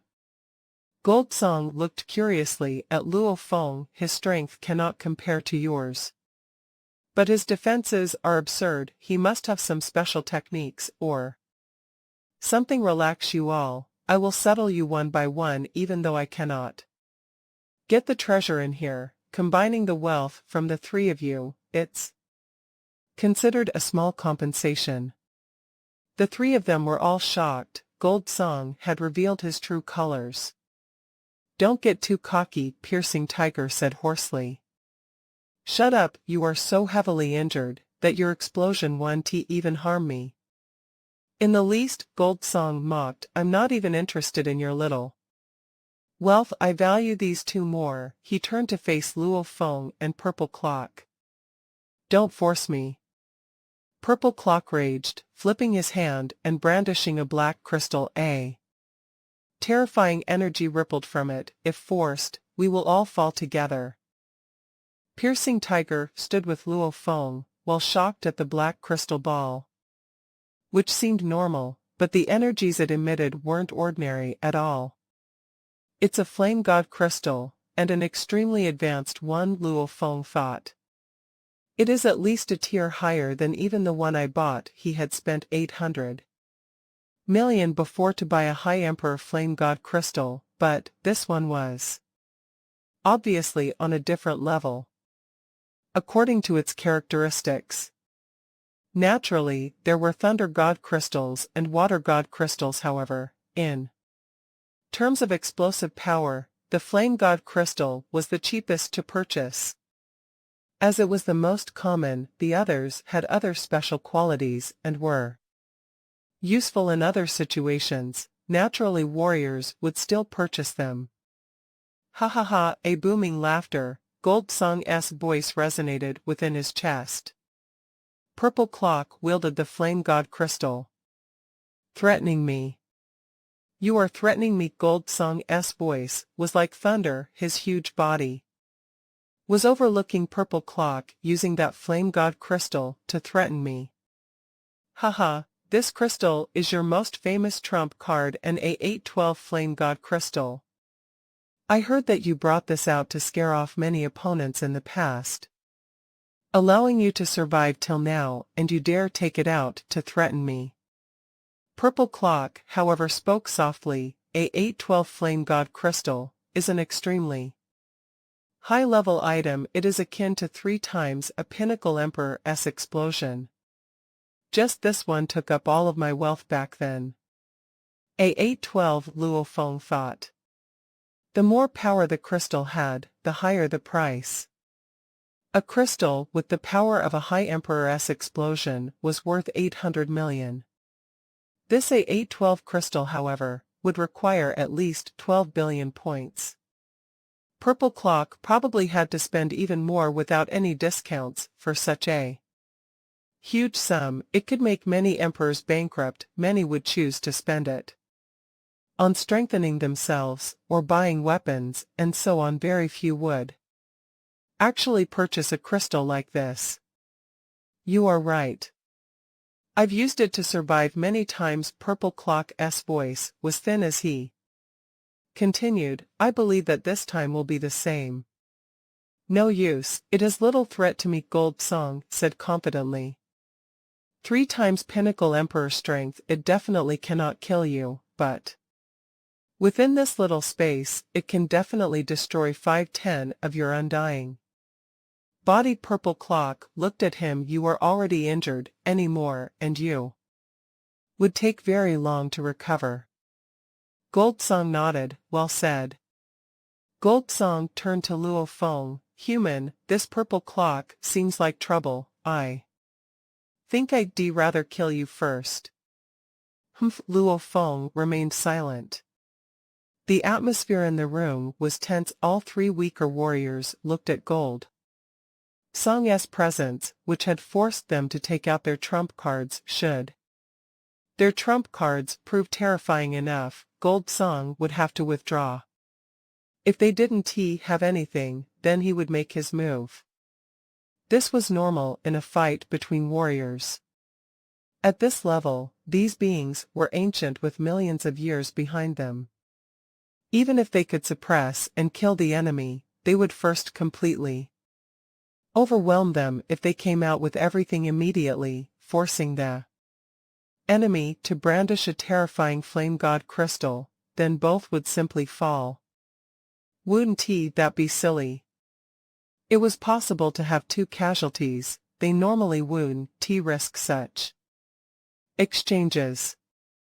What a pity, your threat is too low. Gold Song revealed a bright smile. Then you all will die first. Move, Purple Clock roared. Kill, Piercing Tiger instantly burnt his undying body. Give it everything, Luo Feng replied. The three weaker warriors immediately understood that Gold Song's final decision was to kill them all. Even if they died, they wouldn't let him get off easy, even though they couldn't deal with him, almost like three ants going against an elephant. Rumble. Vast lightning energy surrounded Gold Song and spread throughout the room. Kill. He wielded his thunder pike and had already burnt part of his undying body, making the others tremble from his energy ripples. He's burning his undying body, he's trying to settle this fight quickly. Killing us with the least cost. Purple Clock communicated to the other two. Don't hold back, use everything. Ah. Piercing Tiger let out an enraged howl. He was already heavily injured. It was almost like an ant trying to shake a tree, as he ignited his entire undying body to explode. The explosion filled the entire room, his power only about 20-30 that of Chiao Chi Ka's explosion. Piercing Tiger had finally died. Idiot. Gold Song shook a little, not even caring about his actions. Yang. Purple Clock howled, we've got to give it our all. His eyes were filled with madness, however, no matter how much he shouted at Luo Feng. Luo Feng wasn't an undying, he had no undying body to burn. How could he go all out? Die. Gold Song's eyes were condescending and cold. Human, you sure are useless. Purple Clock lost the madness in his eyes, leaving only coldness. A purple membrane appeared throughout the surface of his body, as an ancient clock covered with mysterious engravings appeared. Luo Feng didn't even recognize the words. The clock gave off a terrifying pressure. Hua! The clock suddenly changed and flew up, swiftly expanding before engulfing the entire room. The room was only that big, hence, Luo Feng and Gold Song had no space to dodge, as the entire room was covered with the clock. The purple ancient clock seemed to hold an eternal age within the powerful energies made Luo Feng tremble. True treasure, this is a true treasure back. Then the treasure that Yanzhu Emperor had gotten and used from his father. Even its power didn't seem as strong as this one. This was definitely a true treasure that knights used. This clock was an ancient treasure with vast power. Within the room, all three warriors were caught within. The entire clock had a diameter of 16 m, covering more than half of the room surface. Purple Clock Emperor Gold Song looked shocked at him. You all know, I use fire clocks to attack and the purple clock membrane for protection, but no one knows that my true treasure is this mysterious ancient Clock, he mocked within, ordering, Gold Song, you wanted to kill me, so don't blame me for killing you instead. 2 pinnacle emperors and 1 emperor limit have already fallen to this clock before you, and the human will die today. Human, you sure are useless, you should die too. With you dead, that mysterious defense treasure will be mine. 2 separate voices were heard, each in Luo Feng and Gold Song's minds. After which, Purple Clock took a step back and walked out through the ancient clock he had long melded with it, and was able to fuse it into his body and pass through it. When he stepped back, he placed the black flame god crystal worth over 10 billion mixed elements within the clock. Not good. Gold Song's expression changed. Troubled Luo Feng saw the crystal, and it was already erupting. Explode. Purple Clock laughed. Simply relying on himself and the clock alone wasn't enough to kill Gold Song. Even though his treasure was powerful, there was a limit to which it would extend his powers. Even though Luo Feng had the Shawu wings, he couldn't possibly kill an emperor limit. Hence, Purple Clock had to use the Flame God Crystal. This crystal had the power of 3 pinnacle emperors. Explosion. In theory it could barely damage Gold Song. However, the situation at hand was different.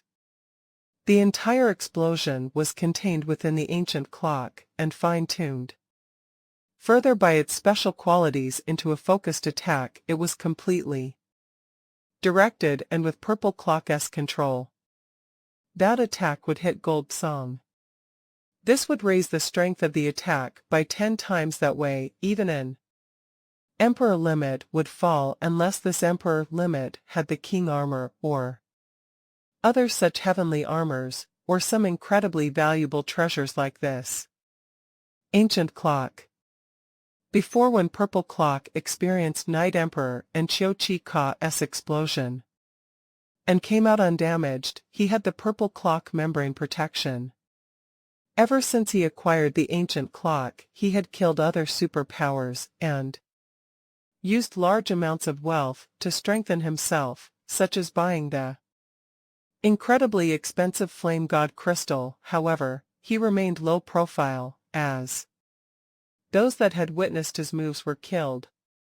Killing that human and Gold Song will give me a huge windfall again. Gold Song even got the other warrior's wealth before, and his own wealth should be huge too. I'll use that to buy 2 more Flame God Crystals. Purple Clock pondered within, and that human, even though he is much weaker, his defense is shocking. He may have some ancient treasure like my ancient clock.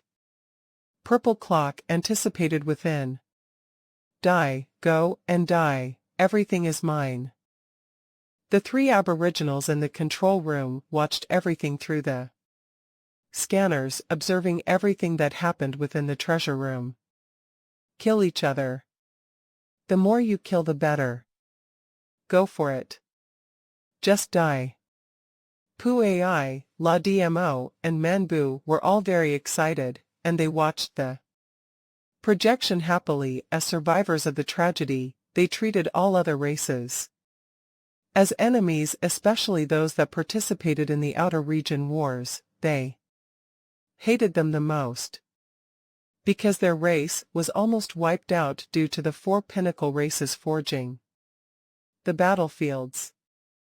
Just to forge the battlefields, they had to destroy our race. Their hatred ran deep.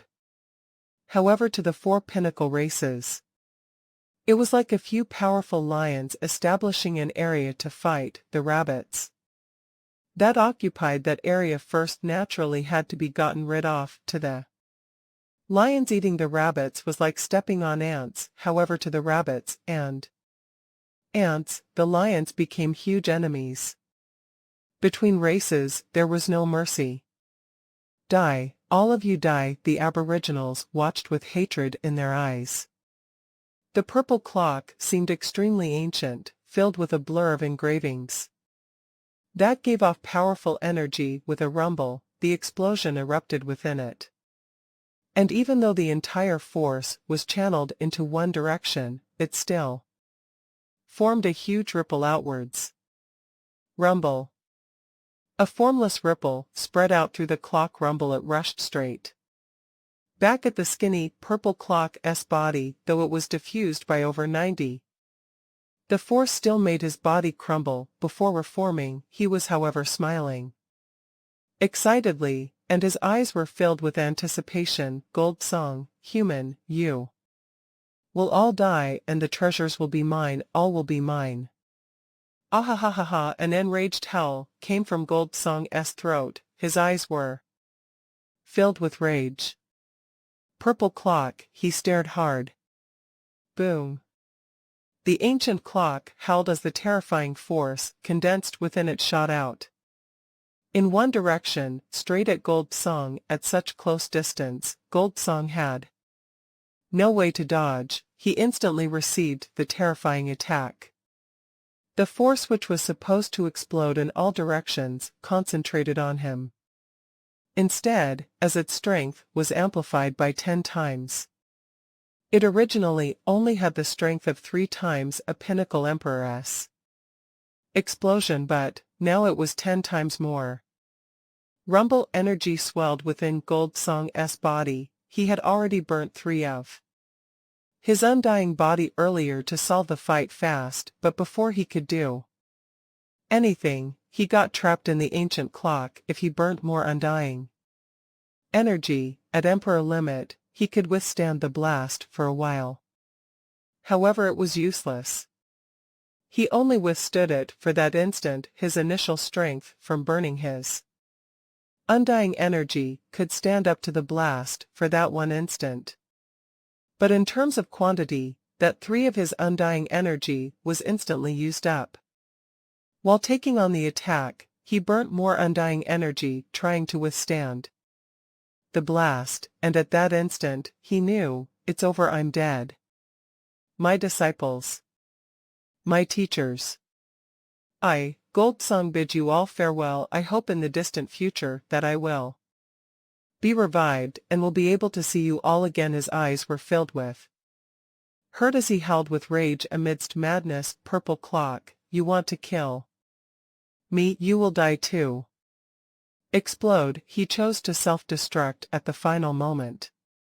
Normal attacks like the Flame God Crystal explosion, killing an emperor, had destructive effects. These attacks destroyed energy itself, just like when Gold Song destroyed 50 of Night Emperor's body. It didn't create too much ripples around.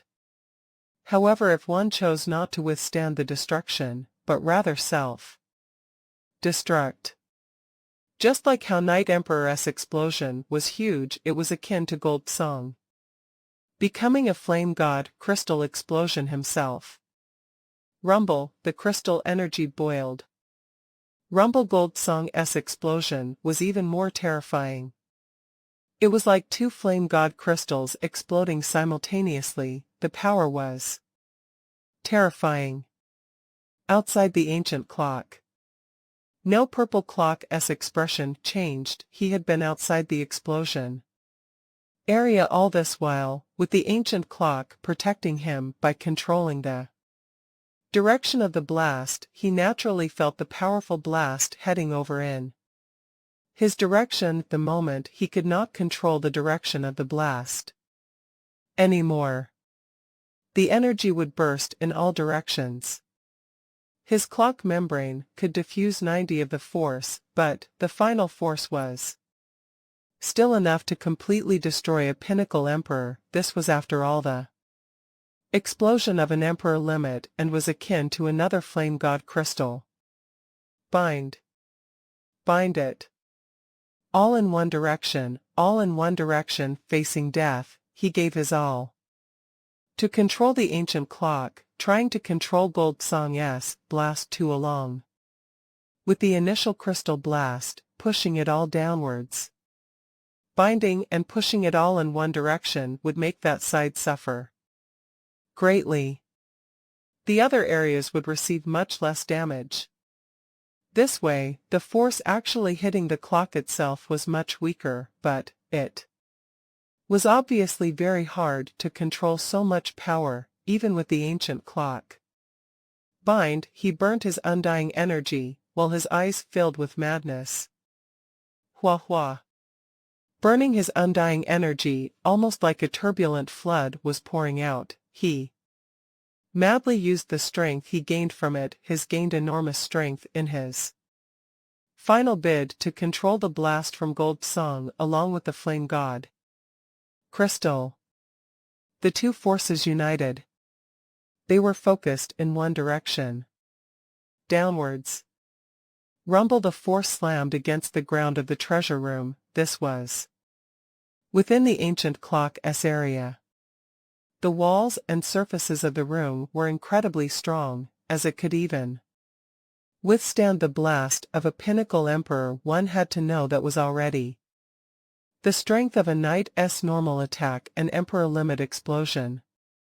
However concentrated by the ancient clock, had 10 times the strength. The ground instantly received over 100 times the force. Rumble. The metal surface of the room began to tear apart. The center spot where the chest lay naturally received the attack as well, even as the ground tore apart. The 12 chains connecting the chest to the ground had incredibly strong defenses, as the 12 chains remained undamaged by the force. Selah, the force pierced through the ground. The other regions below the room, however, were much weaker. When Night Emperor exploded with only 50 of his undying body, it already reduced the surrounding 60 kilometers area to nothing, but this attack was much stronger. Rumble. One could visibly see the force being pushed downwards. The 12 chains and the chest on the ground were knocked far away. The 4 of the attack destroyed a world ring that unleashed a large amount of items. It created a 6,000 kilometers deep cave downwards before it dispersed, as everything within the area was destroyed. Gold Song had suffered a tragedy. Luo Feng didn't do too well either. When the flame god crystal was focused on Gold Song, some of the force hit Luo Feng. This threat wasn't too huge and he could withstand it. However, when Gold Song exploded, that was trouble, even though purple clock forced it all down. The straggling ripples about were still plenty powerful. Luo Feng was hit by about 50 of an emperor limit explosion. Dodge. When Gold Song exploded, Luo Feng instantly knew it was dangerous. He hid his human body right away in the internal world. Unlike using a world ring to retrieve items, Luo Feng's 3 bodies could instantly switch or enter the internal world. The internal world was used to nurture them with the core within. Even though he hid within, he hid the original core in a world ring within the Shawu wings. The Shawu wings had long been melded into his body. His muscles were completely melded with it, and the world ring was the same. Naturally, he could put the world ring in. As such, this was the safest way. Rumble. The silver wings hid the world ring and was knocked downwards. At the same time, large amounts of other items outside were forced downwards with it. Actually, that world ring was something Luo Feng specially ordered. Its defenses were incredibly strong. Just the force of the attack alone wouldn't break it, but he didn't dare gamble, hence he placed it within the wings. When the wings hugged the world ring, the chains, the chest, and the metal fragments, Gold Song's world ring was instantly destroyed, and it unleashed a large amount of items, the wealth of the other emperors from the past and his own. They were all knocked downwards. All mine. They are all mine. When the ground was completely destroyed, Purple Clock, who had burnt his undying energy to control the blast, shouted. He had already used 26 of his undying body. It was a huge loss. It's worth it. Completely worth it. All the treasures from the emperors and an emperor limit wealth, that human defensive treasure and the chain chest, everything is mine losing. My undying body, it's worth it. Even though he was shocked by the ground crumbling, he rushed down straight after the treasure immediately. The impact of the force created a deep ditch that went straight down, however. Its diameter was only that small. Pung pung pung, the large amount of treasures couldn't possible fall down straight into it, hence, it was like broken glass clanging against the sides. All sorts of items fell and bounced from side to side. What a mess. However, Purple Clock's eyes gleamed with excitement. Even if a normal person, seeing a large amount of cash fluttering around in the streets, covering the entire street, even though it may be messy, he would still be excited. It's all mine. Ha ha ha. I'll buy 2 more Flame God crystals later on. And I'll buy a slot to study the Flame Clock God Mountain, and large amounts of recovery treasures. Also, he rushed downwards and swiftly collected the falling items, excitedly planning his next steps. All sorts of treasures were thrown around. Like the purple clock, it was something even knights would value. The Shawu wings, it would even make knights go crazy for. Or something even higher, that universe masters would use. And all sorts of things like the general armor, or other things. In all, it couldn't be counted treasures were needed for exploring dangerous regions. And needed for battles, one had to buy some in bulk. Ha ha ha, this is thrilling, thrilling. Too thrilling. Purple Clock rushed down and collected whatever he found. So, the Shawu wings continued to fall, and beside it was the chest and the large amount of treasures. I actually get to collect so much too, haha, a metal fragment floating beside the wings fell with it. It was AG-grade metal transformed by the Masha clansman. Of course, it only copied its energy sense, as it was still soft and energy-based. The Masha body was unable to completely turn itself into AG-grade metal. So, the wings disappeared and was kept in the internal world. The world ring was then kept with the Masha metal fragment, as it was impossible to scan within. The tower, with energy ripples continuously spreading around from the blast. Purple Clock had no way to discover this from above. This chest is mine too. So, the chest bounded by 12 chains connected to that metal fragment, it suddenly vanished. Goldsong's Thunder Pike, hee hee, it's actually undamaged, it's mine now. What is this space ring? World ring HM, looks like it's from Goldsong's broken world ring. There are other rings inside, I'll take them all. Hee hee, this device storing the purple god tree marrow sure is durable. It hasn't broken even after hitting the walls so many times. I'll take it too. Wah, this is worth 1 billion mixed elements, I'll take it. Take. I'll take them all. The Masha body metal fragment easily swept through the large amount of falling items, almost like cash from the sky. Luo Feng didn't care, collecting as much as he could. Purple Clock was collecting treasure from above too. The two of them, one from above while the other was below, were collecting treasures. Where's that chest? Purple Clock frowned as he rushed down. Did it hit the walls and fall somewhere along the side? This was a 6,000 kilometers long ditch. Naturally it connected to several pathways along the way in the tower, hence, some may have bounced around and flew into the sides. I have to find that chest. All of the treasure together probably wouldn't even add up to that chest's worth. And that human I wonder what treasure he has. Purple Clock thought when Gold Song exploded. Large amounts of treasure flew in a mess against the silver wings.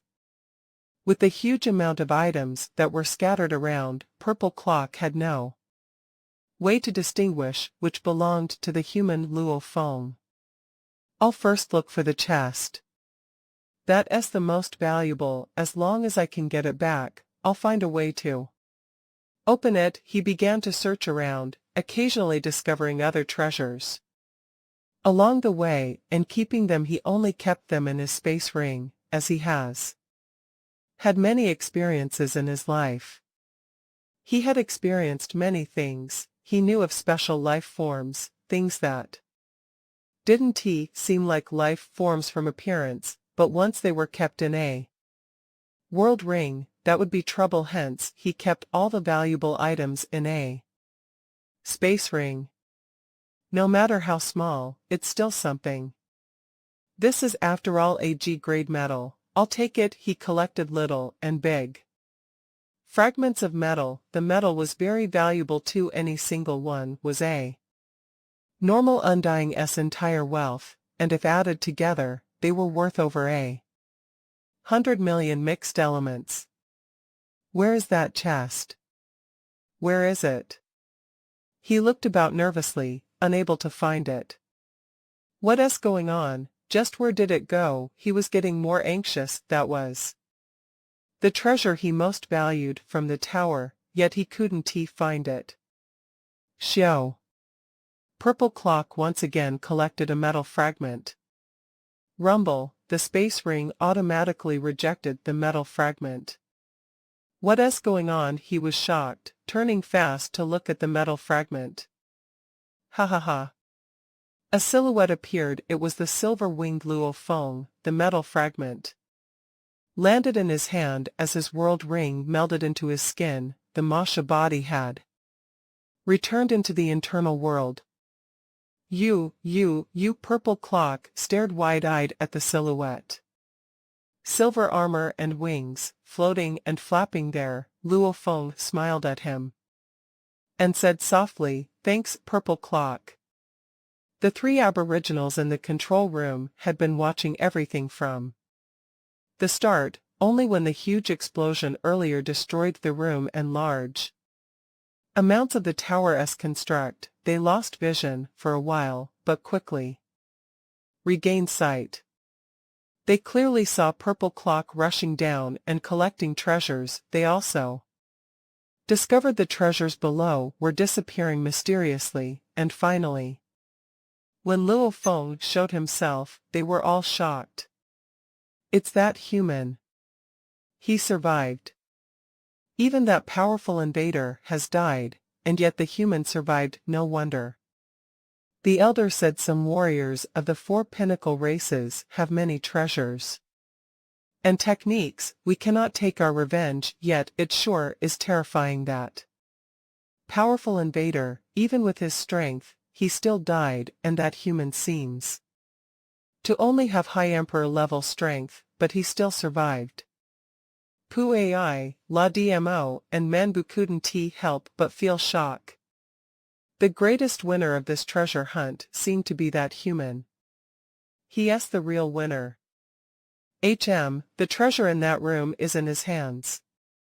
There are countless techniques in the inheritance room, but the most useful treasures for our race are all within that treasure room. The three of them were regretful, especially the God Master Pu Ai. When Xiao Ka died, he naturally became the strongest leader of their race. He felt the pressure of leading the race and was responsible for their survival. He needed to live up to the elder before. That was why the pressure of the race's survival normally landed on the strongest warrior. I didn't expect that they'd manage to destroy the treasure room. Pu Ai sighed. I wanted to wait till they teleported via God Country out and get the treasure, but now that the room is gone, the chest has become theirs too. Even the tower having been pierced through 6,000 kilometers, the engravings about have Been gravely damaged, it's only about 20 functional. The tower is now useless. Let us go back. He looked at the other two. The chest has been taken by the invaders. The valuable engravings left by the knights have been greatly damaged and are now extremely weak. The tower is useless. Men be you, and La Dmo nodded. At least we got the inheritance. Pooh Ai sighed softly. At least with that, our race has a future. Earth recognized early on the importance of inheritance and culture. And to the trillions of races in the universe, every race had countless years of techniques and training methods accumulated. Throughout the years, these were the most important things to a race. When all the top warriors of a race are killed, the surviving weak undyings would be the only ones remembering the techniques they had. These were insufficient to strengthening an entire race. Without the countless techniques over the long passages of time, they could face destruction again. As for gaining strength, there was almost no way to do so. With the race's techniques, now they had hope. Tower, self-destruct, Pooh Ai ordered. You will leave with us. Yes, master. Within the vast God country, the three aboriginals appeared in mid-air. God master. Where's the elder? Why hasn't he? The elder returned. The other emperors asked. La Dmo, Menbu, and Pooh Ai had grief in their eyes. Pooh Ai pointed at the space pathway. Crumble. The entire pathway instantly crumbled. The elder, he has fallen for the race, Pooh Ai said softly. The other emperors were stunned. But his death has given our race our inheritance. Pooh Ai held the countless techniques from before the great disaster, techniques suitable for our race people. We retrieved them all. With this, our race will grow and will rise again. Rise, rise, rise. The emperors all felt grief from the loss of their elder. At the same time, they also felt a strong burning faith and hope for their future. Their race would rise again. Pooh Ai destroyed the pathway and didn't care any more about what happened within the destroyed tower. They were now focused on nurturing the later generations of Yanji warriors. Within the tower, the skinny purple clock looked malevolent. A purple membrane was glowing on the surface of his body, and the pressure emanated throughout as he stared at the silhouette. Luo Feng naturally flapped his wings and smiled at him. In terms of build, Luo Feng was considered normal amongst the trillions of races. This purple clock emperor was 16 tall and skinny. It made Luo Feng seem bigger. I underestimated you, Purple Clock said hoarsely. I didn't expect you to be so scheming too, Luo Feng said softly. The treasure was mine, but I didn't expect you to get it in the end. After Goldsong's death, you probably got a bunch of the treasure. Purple Clock gripped his scaled claws tightly. Obviously, he was raging within, as he had thought he would get all the treasure, but now he had only gotten a fraction of it. Of course he would be angry. The treasure should be yours. Luo Feng mocked. There's piercing tiger, Night Emperor, Ice Blade, and gold. Song's treasure within two. This tower's treasure should be the Yanji people's. Which of it is yours? I won the final battle. It should naturally be mine, he snorted coldly. Battle after battle with the warriors falling one after another, leaving only the two of us. Luo Feng laughed. During this battle, any survivor is a victor, and I'm the true victor. Scheming, Purple Clock snorted. He had burnt his undying body, and spent a flame god crystal to kill gold Song, yet most of the treasure ended up with Luo Feng. You are not too bad. First, you hide your strength even though you could deal with me, yet you'd Rather burn 3 of your undying body to hide your strength, making that gold. Song fight it out against the others, such as Night Emperor, Ice Blade, Piercing Tiger, and even up to the last moment, you still made me go all out. It's obvious that you made us use up Gold Song's strength, before finally using yours. Luo Feng said, I'm nowhere as scheming as you. The only thing is that I managed to hold out. Cackle. Purple Clock let out an ear-piercing laughter. Well said, I've outdone you. But your defense and techniques are still stronger than mine. However, the treasure will still be mine. His voice resounded within the ditch as he rushed straight at Luo Feng. The moment he moved, Luo Feng flapped his wings and unleashed strike travel. Xiao. His speed accelerated as he rushed in an arc and fled through the pathways. You can't escape. Purple Clock had a clock silhouette about his body as he chased. Shwa shwa. The two of them got further and further. Even the Emperor Limit Gold Song couldn't he manage all the twists and turns in the tower that well, and had relied on other methods to slow down Luo Feng. As for the weaker Purple Clock, he had no way to stop Luo Feng. Luo Feng instantly got so far that he was out of sight. He was out of sight and couldn't he be scanned. Bastard! Purple Clock raged, unhappy. I must kill you, I must. Luo Feng had gotten most of the treasure, and he knew about Purple Clock's great secret, that ancient clock. These 2 points had made Purple Clock want to kill him. I must use everything to kill him. A strong trump card is one's hidden ability. The moment the others know about my ancient clock, they will be prepared, and the super beings may make a move against me to take my treasure. I have to kill him as soon as possible. Chase. He flew as hard as he could. Even though he couldn't see Luo Feng, he could only use his max speed to fly out of the tower.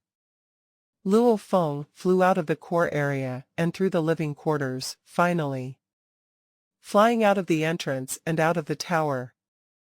I'm out. He looked about at the vast ground about, smiling. I was chased so much in there.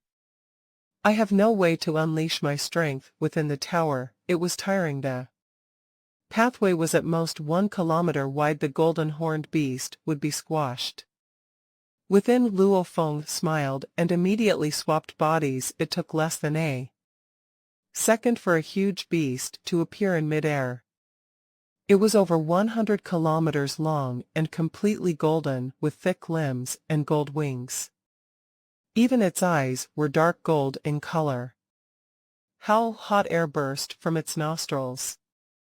I haven't truly fought since acquiring the king armor. Purple Clock will be the first one. The beast lay on the ground. It easily pushed it aside and lay there. To the beast, the thick layers of mud and gravel was like air resistance to a human on earth. The beast stared at the entrance, and it was almost like a giant waiting for an ant to appear. This human is weak and cannot teleport as long as he gets discovered outside the tower. He cannot escape. I can teleport to him. Human, you cannot escape. Purple Clock became a beam of light and flew out the entrance of the tower. So, the moment he was out, he madly unleashed his undying energy about, wanting to scan in all directions. He also relied on his scanners and released his law domain and all. He was using everything to locate the human as quickly as possible. He was shocked to discover the huge beast before him. He looked up at it. The beast that was lying down was still over 80 kilometers tall. Their size difference was like a normal human looking up at a beast that was 10 times taller than the Himalayas. What a huge beast! Where did it come from? Demon Clan Space Beast. Purple Clock looked on curiously. Hell. The beast had been waiting patiently. The moment Purple Clock appeared, he didn't even hesitate in waving his right claw. The claw was much thicker. Through the beast god transformation, it was one entire time bigger than a normal golden-horned beast's claw. That huge claw was terrifying. Hua. One slash. The space around crumbled as the gravel and mud flew about the beast and Purple Clock were thrown into a space slit. Rumble. One was patiently waiting, and the other was stunned and wanted to test the strength of this huge beast. All in all, the huge claw landed straight on Purple Clock. Rumble within the space slit. Countless space flowed madly around Purple Clock as he steadied himself. Howl, the beast rushed over. What a terrifying beast. He is actually Pinnacle Emperor. Purple Clock was shocked. Hua. The beast was huge and had the king armor on with just a flap of its wings. Its speed was several times that of his human body. Purple Clock controlled 3 fire clocks to defend himself, only to have them slashed apart. Its speed is even more terrifying than that human. They had exchanged 2 blows, and Purple Clock was already knocked back. At my pinnacle form, this beast won't have any advantage. However, I lost great amounts of my undying energy in the tower, hence, my strength isn't even half of its peak. He was angry and anxious. He really wanted to look for Luo Feng and not fight this beast.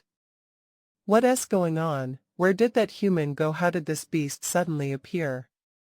Right, this beast is very similar to the legendary silver-winged emperor, with its huge body, crown on its head, thick limbs, and the wings. The only difference is its color. Its completely gold-changing color is easy, but this should be Silver Wing Emperor. Silver Wing is from the human camp. That Yang was a human too. This beast could be invited here by him. Bastard. It's the worst-case scenario. The moment he exited the tower, he called for help. This gold beast must be the first one, and others may arrive soon. Purple Clock had no choice but to decide to leave. Shwa. He teleported and vanished. Only after he vanished did the beast vanish too, and the earth body appeared. Luo Feng nodded. Without a doubt, the beast has Emperor Pinnacle strength, even though it's lacking in the law comprehension. Its law fusion amplifies it 10 times. Along with the Pinnacle technique, it makes it have Pinnacle Emperor strength. But the weakness is still obvious.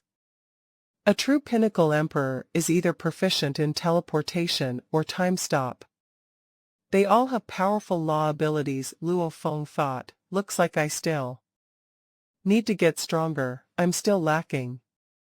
The beast was very strong, but it didn't have teleportation or time stop. The 2 were absolute techniques for those either trained in space or the time laws. Luo Feng lacked a trump move, but he had the Shawu wings and king armor for survival. So, he became a silver beam of light and swiftly left the space slit, returning to Yanji main continent and taking a ship, flying at sub-light speed in the distant air above an icy ground. Human. The scaled and malevolent Purple Clock clenched his fists as large amounts of energy, causing explosions about that caused tornadoes of snow and ice over 10,000 kilometers around. Taking the treasure that belonged to me, and the treasure of the tower. And he knows my secret. I must definitely kill you. I must. His eyes gleamed madly as he pondered on a plan to deal with Luo Feng. A black disk flew above the main continent. Luo Feng lifted 2 cups of wine. Within the control room. Night, piercing tiger. Even though I wanted to save you too, I had no power, Luo Feng said softly. The evil of the universe caused 2 warriors to fall, and the strong survived. Let us hope that I'll see you again in the future. True Yan and the Primal Chaos City leader told me before, there are dangers all around. One always has to be cautious. Back then, the master of the Yun-Mo planet Hu Yan Bo had left one final saying to Babata to tell me, for me to always have respect for the universe and never get arrogant. Luo Feng sighed. This was formed from experience. I had thought a pinnacle emperor would be absolutely safe on Yanji continent. I had thought an emperor limit would be safe within the entire outer region. Wars. I had thought having teleportation would make it almost impossible to die. But the fact of the matter is that within a tower here in the main continent, Night, Piercing Tiger, Ice Blade, and Gold Song all fell. Even an emperor limit fell. Luo Feng sighed, and Gold Song lost to one that was weaker than him. One cannot get careless at all. The results of the battle made him reflect a lot.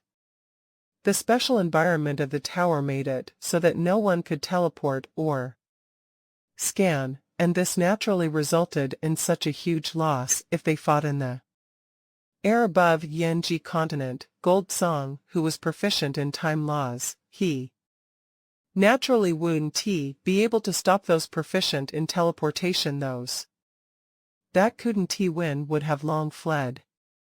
Can't be helped. This is the universe, and just a small tower of the Yanji continent like countless other dangerous secret regions. There are too many unknown dangers. Luo Feng thought. No matter when, I must always be on alert, and never get arrogant if I can.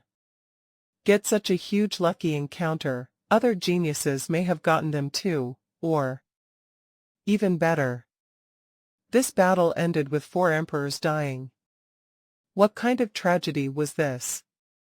It made Luo Feng realize the importance of caution when he got the Sha Wu wings and king and general armor. Before, he had gotten confident and was proud, just like how the city leader had regarded his encounters. His encounters were simply average. The king in general armor only adds to his exterior strength. As his own strength rises, the usage would diminish. A call request. Luo Feng frowned. Virtual universe. Within a bar of Han Alliance City, Luo Feng sat in the corner with another human. Tian Chen, why the rush to find me? He looked at this human before him. This was a friend he had made for many years. Tian Chen had grown up in the same time as Night Emperor. They were both core members of the huge Axe Dojo. The 2 of them had always been rivals, yet it was a deep and complicated relationship. Yang, Night is dead. Tian Chen's eyebrows were very long. It made him look very serious all the time. He exclaimed, before he died, he left me a message, saying that Gold Song killed him. He died on Yanji main continent. And there are only 3 human emperors there, including him. You are there too, and you are his good friend, right? Do you know anything? Right, he was killed by Gold Song. Luo Feng exclaimed. He was forced by Gold Song to self-destruct. Who is Gold Song? Tian Chen asked.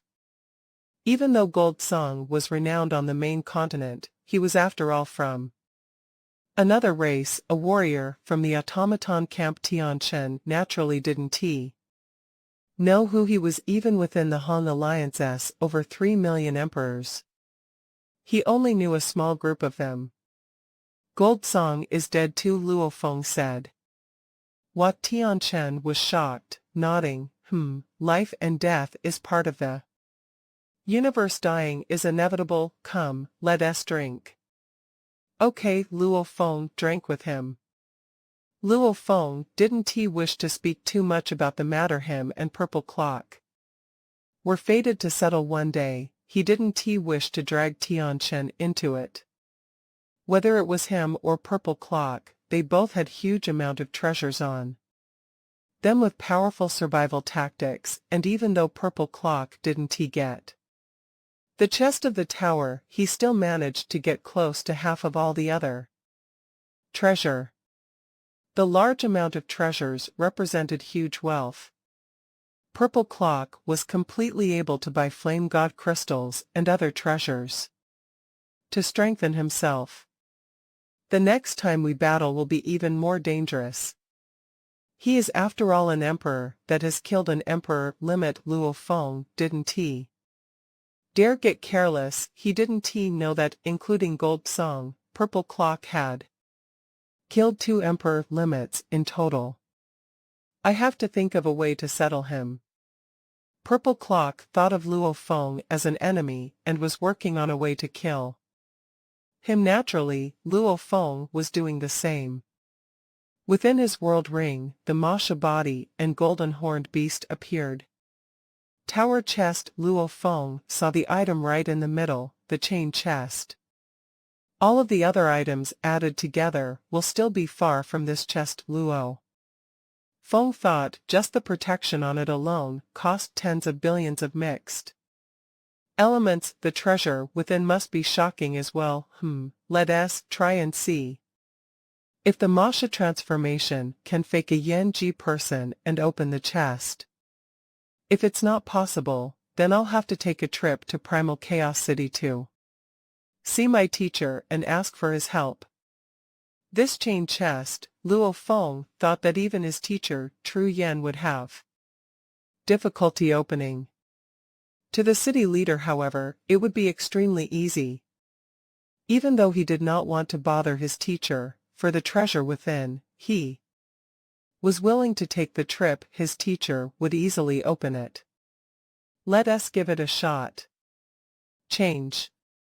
Black-clothed Luo Feng became energy and reformed into a 6-armed Yen-Ji clansman. There were remains of corpses all about the tower before, and many of them were Sector Lord Pinnacle bones. Their strongest part of their bodies were the bones like the Yun-Mo Planet Master's disciple. Even after tens of thousands of years, his gold bones were still perfect.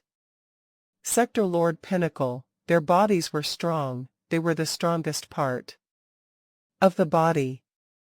The bones of a Sector Lord were closely compared to the body of an undying. Hence, in terms of decay, the bones could last a lot longer. Luo Feng had planned to deceive the chest into opening, hence he brought one of the bones back using its genetic makeup. He cloned the makeup of a Yen-Ji clansman. Natural ability cloning. The Masha clansman changed its energy and took on one of Qiu Ka. After all, he had only seen one living Yen-Ji clansman, Qiu Ka. As for the fallen clansman about, he didn't have a guarantee as to whether a dead warrior's energy would work, hence he picked the living one he saw. Talisman. Masha. Luo Feng flipped his hand to produce a talisman. It had his spirit imprint within. The 3 bodies all had the same imprint. Naturally it recognized him as its master and melded with his body. Everything is ready. Genetics, energy, talisman, I have everything. I wonder if it'll work. Luo Feng walked to the chest. The 12 chains were still linked to the metal fragments and binding the chest shut. The chest had mysterious engravings all around. Luo Feng took a deep breath and extended his right hand to rub it.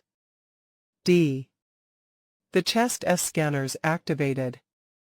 It must work, it must. Luo Feng anticipated within. Even though he could easily get the city leader to open it within, he would rather not. If he didn't need to, he wanted to rely on himself. Only if there was no other way would he look for help to open it. I wonder how advanced this chest's scanning system is. Let us hope it works. The scanning system of the chest actually wasn't as advanced as Luo Feng had thought it only scanned two things, one was the talisman and the other was the life energy. As to the genetic makeup, different races naturally had different makeups, but there were ways to deceive it. The life energy, however, was always different. Different forms of life had different energies. Different races had completely different energies as well. Humans had different energies from each other. However, among the entire race, they were still considered similar. Humans, when compared to the bug race, however, had completely different energies, and this was almost impossible to imitate other than the very few special races that had special abilities. These natural abilities were things given to them by the universe. It was something that couldn't be trained. D. Life energy confirmed. Talisman confirmed. Path. The lock on the chest began to loosen. Ha ha ha. Luo Feng, who was waiting anxiously, revealed a smile and flipped it open. Within the chest lay 3 world rings. With a scan of world energy, he found that the 3 rings didn't have a master. I'll look at them one by one. Luo Feng began to check the rings, sending world energy into the first one. This had a vast world within. There were metal mountains within and countless valuable liquid rivers. There were also many E-grade ships, along with countless items almost like locusts. All the goods were in huge numbers. Damn. This, he was shocked. He lifted the second ring and the third. Damn. This I've struck it rich. A race's treasures, even when the Yen-Ji race was still strong back then. This should still be a huge portion of it. Luo Feng was shocked from the amount of treasure. He had no way to know that back then. The knights knew that they wouldn't survive, hence they had placed all their wealth into the 100 true sacrificial towers. This was one of the entire race's wealth. The treasure left behind by the people of Yen-Ji was shocking. My God. I've really struck it. Luo Feng blinked, and his body was trembling. I'm rich, really rich. It's no wonder Gold Song and the others went all out for this. Even Knight and Piercing Tiger were filled with hope. Looks like they've seen more than me and knew of how shocking the treasure is. Shocking. It's madness, Luo Feng muttered. The 3 rings all had different levels of treasures, of which there was a message in each of them. With a flip, 3 metal fragments appeared in his hand. On them was a blur of Yen-Ji continent words. They explained the treasures within. Survivors, the rings have different leveled treasures for the Sector Lord, Domain Lord, Universe level, Star and Star Traveler level. Even though they are very cheap, they are huge in numbers, and are able to fill the entire world ring. In total, they add up to a huge amount of wealth. You all have to use them wisely, considering the trillions of years needed to nurture our race. Control the portions given out. Nurturing the later generations is the most important, because these weak but growing clansmen are our future. These world rings represent our future. Clansmen, within this ring, are treasures for undyings. Even though the numbers cannot compare to the ring before, it still adds up to a huge sum. Survival will be extremely hard after the tragedy. The undyings will have to open their own living spaces. They require enough treasures to explore the universe. Clansmen, this final ring holds a complete engraved weapon. This is our clan's highest achievement over countless years. The knights worked hard to construct this, and they only managed to construct not even 100 of them. And these weapons, along with the other treasures from us knights, have been separated into 100 towers. Some of the towers have the engraved weapons. while others have knight-s weapons. Even though these weapons have little usage for knights, they are still priced as high as other items used by knights, because they have great abilities as for how to use them and what they can do. The weapons themselves have explanations on them. Even though there's only one engraved weapon here, its price far exceeds the other two. Rings. Luo Feng looked at the 3 fragments and was stunned. 3 world rings. One was for below Undying Sector Lord, Domain Lord, etc., the weaker clansmen. One was for Undyings. One was for the top of the race. This was the engraved weapon. Absurd. This engraved weapon is their highest achievement, constructed over countless years. Not even 100 of them have been made. Its price far exceeds the other 2 rings. Luo Feng retrieved the only weapon within the 3rd world ring with a thought. Hua. The weapon was small and delicate, similar to an armband, and its material was mainly black with some hazy star belt feeling.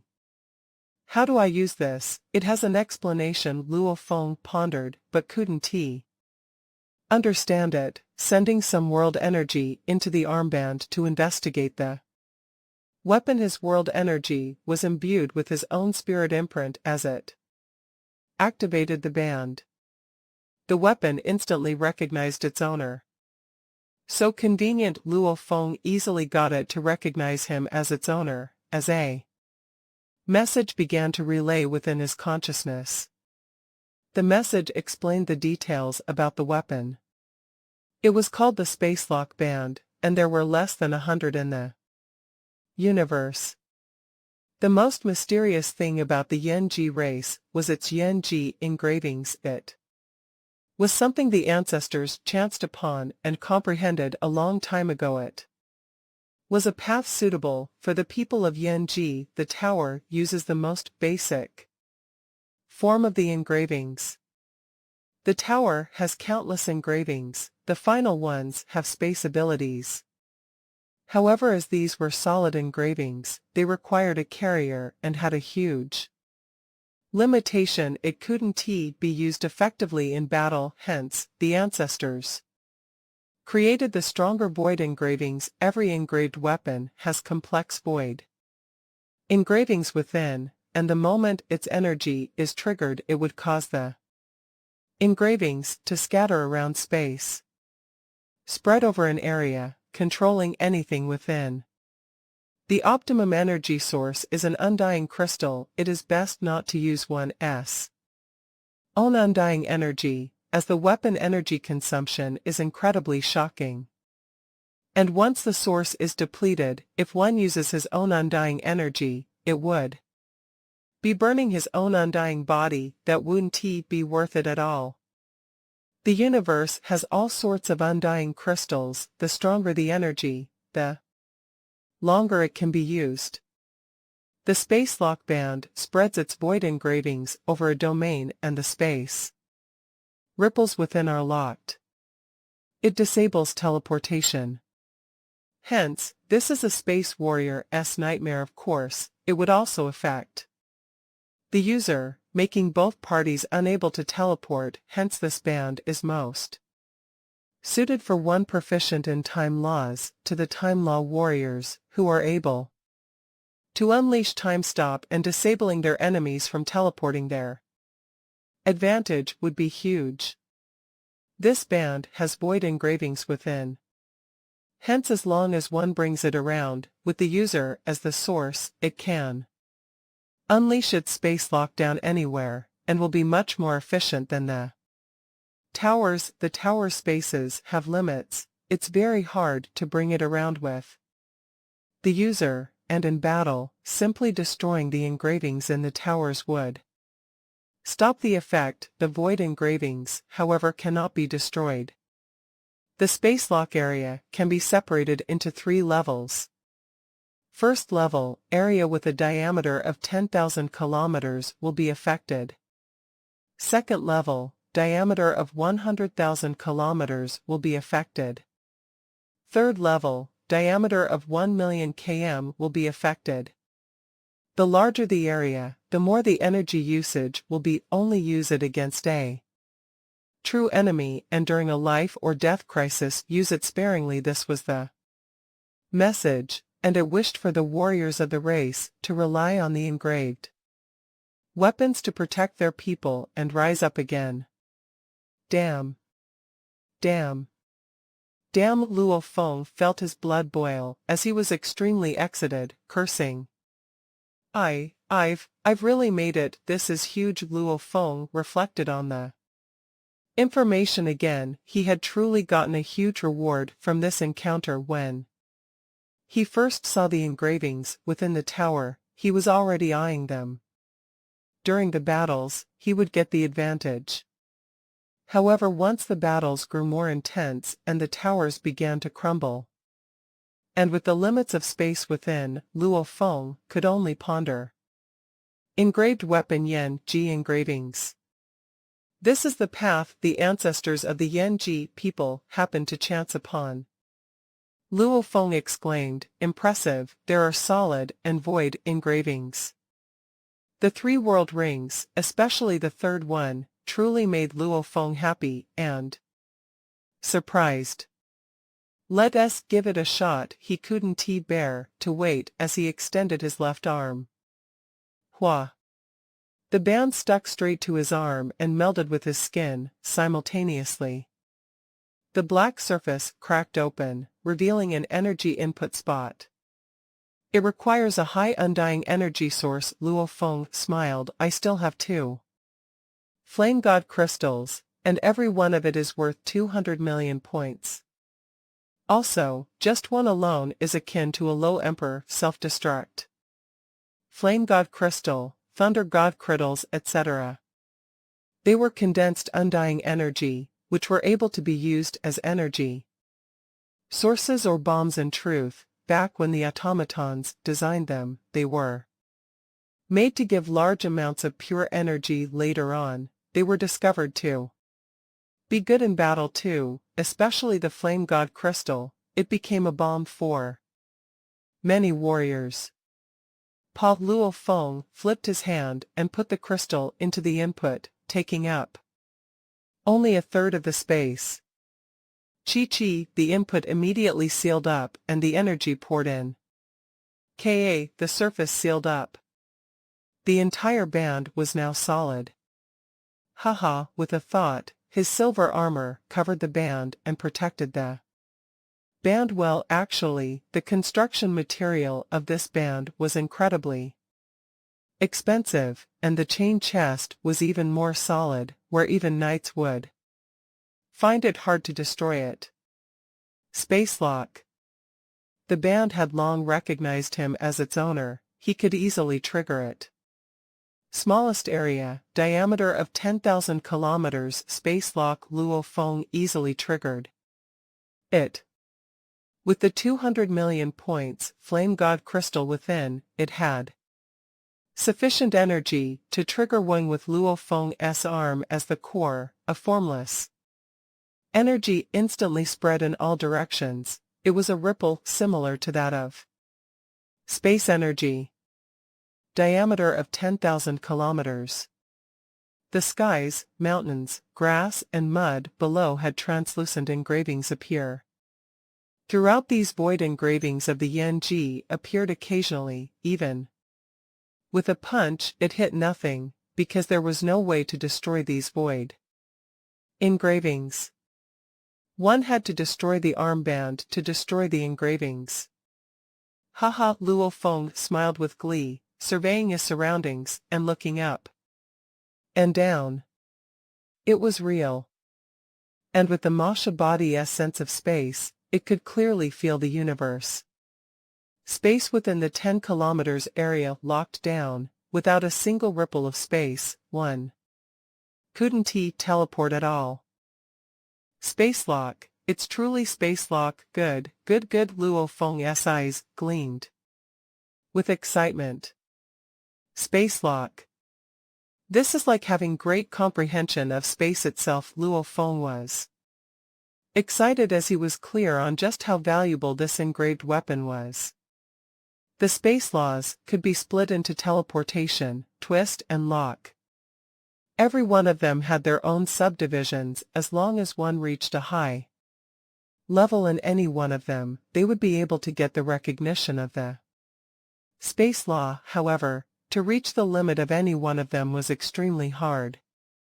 Any warrior who was able to do any of these would normally all be at pinnacle emperor level.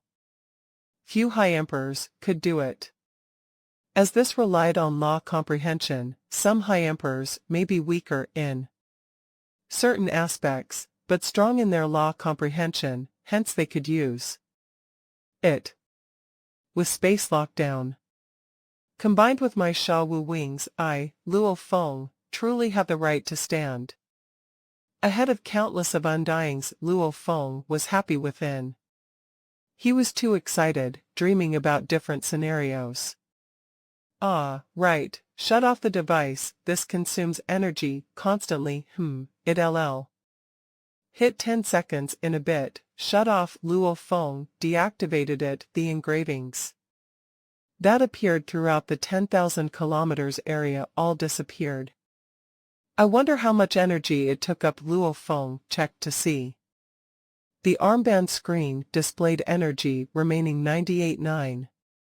My God, Luo Feng stared wide-eyed, only 98.9 left. This, I only used it for 10 seconds and in its smallest area, and this is a flame god crystal worth 200 million points. Its usage is so fast. In just 10 short seconds, it used one of the energy within the crystal each.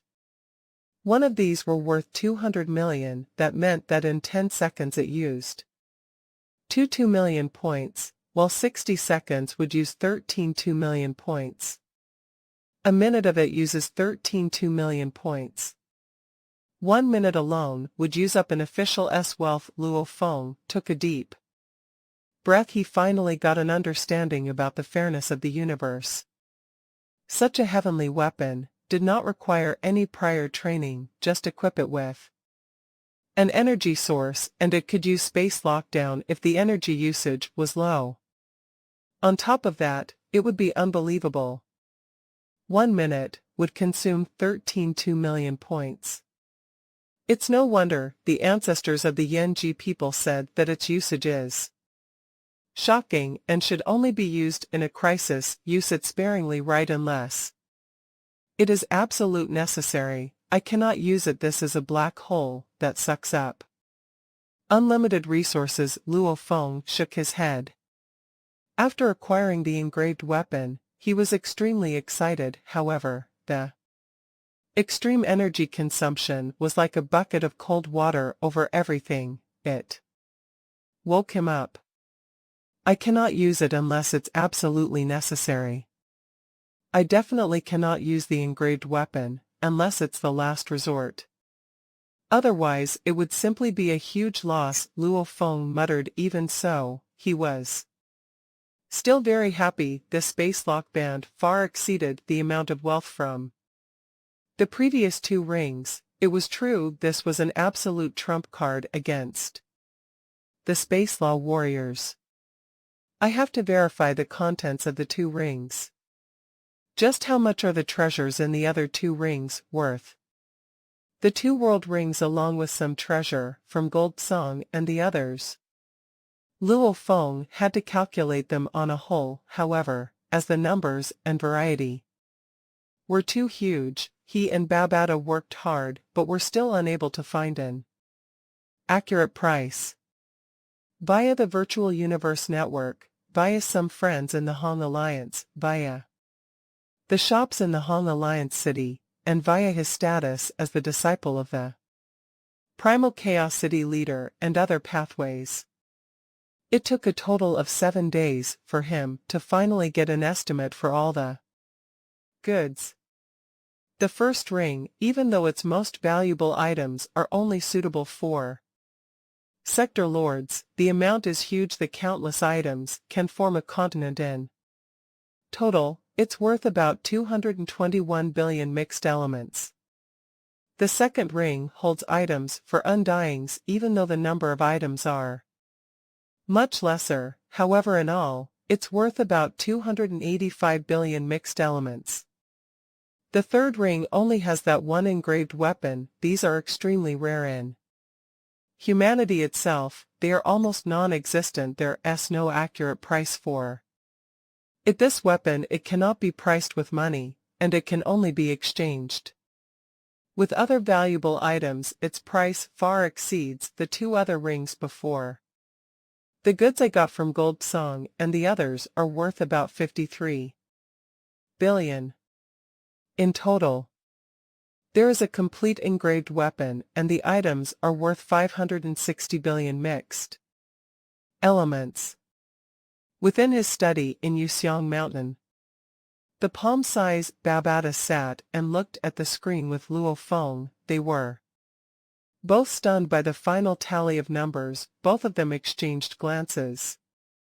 Luo Feng, you've really struck it big. Babata blinked. Haha, Luo Feng smiled. Indeed. The amount he got from the tower felt like it gave him a whole new life ever since becoming the disciple of the primal Chaos City leader. He had interacted with his other seniors. Most interaction was with Gold Axe Knight and some other knights like Evil Gun Knight. It opened his perspectives. He had also checked before and knew how shocking these absolute warriors' wealth was. Normal undyings usually had about 10,000 mixed elements. Officials usually had about 10 million. Emperors usually had about 10 billion. This was the standard for high and pinnacle emperors, and emperor limits would normally have between tens of billions to hundreds of billions. Warriors like True Yen, who are invincible amongst emperors and akin to a normal knight, had wealth of hundreds of billions or even more. Of course, these were only estimates. In truth, they would spend most of their wealth on ships, plant life forms, weapons, treasures, etc. They normally kept very little, and for True Yen to so easily exchange the beast god 7 forms for Luo Feng, to have so much liquid cash around, that was shocking. Even with his earnings, this time, from the tower, Luo Feng wouldn't be able to produce so much cash.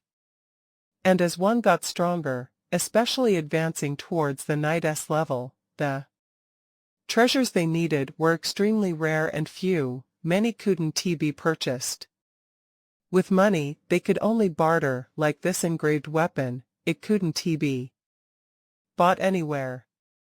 The wealth of the warriors were mostly fixed assets. Luo Feng's assets were huge: the Shawu wings, beast god armament, engraved weapon, inheritance crystal. These were all fixed assets, and they weren't worth selling, because he could get cash for them. But cash may not necessarily get some treasures. Luo Feng may need a certain treasure in the future, but that treasure may not be bought. He could then publicly announce, I will use this engraved weapon with the space lockdown ability to exchange for a certain treasure. This would have a much higher chance of succeeding. Warriors wanting to get the weapon for their students and so on would then be willing to barter with him. I'll keep the most valuable treasures.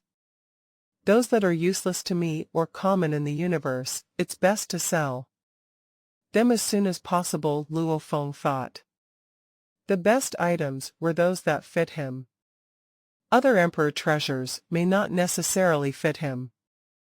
Once everything has been decided, Luo Feng began to secretly deal with the large amount of goods, like the sea of items in the first ring. The Hong Alliance City did business mostly with emperors, hence, there was no way to sell these normal goods to them, and with such numbers, the shops couldn't deal with so much either. He could only sell it to the virtual universe company. Luckily, the buying department of the company showed him respect as the disciple of the city leader. They didn't dare push the price down too low. Sold. The useless and common items have all been changed to cash. Luo Feng was very busy but happy. Just as he was selling treasures through his various connections, there was a day he suddenly received a mail from a good friend in Han Alliance City. The details were simple. Yang, I heard you received treasure from a sacrificial tower in Yanji main continent. What? Luo Feng was shocked from the mail. The human Yang was his alias after all. The news of Luo Feng being the disciple of the city leader had long spread about. The warriors in the universe had all been searching for this Luo Feng. He naturally didn't dare reveal his identity. The identity of Yang was low profile, just like a normal emperor. However, now that this identity was involved in the treasure of a sacrificial tower, it would make this low-profile character gain the attention of many greedy people who were eyeing the treasures. If someone like Gold Song had gotten the treasure instead, the other emperors would not dare go mess with him. But Yang, that newbie. True treasures could only be held by absolute warriors. It would be strange if no one planned to steal from him. Emona Emperor, where are you? Luo Feng immediately contacted him. After a while, within a restaurant in Han Alliance City, Luo Feng chatted with a fox-tailed handsome Emona Emperor. Emona, where did you get that information? Luo Feng was anxious. Which bastard spread it? Isn't this sabotage? I was shocked when I heard it too. If it was false, this bastard must be completely evil. Emona shook his head and smiled. However, the news that had spread seems too real, and it even sent out accurate coordinates in the universe. They are, and there is indeed a tower there. The news checks out. Yang, you did get a treasure from the tower there, and many warriors have actually gone to check out the coordinates and tower there. It has spread throughout Yanji continent. Even some emperors at Star Tower and other places have heard of it. Luo Feng's expression was ugly. Coordinates. Purple Clock Emperor, he raged within. One had to know that when Emona Emperor sent over the mail, Luo Feng had already suspected it was connected to Purple Clock Emperor. Now that he knew about the news of the tower being public, he could almost confirm it was him. This conclusion was also based on Purple Clock's insane character. Purple Clock, I haven't begun to search for you, and you've already started looking for trouble. Luo Feng cursed within. Looks like you really want to kill me. You've got guts. You've really got guts. You aren't afraid that I'd share the news of your ancient clock. Actually, when they left the tower, Purple Clock had thought hard and understood one thing: if the human had no way to deal with him, he wouldn't let it rest. It was very likely the human would spread the news of his ancient clock, and since the human would fan the flames of his treasures, it was better to force him out early. Killing him was the right thing to do. If the human wanted to kill him and get the ancient clock, he naturally would spread the news of it. Even so, it meant that the threat of that human was even bigger. This was to the point that he had the ambition to take his treasure. He should be destroyed even earlier. Hence, Purple Clock had to make the first move. Vicious. Vicious, I wanted to wait till I got a bit stronger before dealing with you. Since you've already issued the challenge, then let us do it. Luo Feng was filled with killing intent. A kind person gets bullied. They all think that my persona Yang is easy to bully. I'll have to search for a chance to completely massacre him. Battling over and over to deal with the greedy warriors was a very stupid thing. The best day to deal with this was to make it a true bloodbath, by showing his strength and scaring off the others. It would make them all know just how powerful and dangerous Yang was naturally they wouldn't dare pick a fight. With him without a grudge, they wouldn't unnecessarily come try their luck. After all, there were a whole bunch of emperor limits with large amounts of wealth in the universe. As long as they were strong enough, no one would bother them. Immortal looked at Luo Feng, said softly, "Yang, are you okay?" "No problem, I was just thinking of the trouble this is going to cause." Luo Feng smiled coldly. "Looks like it's one of those with a grudge against me. Don't be afraid to call me for help, we human warriors aren't that easy to mess with." Immortal spoke. "If you get friends from the human alliance we'll just fight it out." Luo Feng nodded.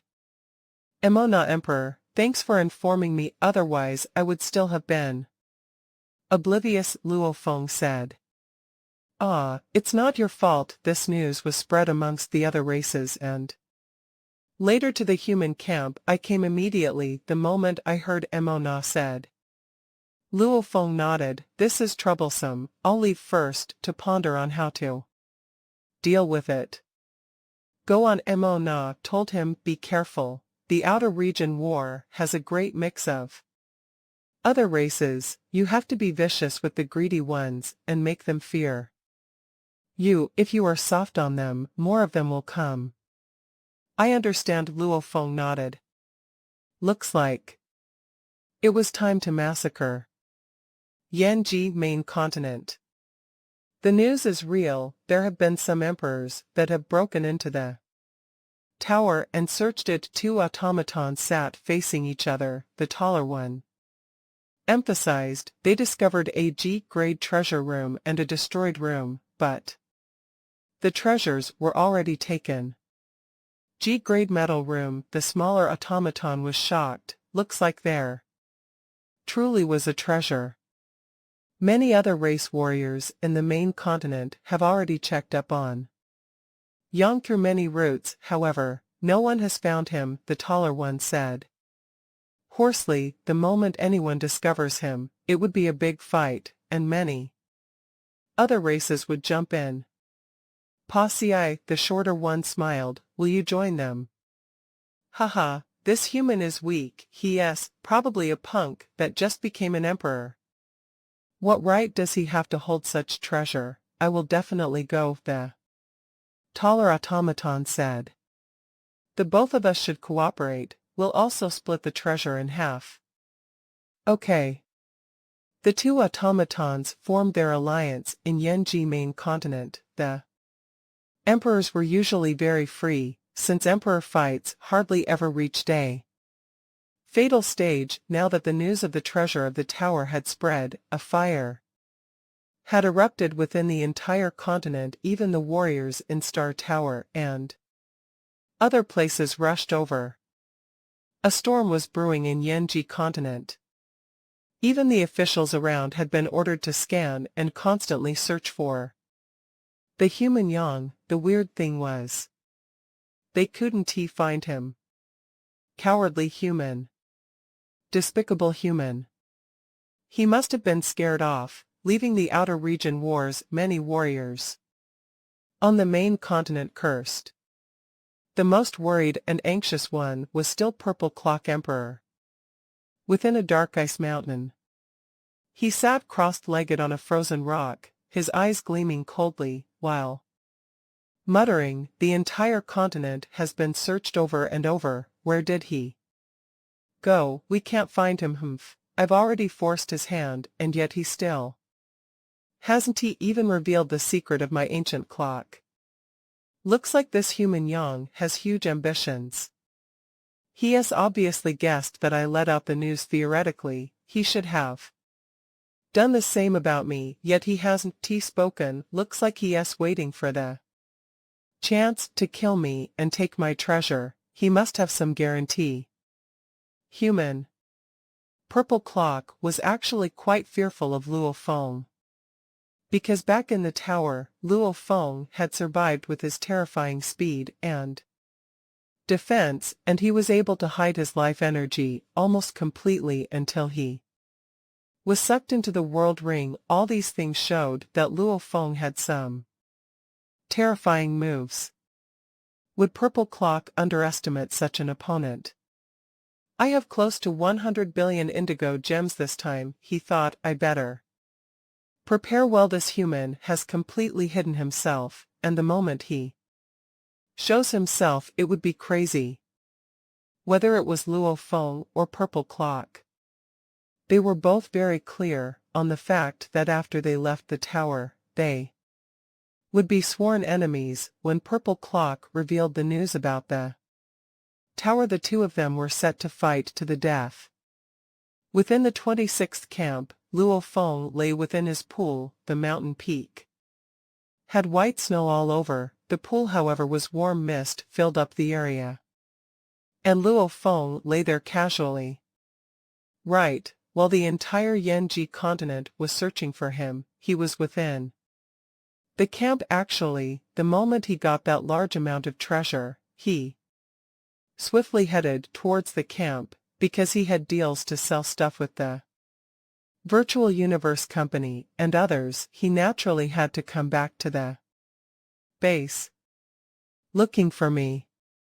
How will they find me when I'm in the base? Luo Feng lay relaxed within the pool. Suddenly, 3 silhouettes flew over. The Virtual Universe Company people have come. A silver armor appeared on his body and his wings unfolded. He flew out of the water and onto the peak. How do you do? I'm from the Virtual Universe Company. The leader of the group was a handsome 3-eyed man with a golden robe. He was here on orders of the boss. The boss didn't even reveal the status of the client, only telling him to not ask random questions. This made the Emperor, level 3-eyed man, know that the client was linked to the highest of levels. His boss was a knight and was one of the upper echelons, yet even he acted like that. I know. Luo Feng nodded, tossing out a world ring. The 3-eyed man received it and scanned with his undying energy. Simultaneously, the ring recognized him as the owner as he tossed a scanner in. Both human and machine scanning simultaneously. He even said, as this involves a huge amount of treasure, this may take a while. No rush. Luo Feng stood there. About 3 minutes later, the scanner had finished and the Emperor had finished as well. The goods are complete. The 3-eyed man smiled at Luo Feng. The money has already been transferred. We shall not disturb you further. He was clear on how shocking the amount of wealth was involved in this deal. It exceeded over 200 billion mixed elements. This silver-winged and armored warrior definitely wasn't ordinary. The deal with the company was the fastest. The other routes were much more troublesome. Some were sold to people, while some were sold to shops, and some to other race warriors. As the deals were huge, many other race warriors had to come to the 26th camp personally to check the goods. The entire process took close to 1 month before it was completed. Luo Feng stretched and lay in the pool, smiling. It's finally over. My wealth is now about 560 billion mixed elements. Such a huge sum. It may be a small amount to the knights, but to the emperors, it's extremely wealthy. I have to think of how to use this. Do I use it on deities of the world, etc., or to strengthen myself? Or do I use it on the 1000 vine star-eating plant and other plant life forms? Or do I buy automaton weapons after I buy them? Even if I don't use them, I can sell them later. Or should I order strengthening treasures for myself and the plant life forms? However, I cannot sell them back for money. He lay in the pool and considered his options. 560 billion mixed elements, leaving it in the bank was a stupid thing to do.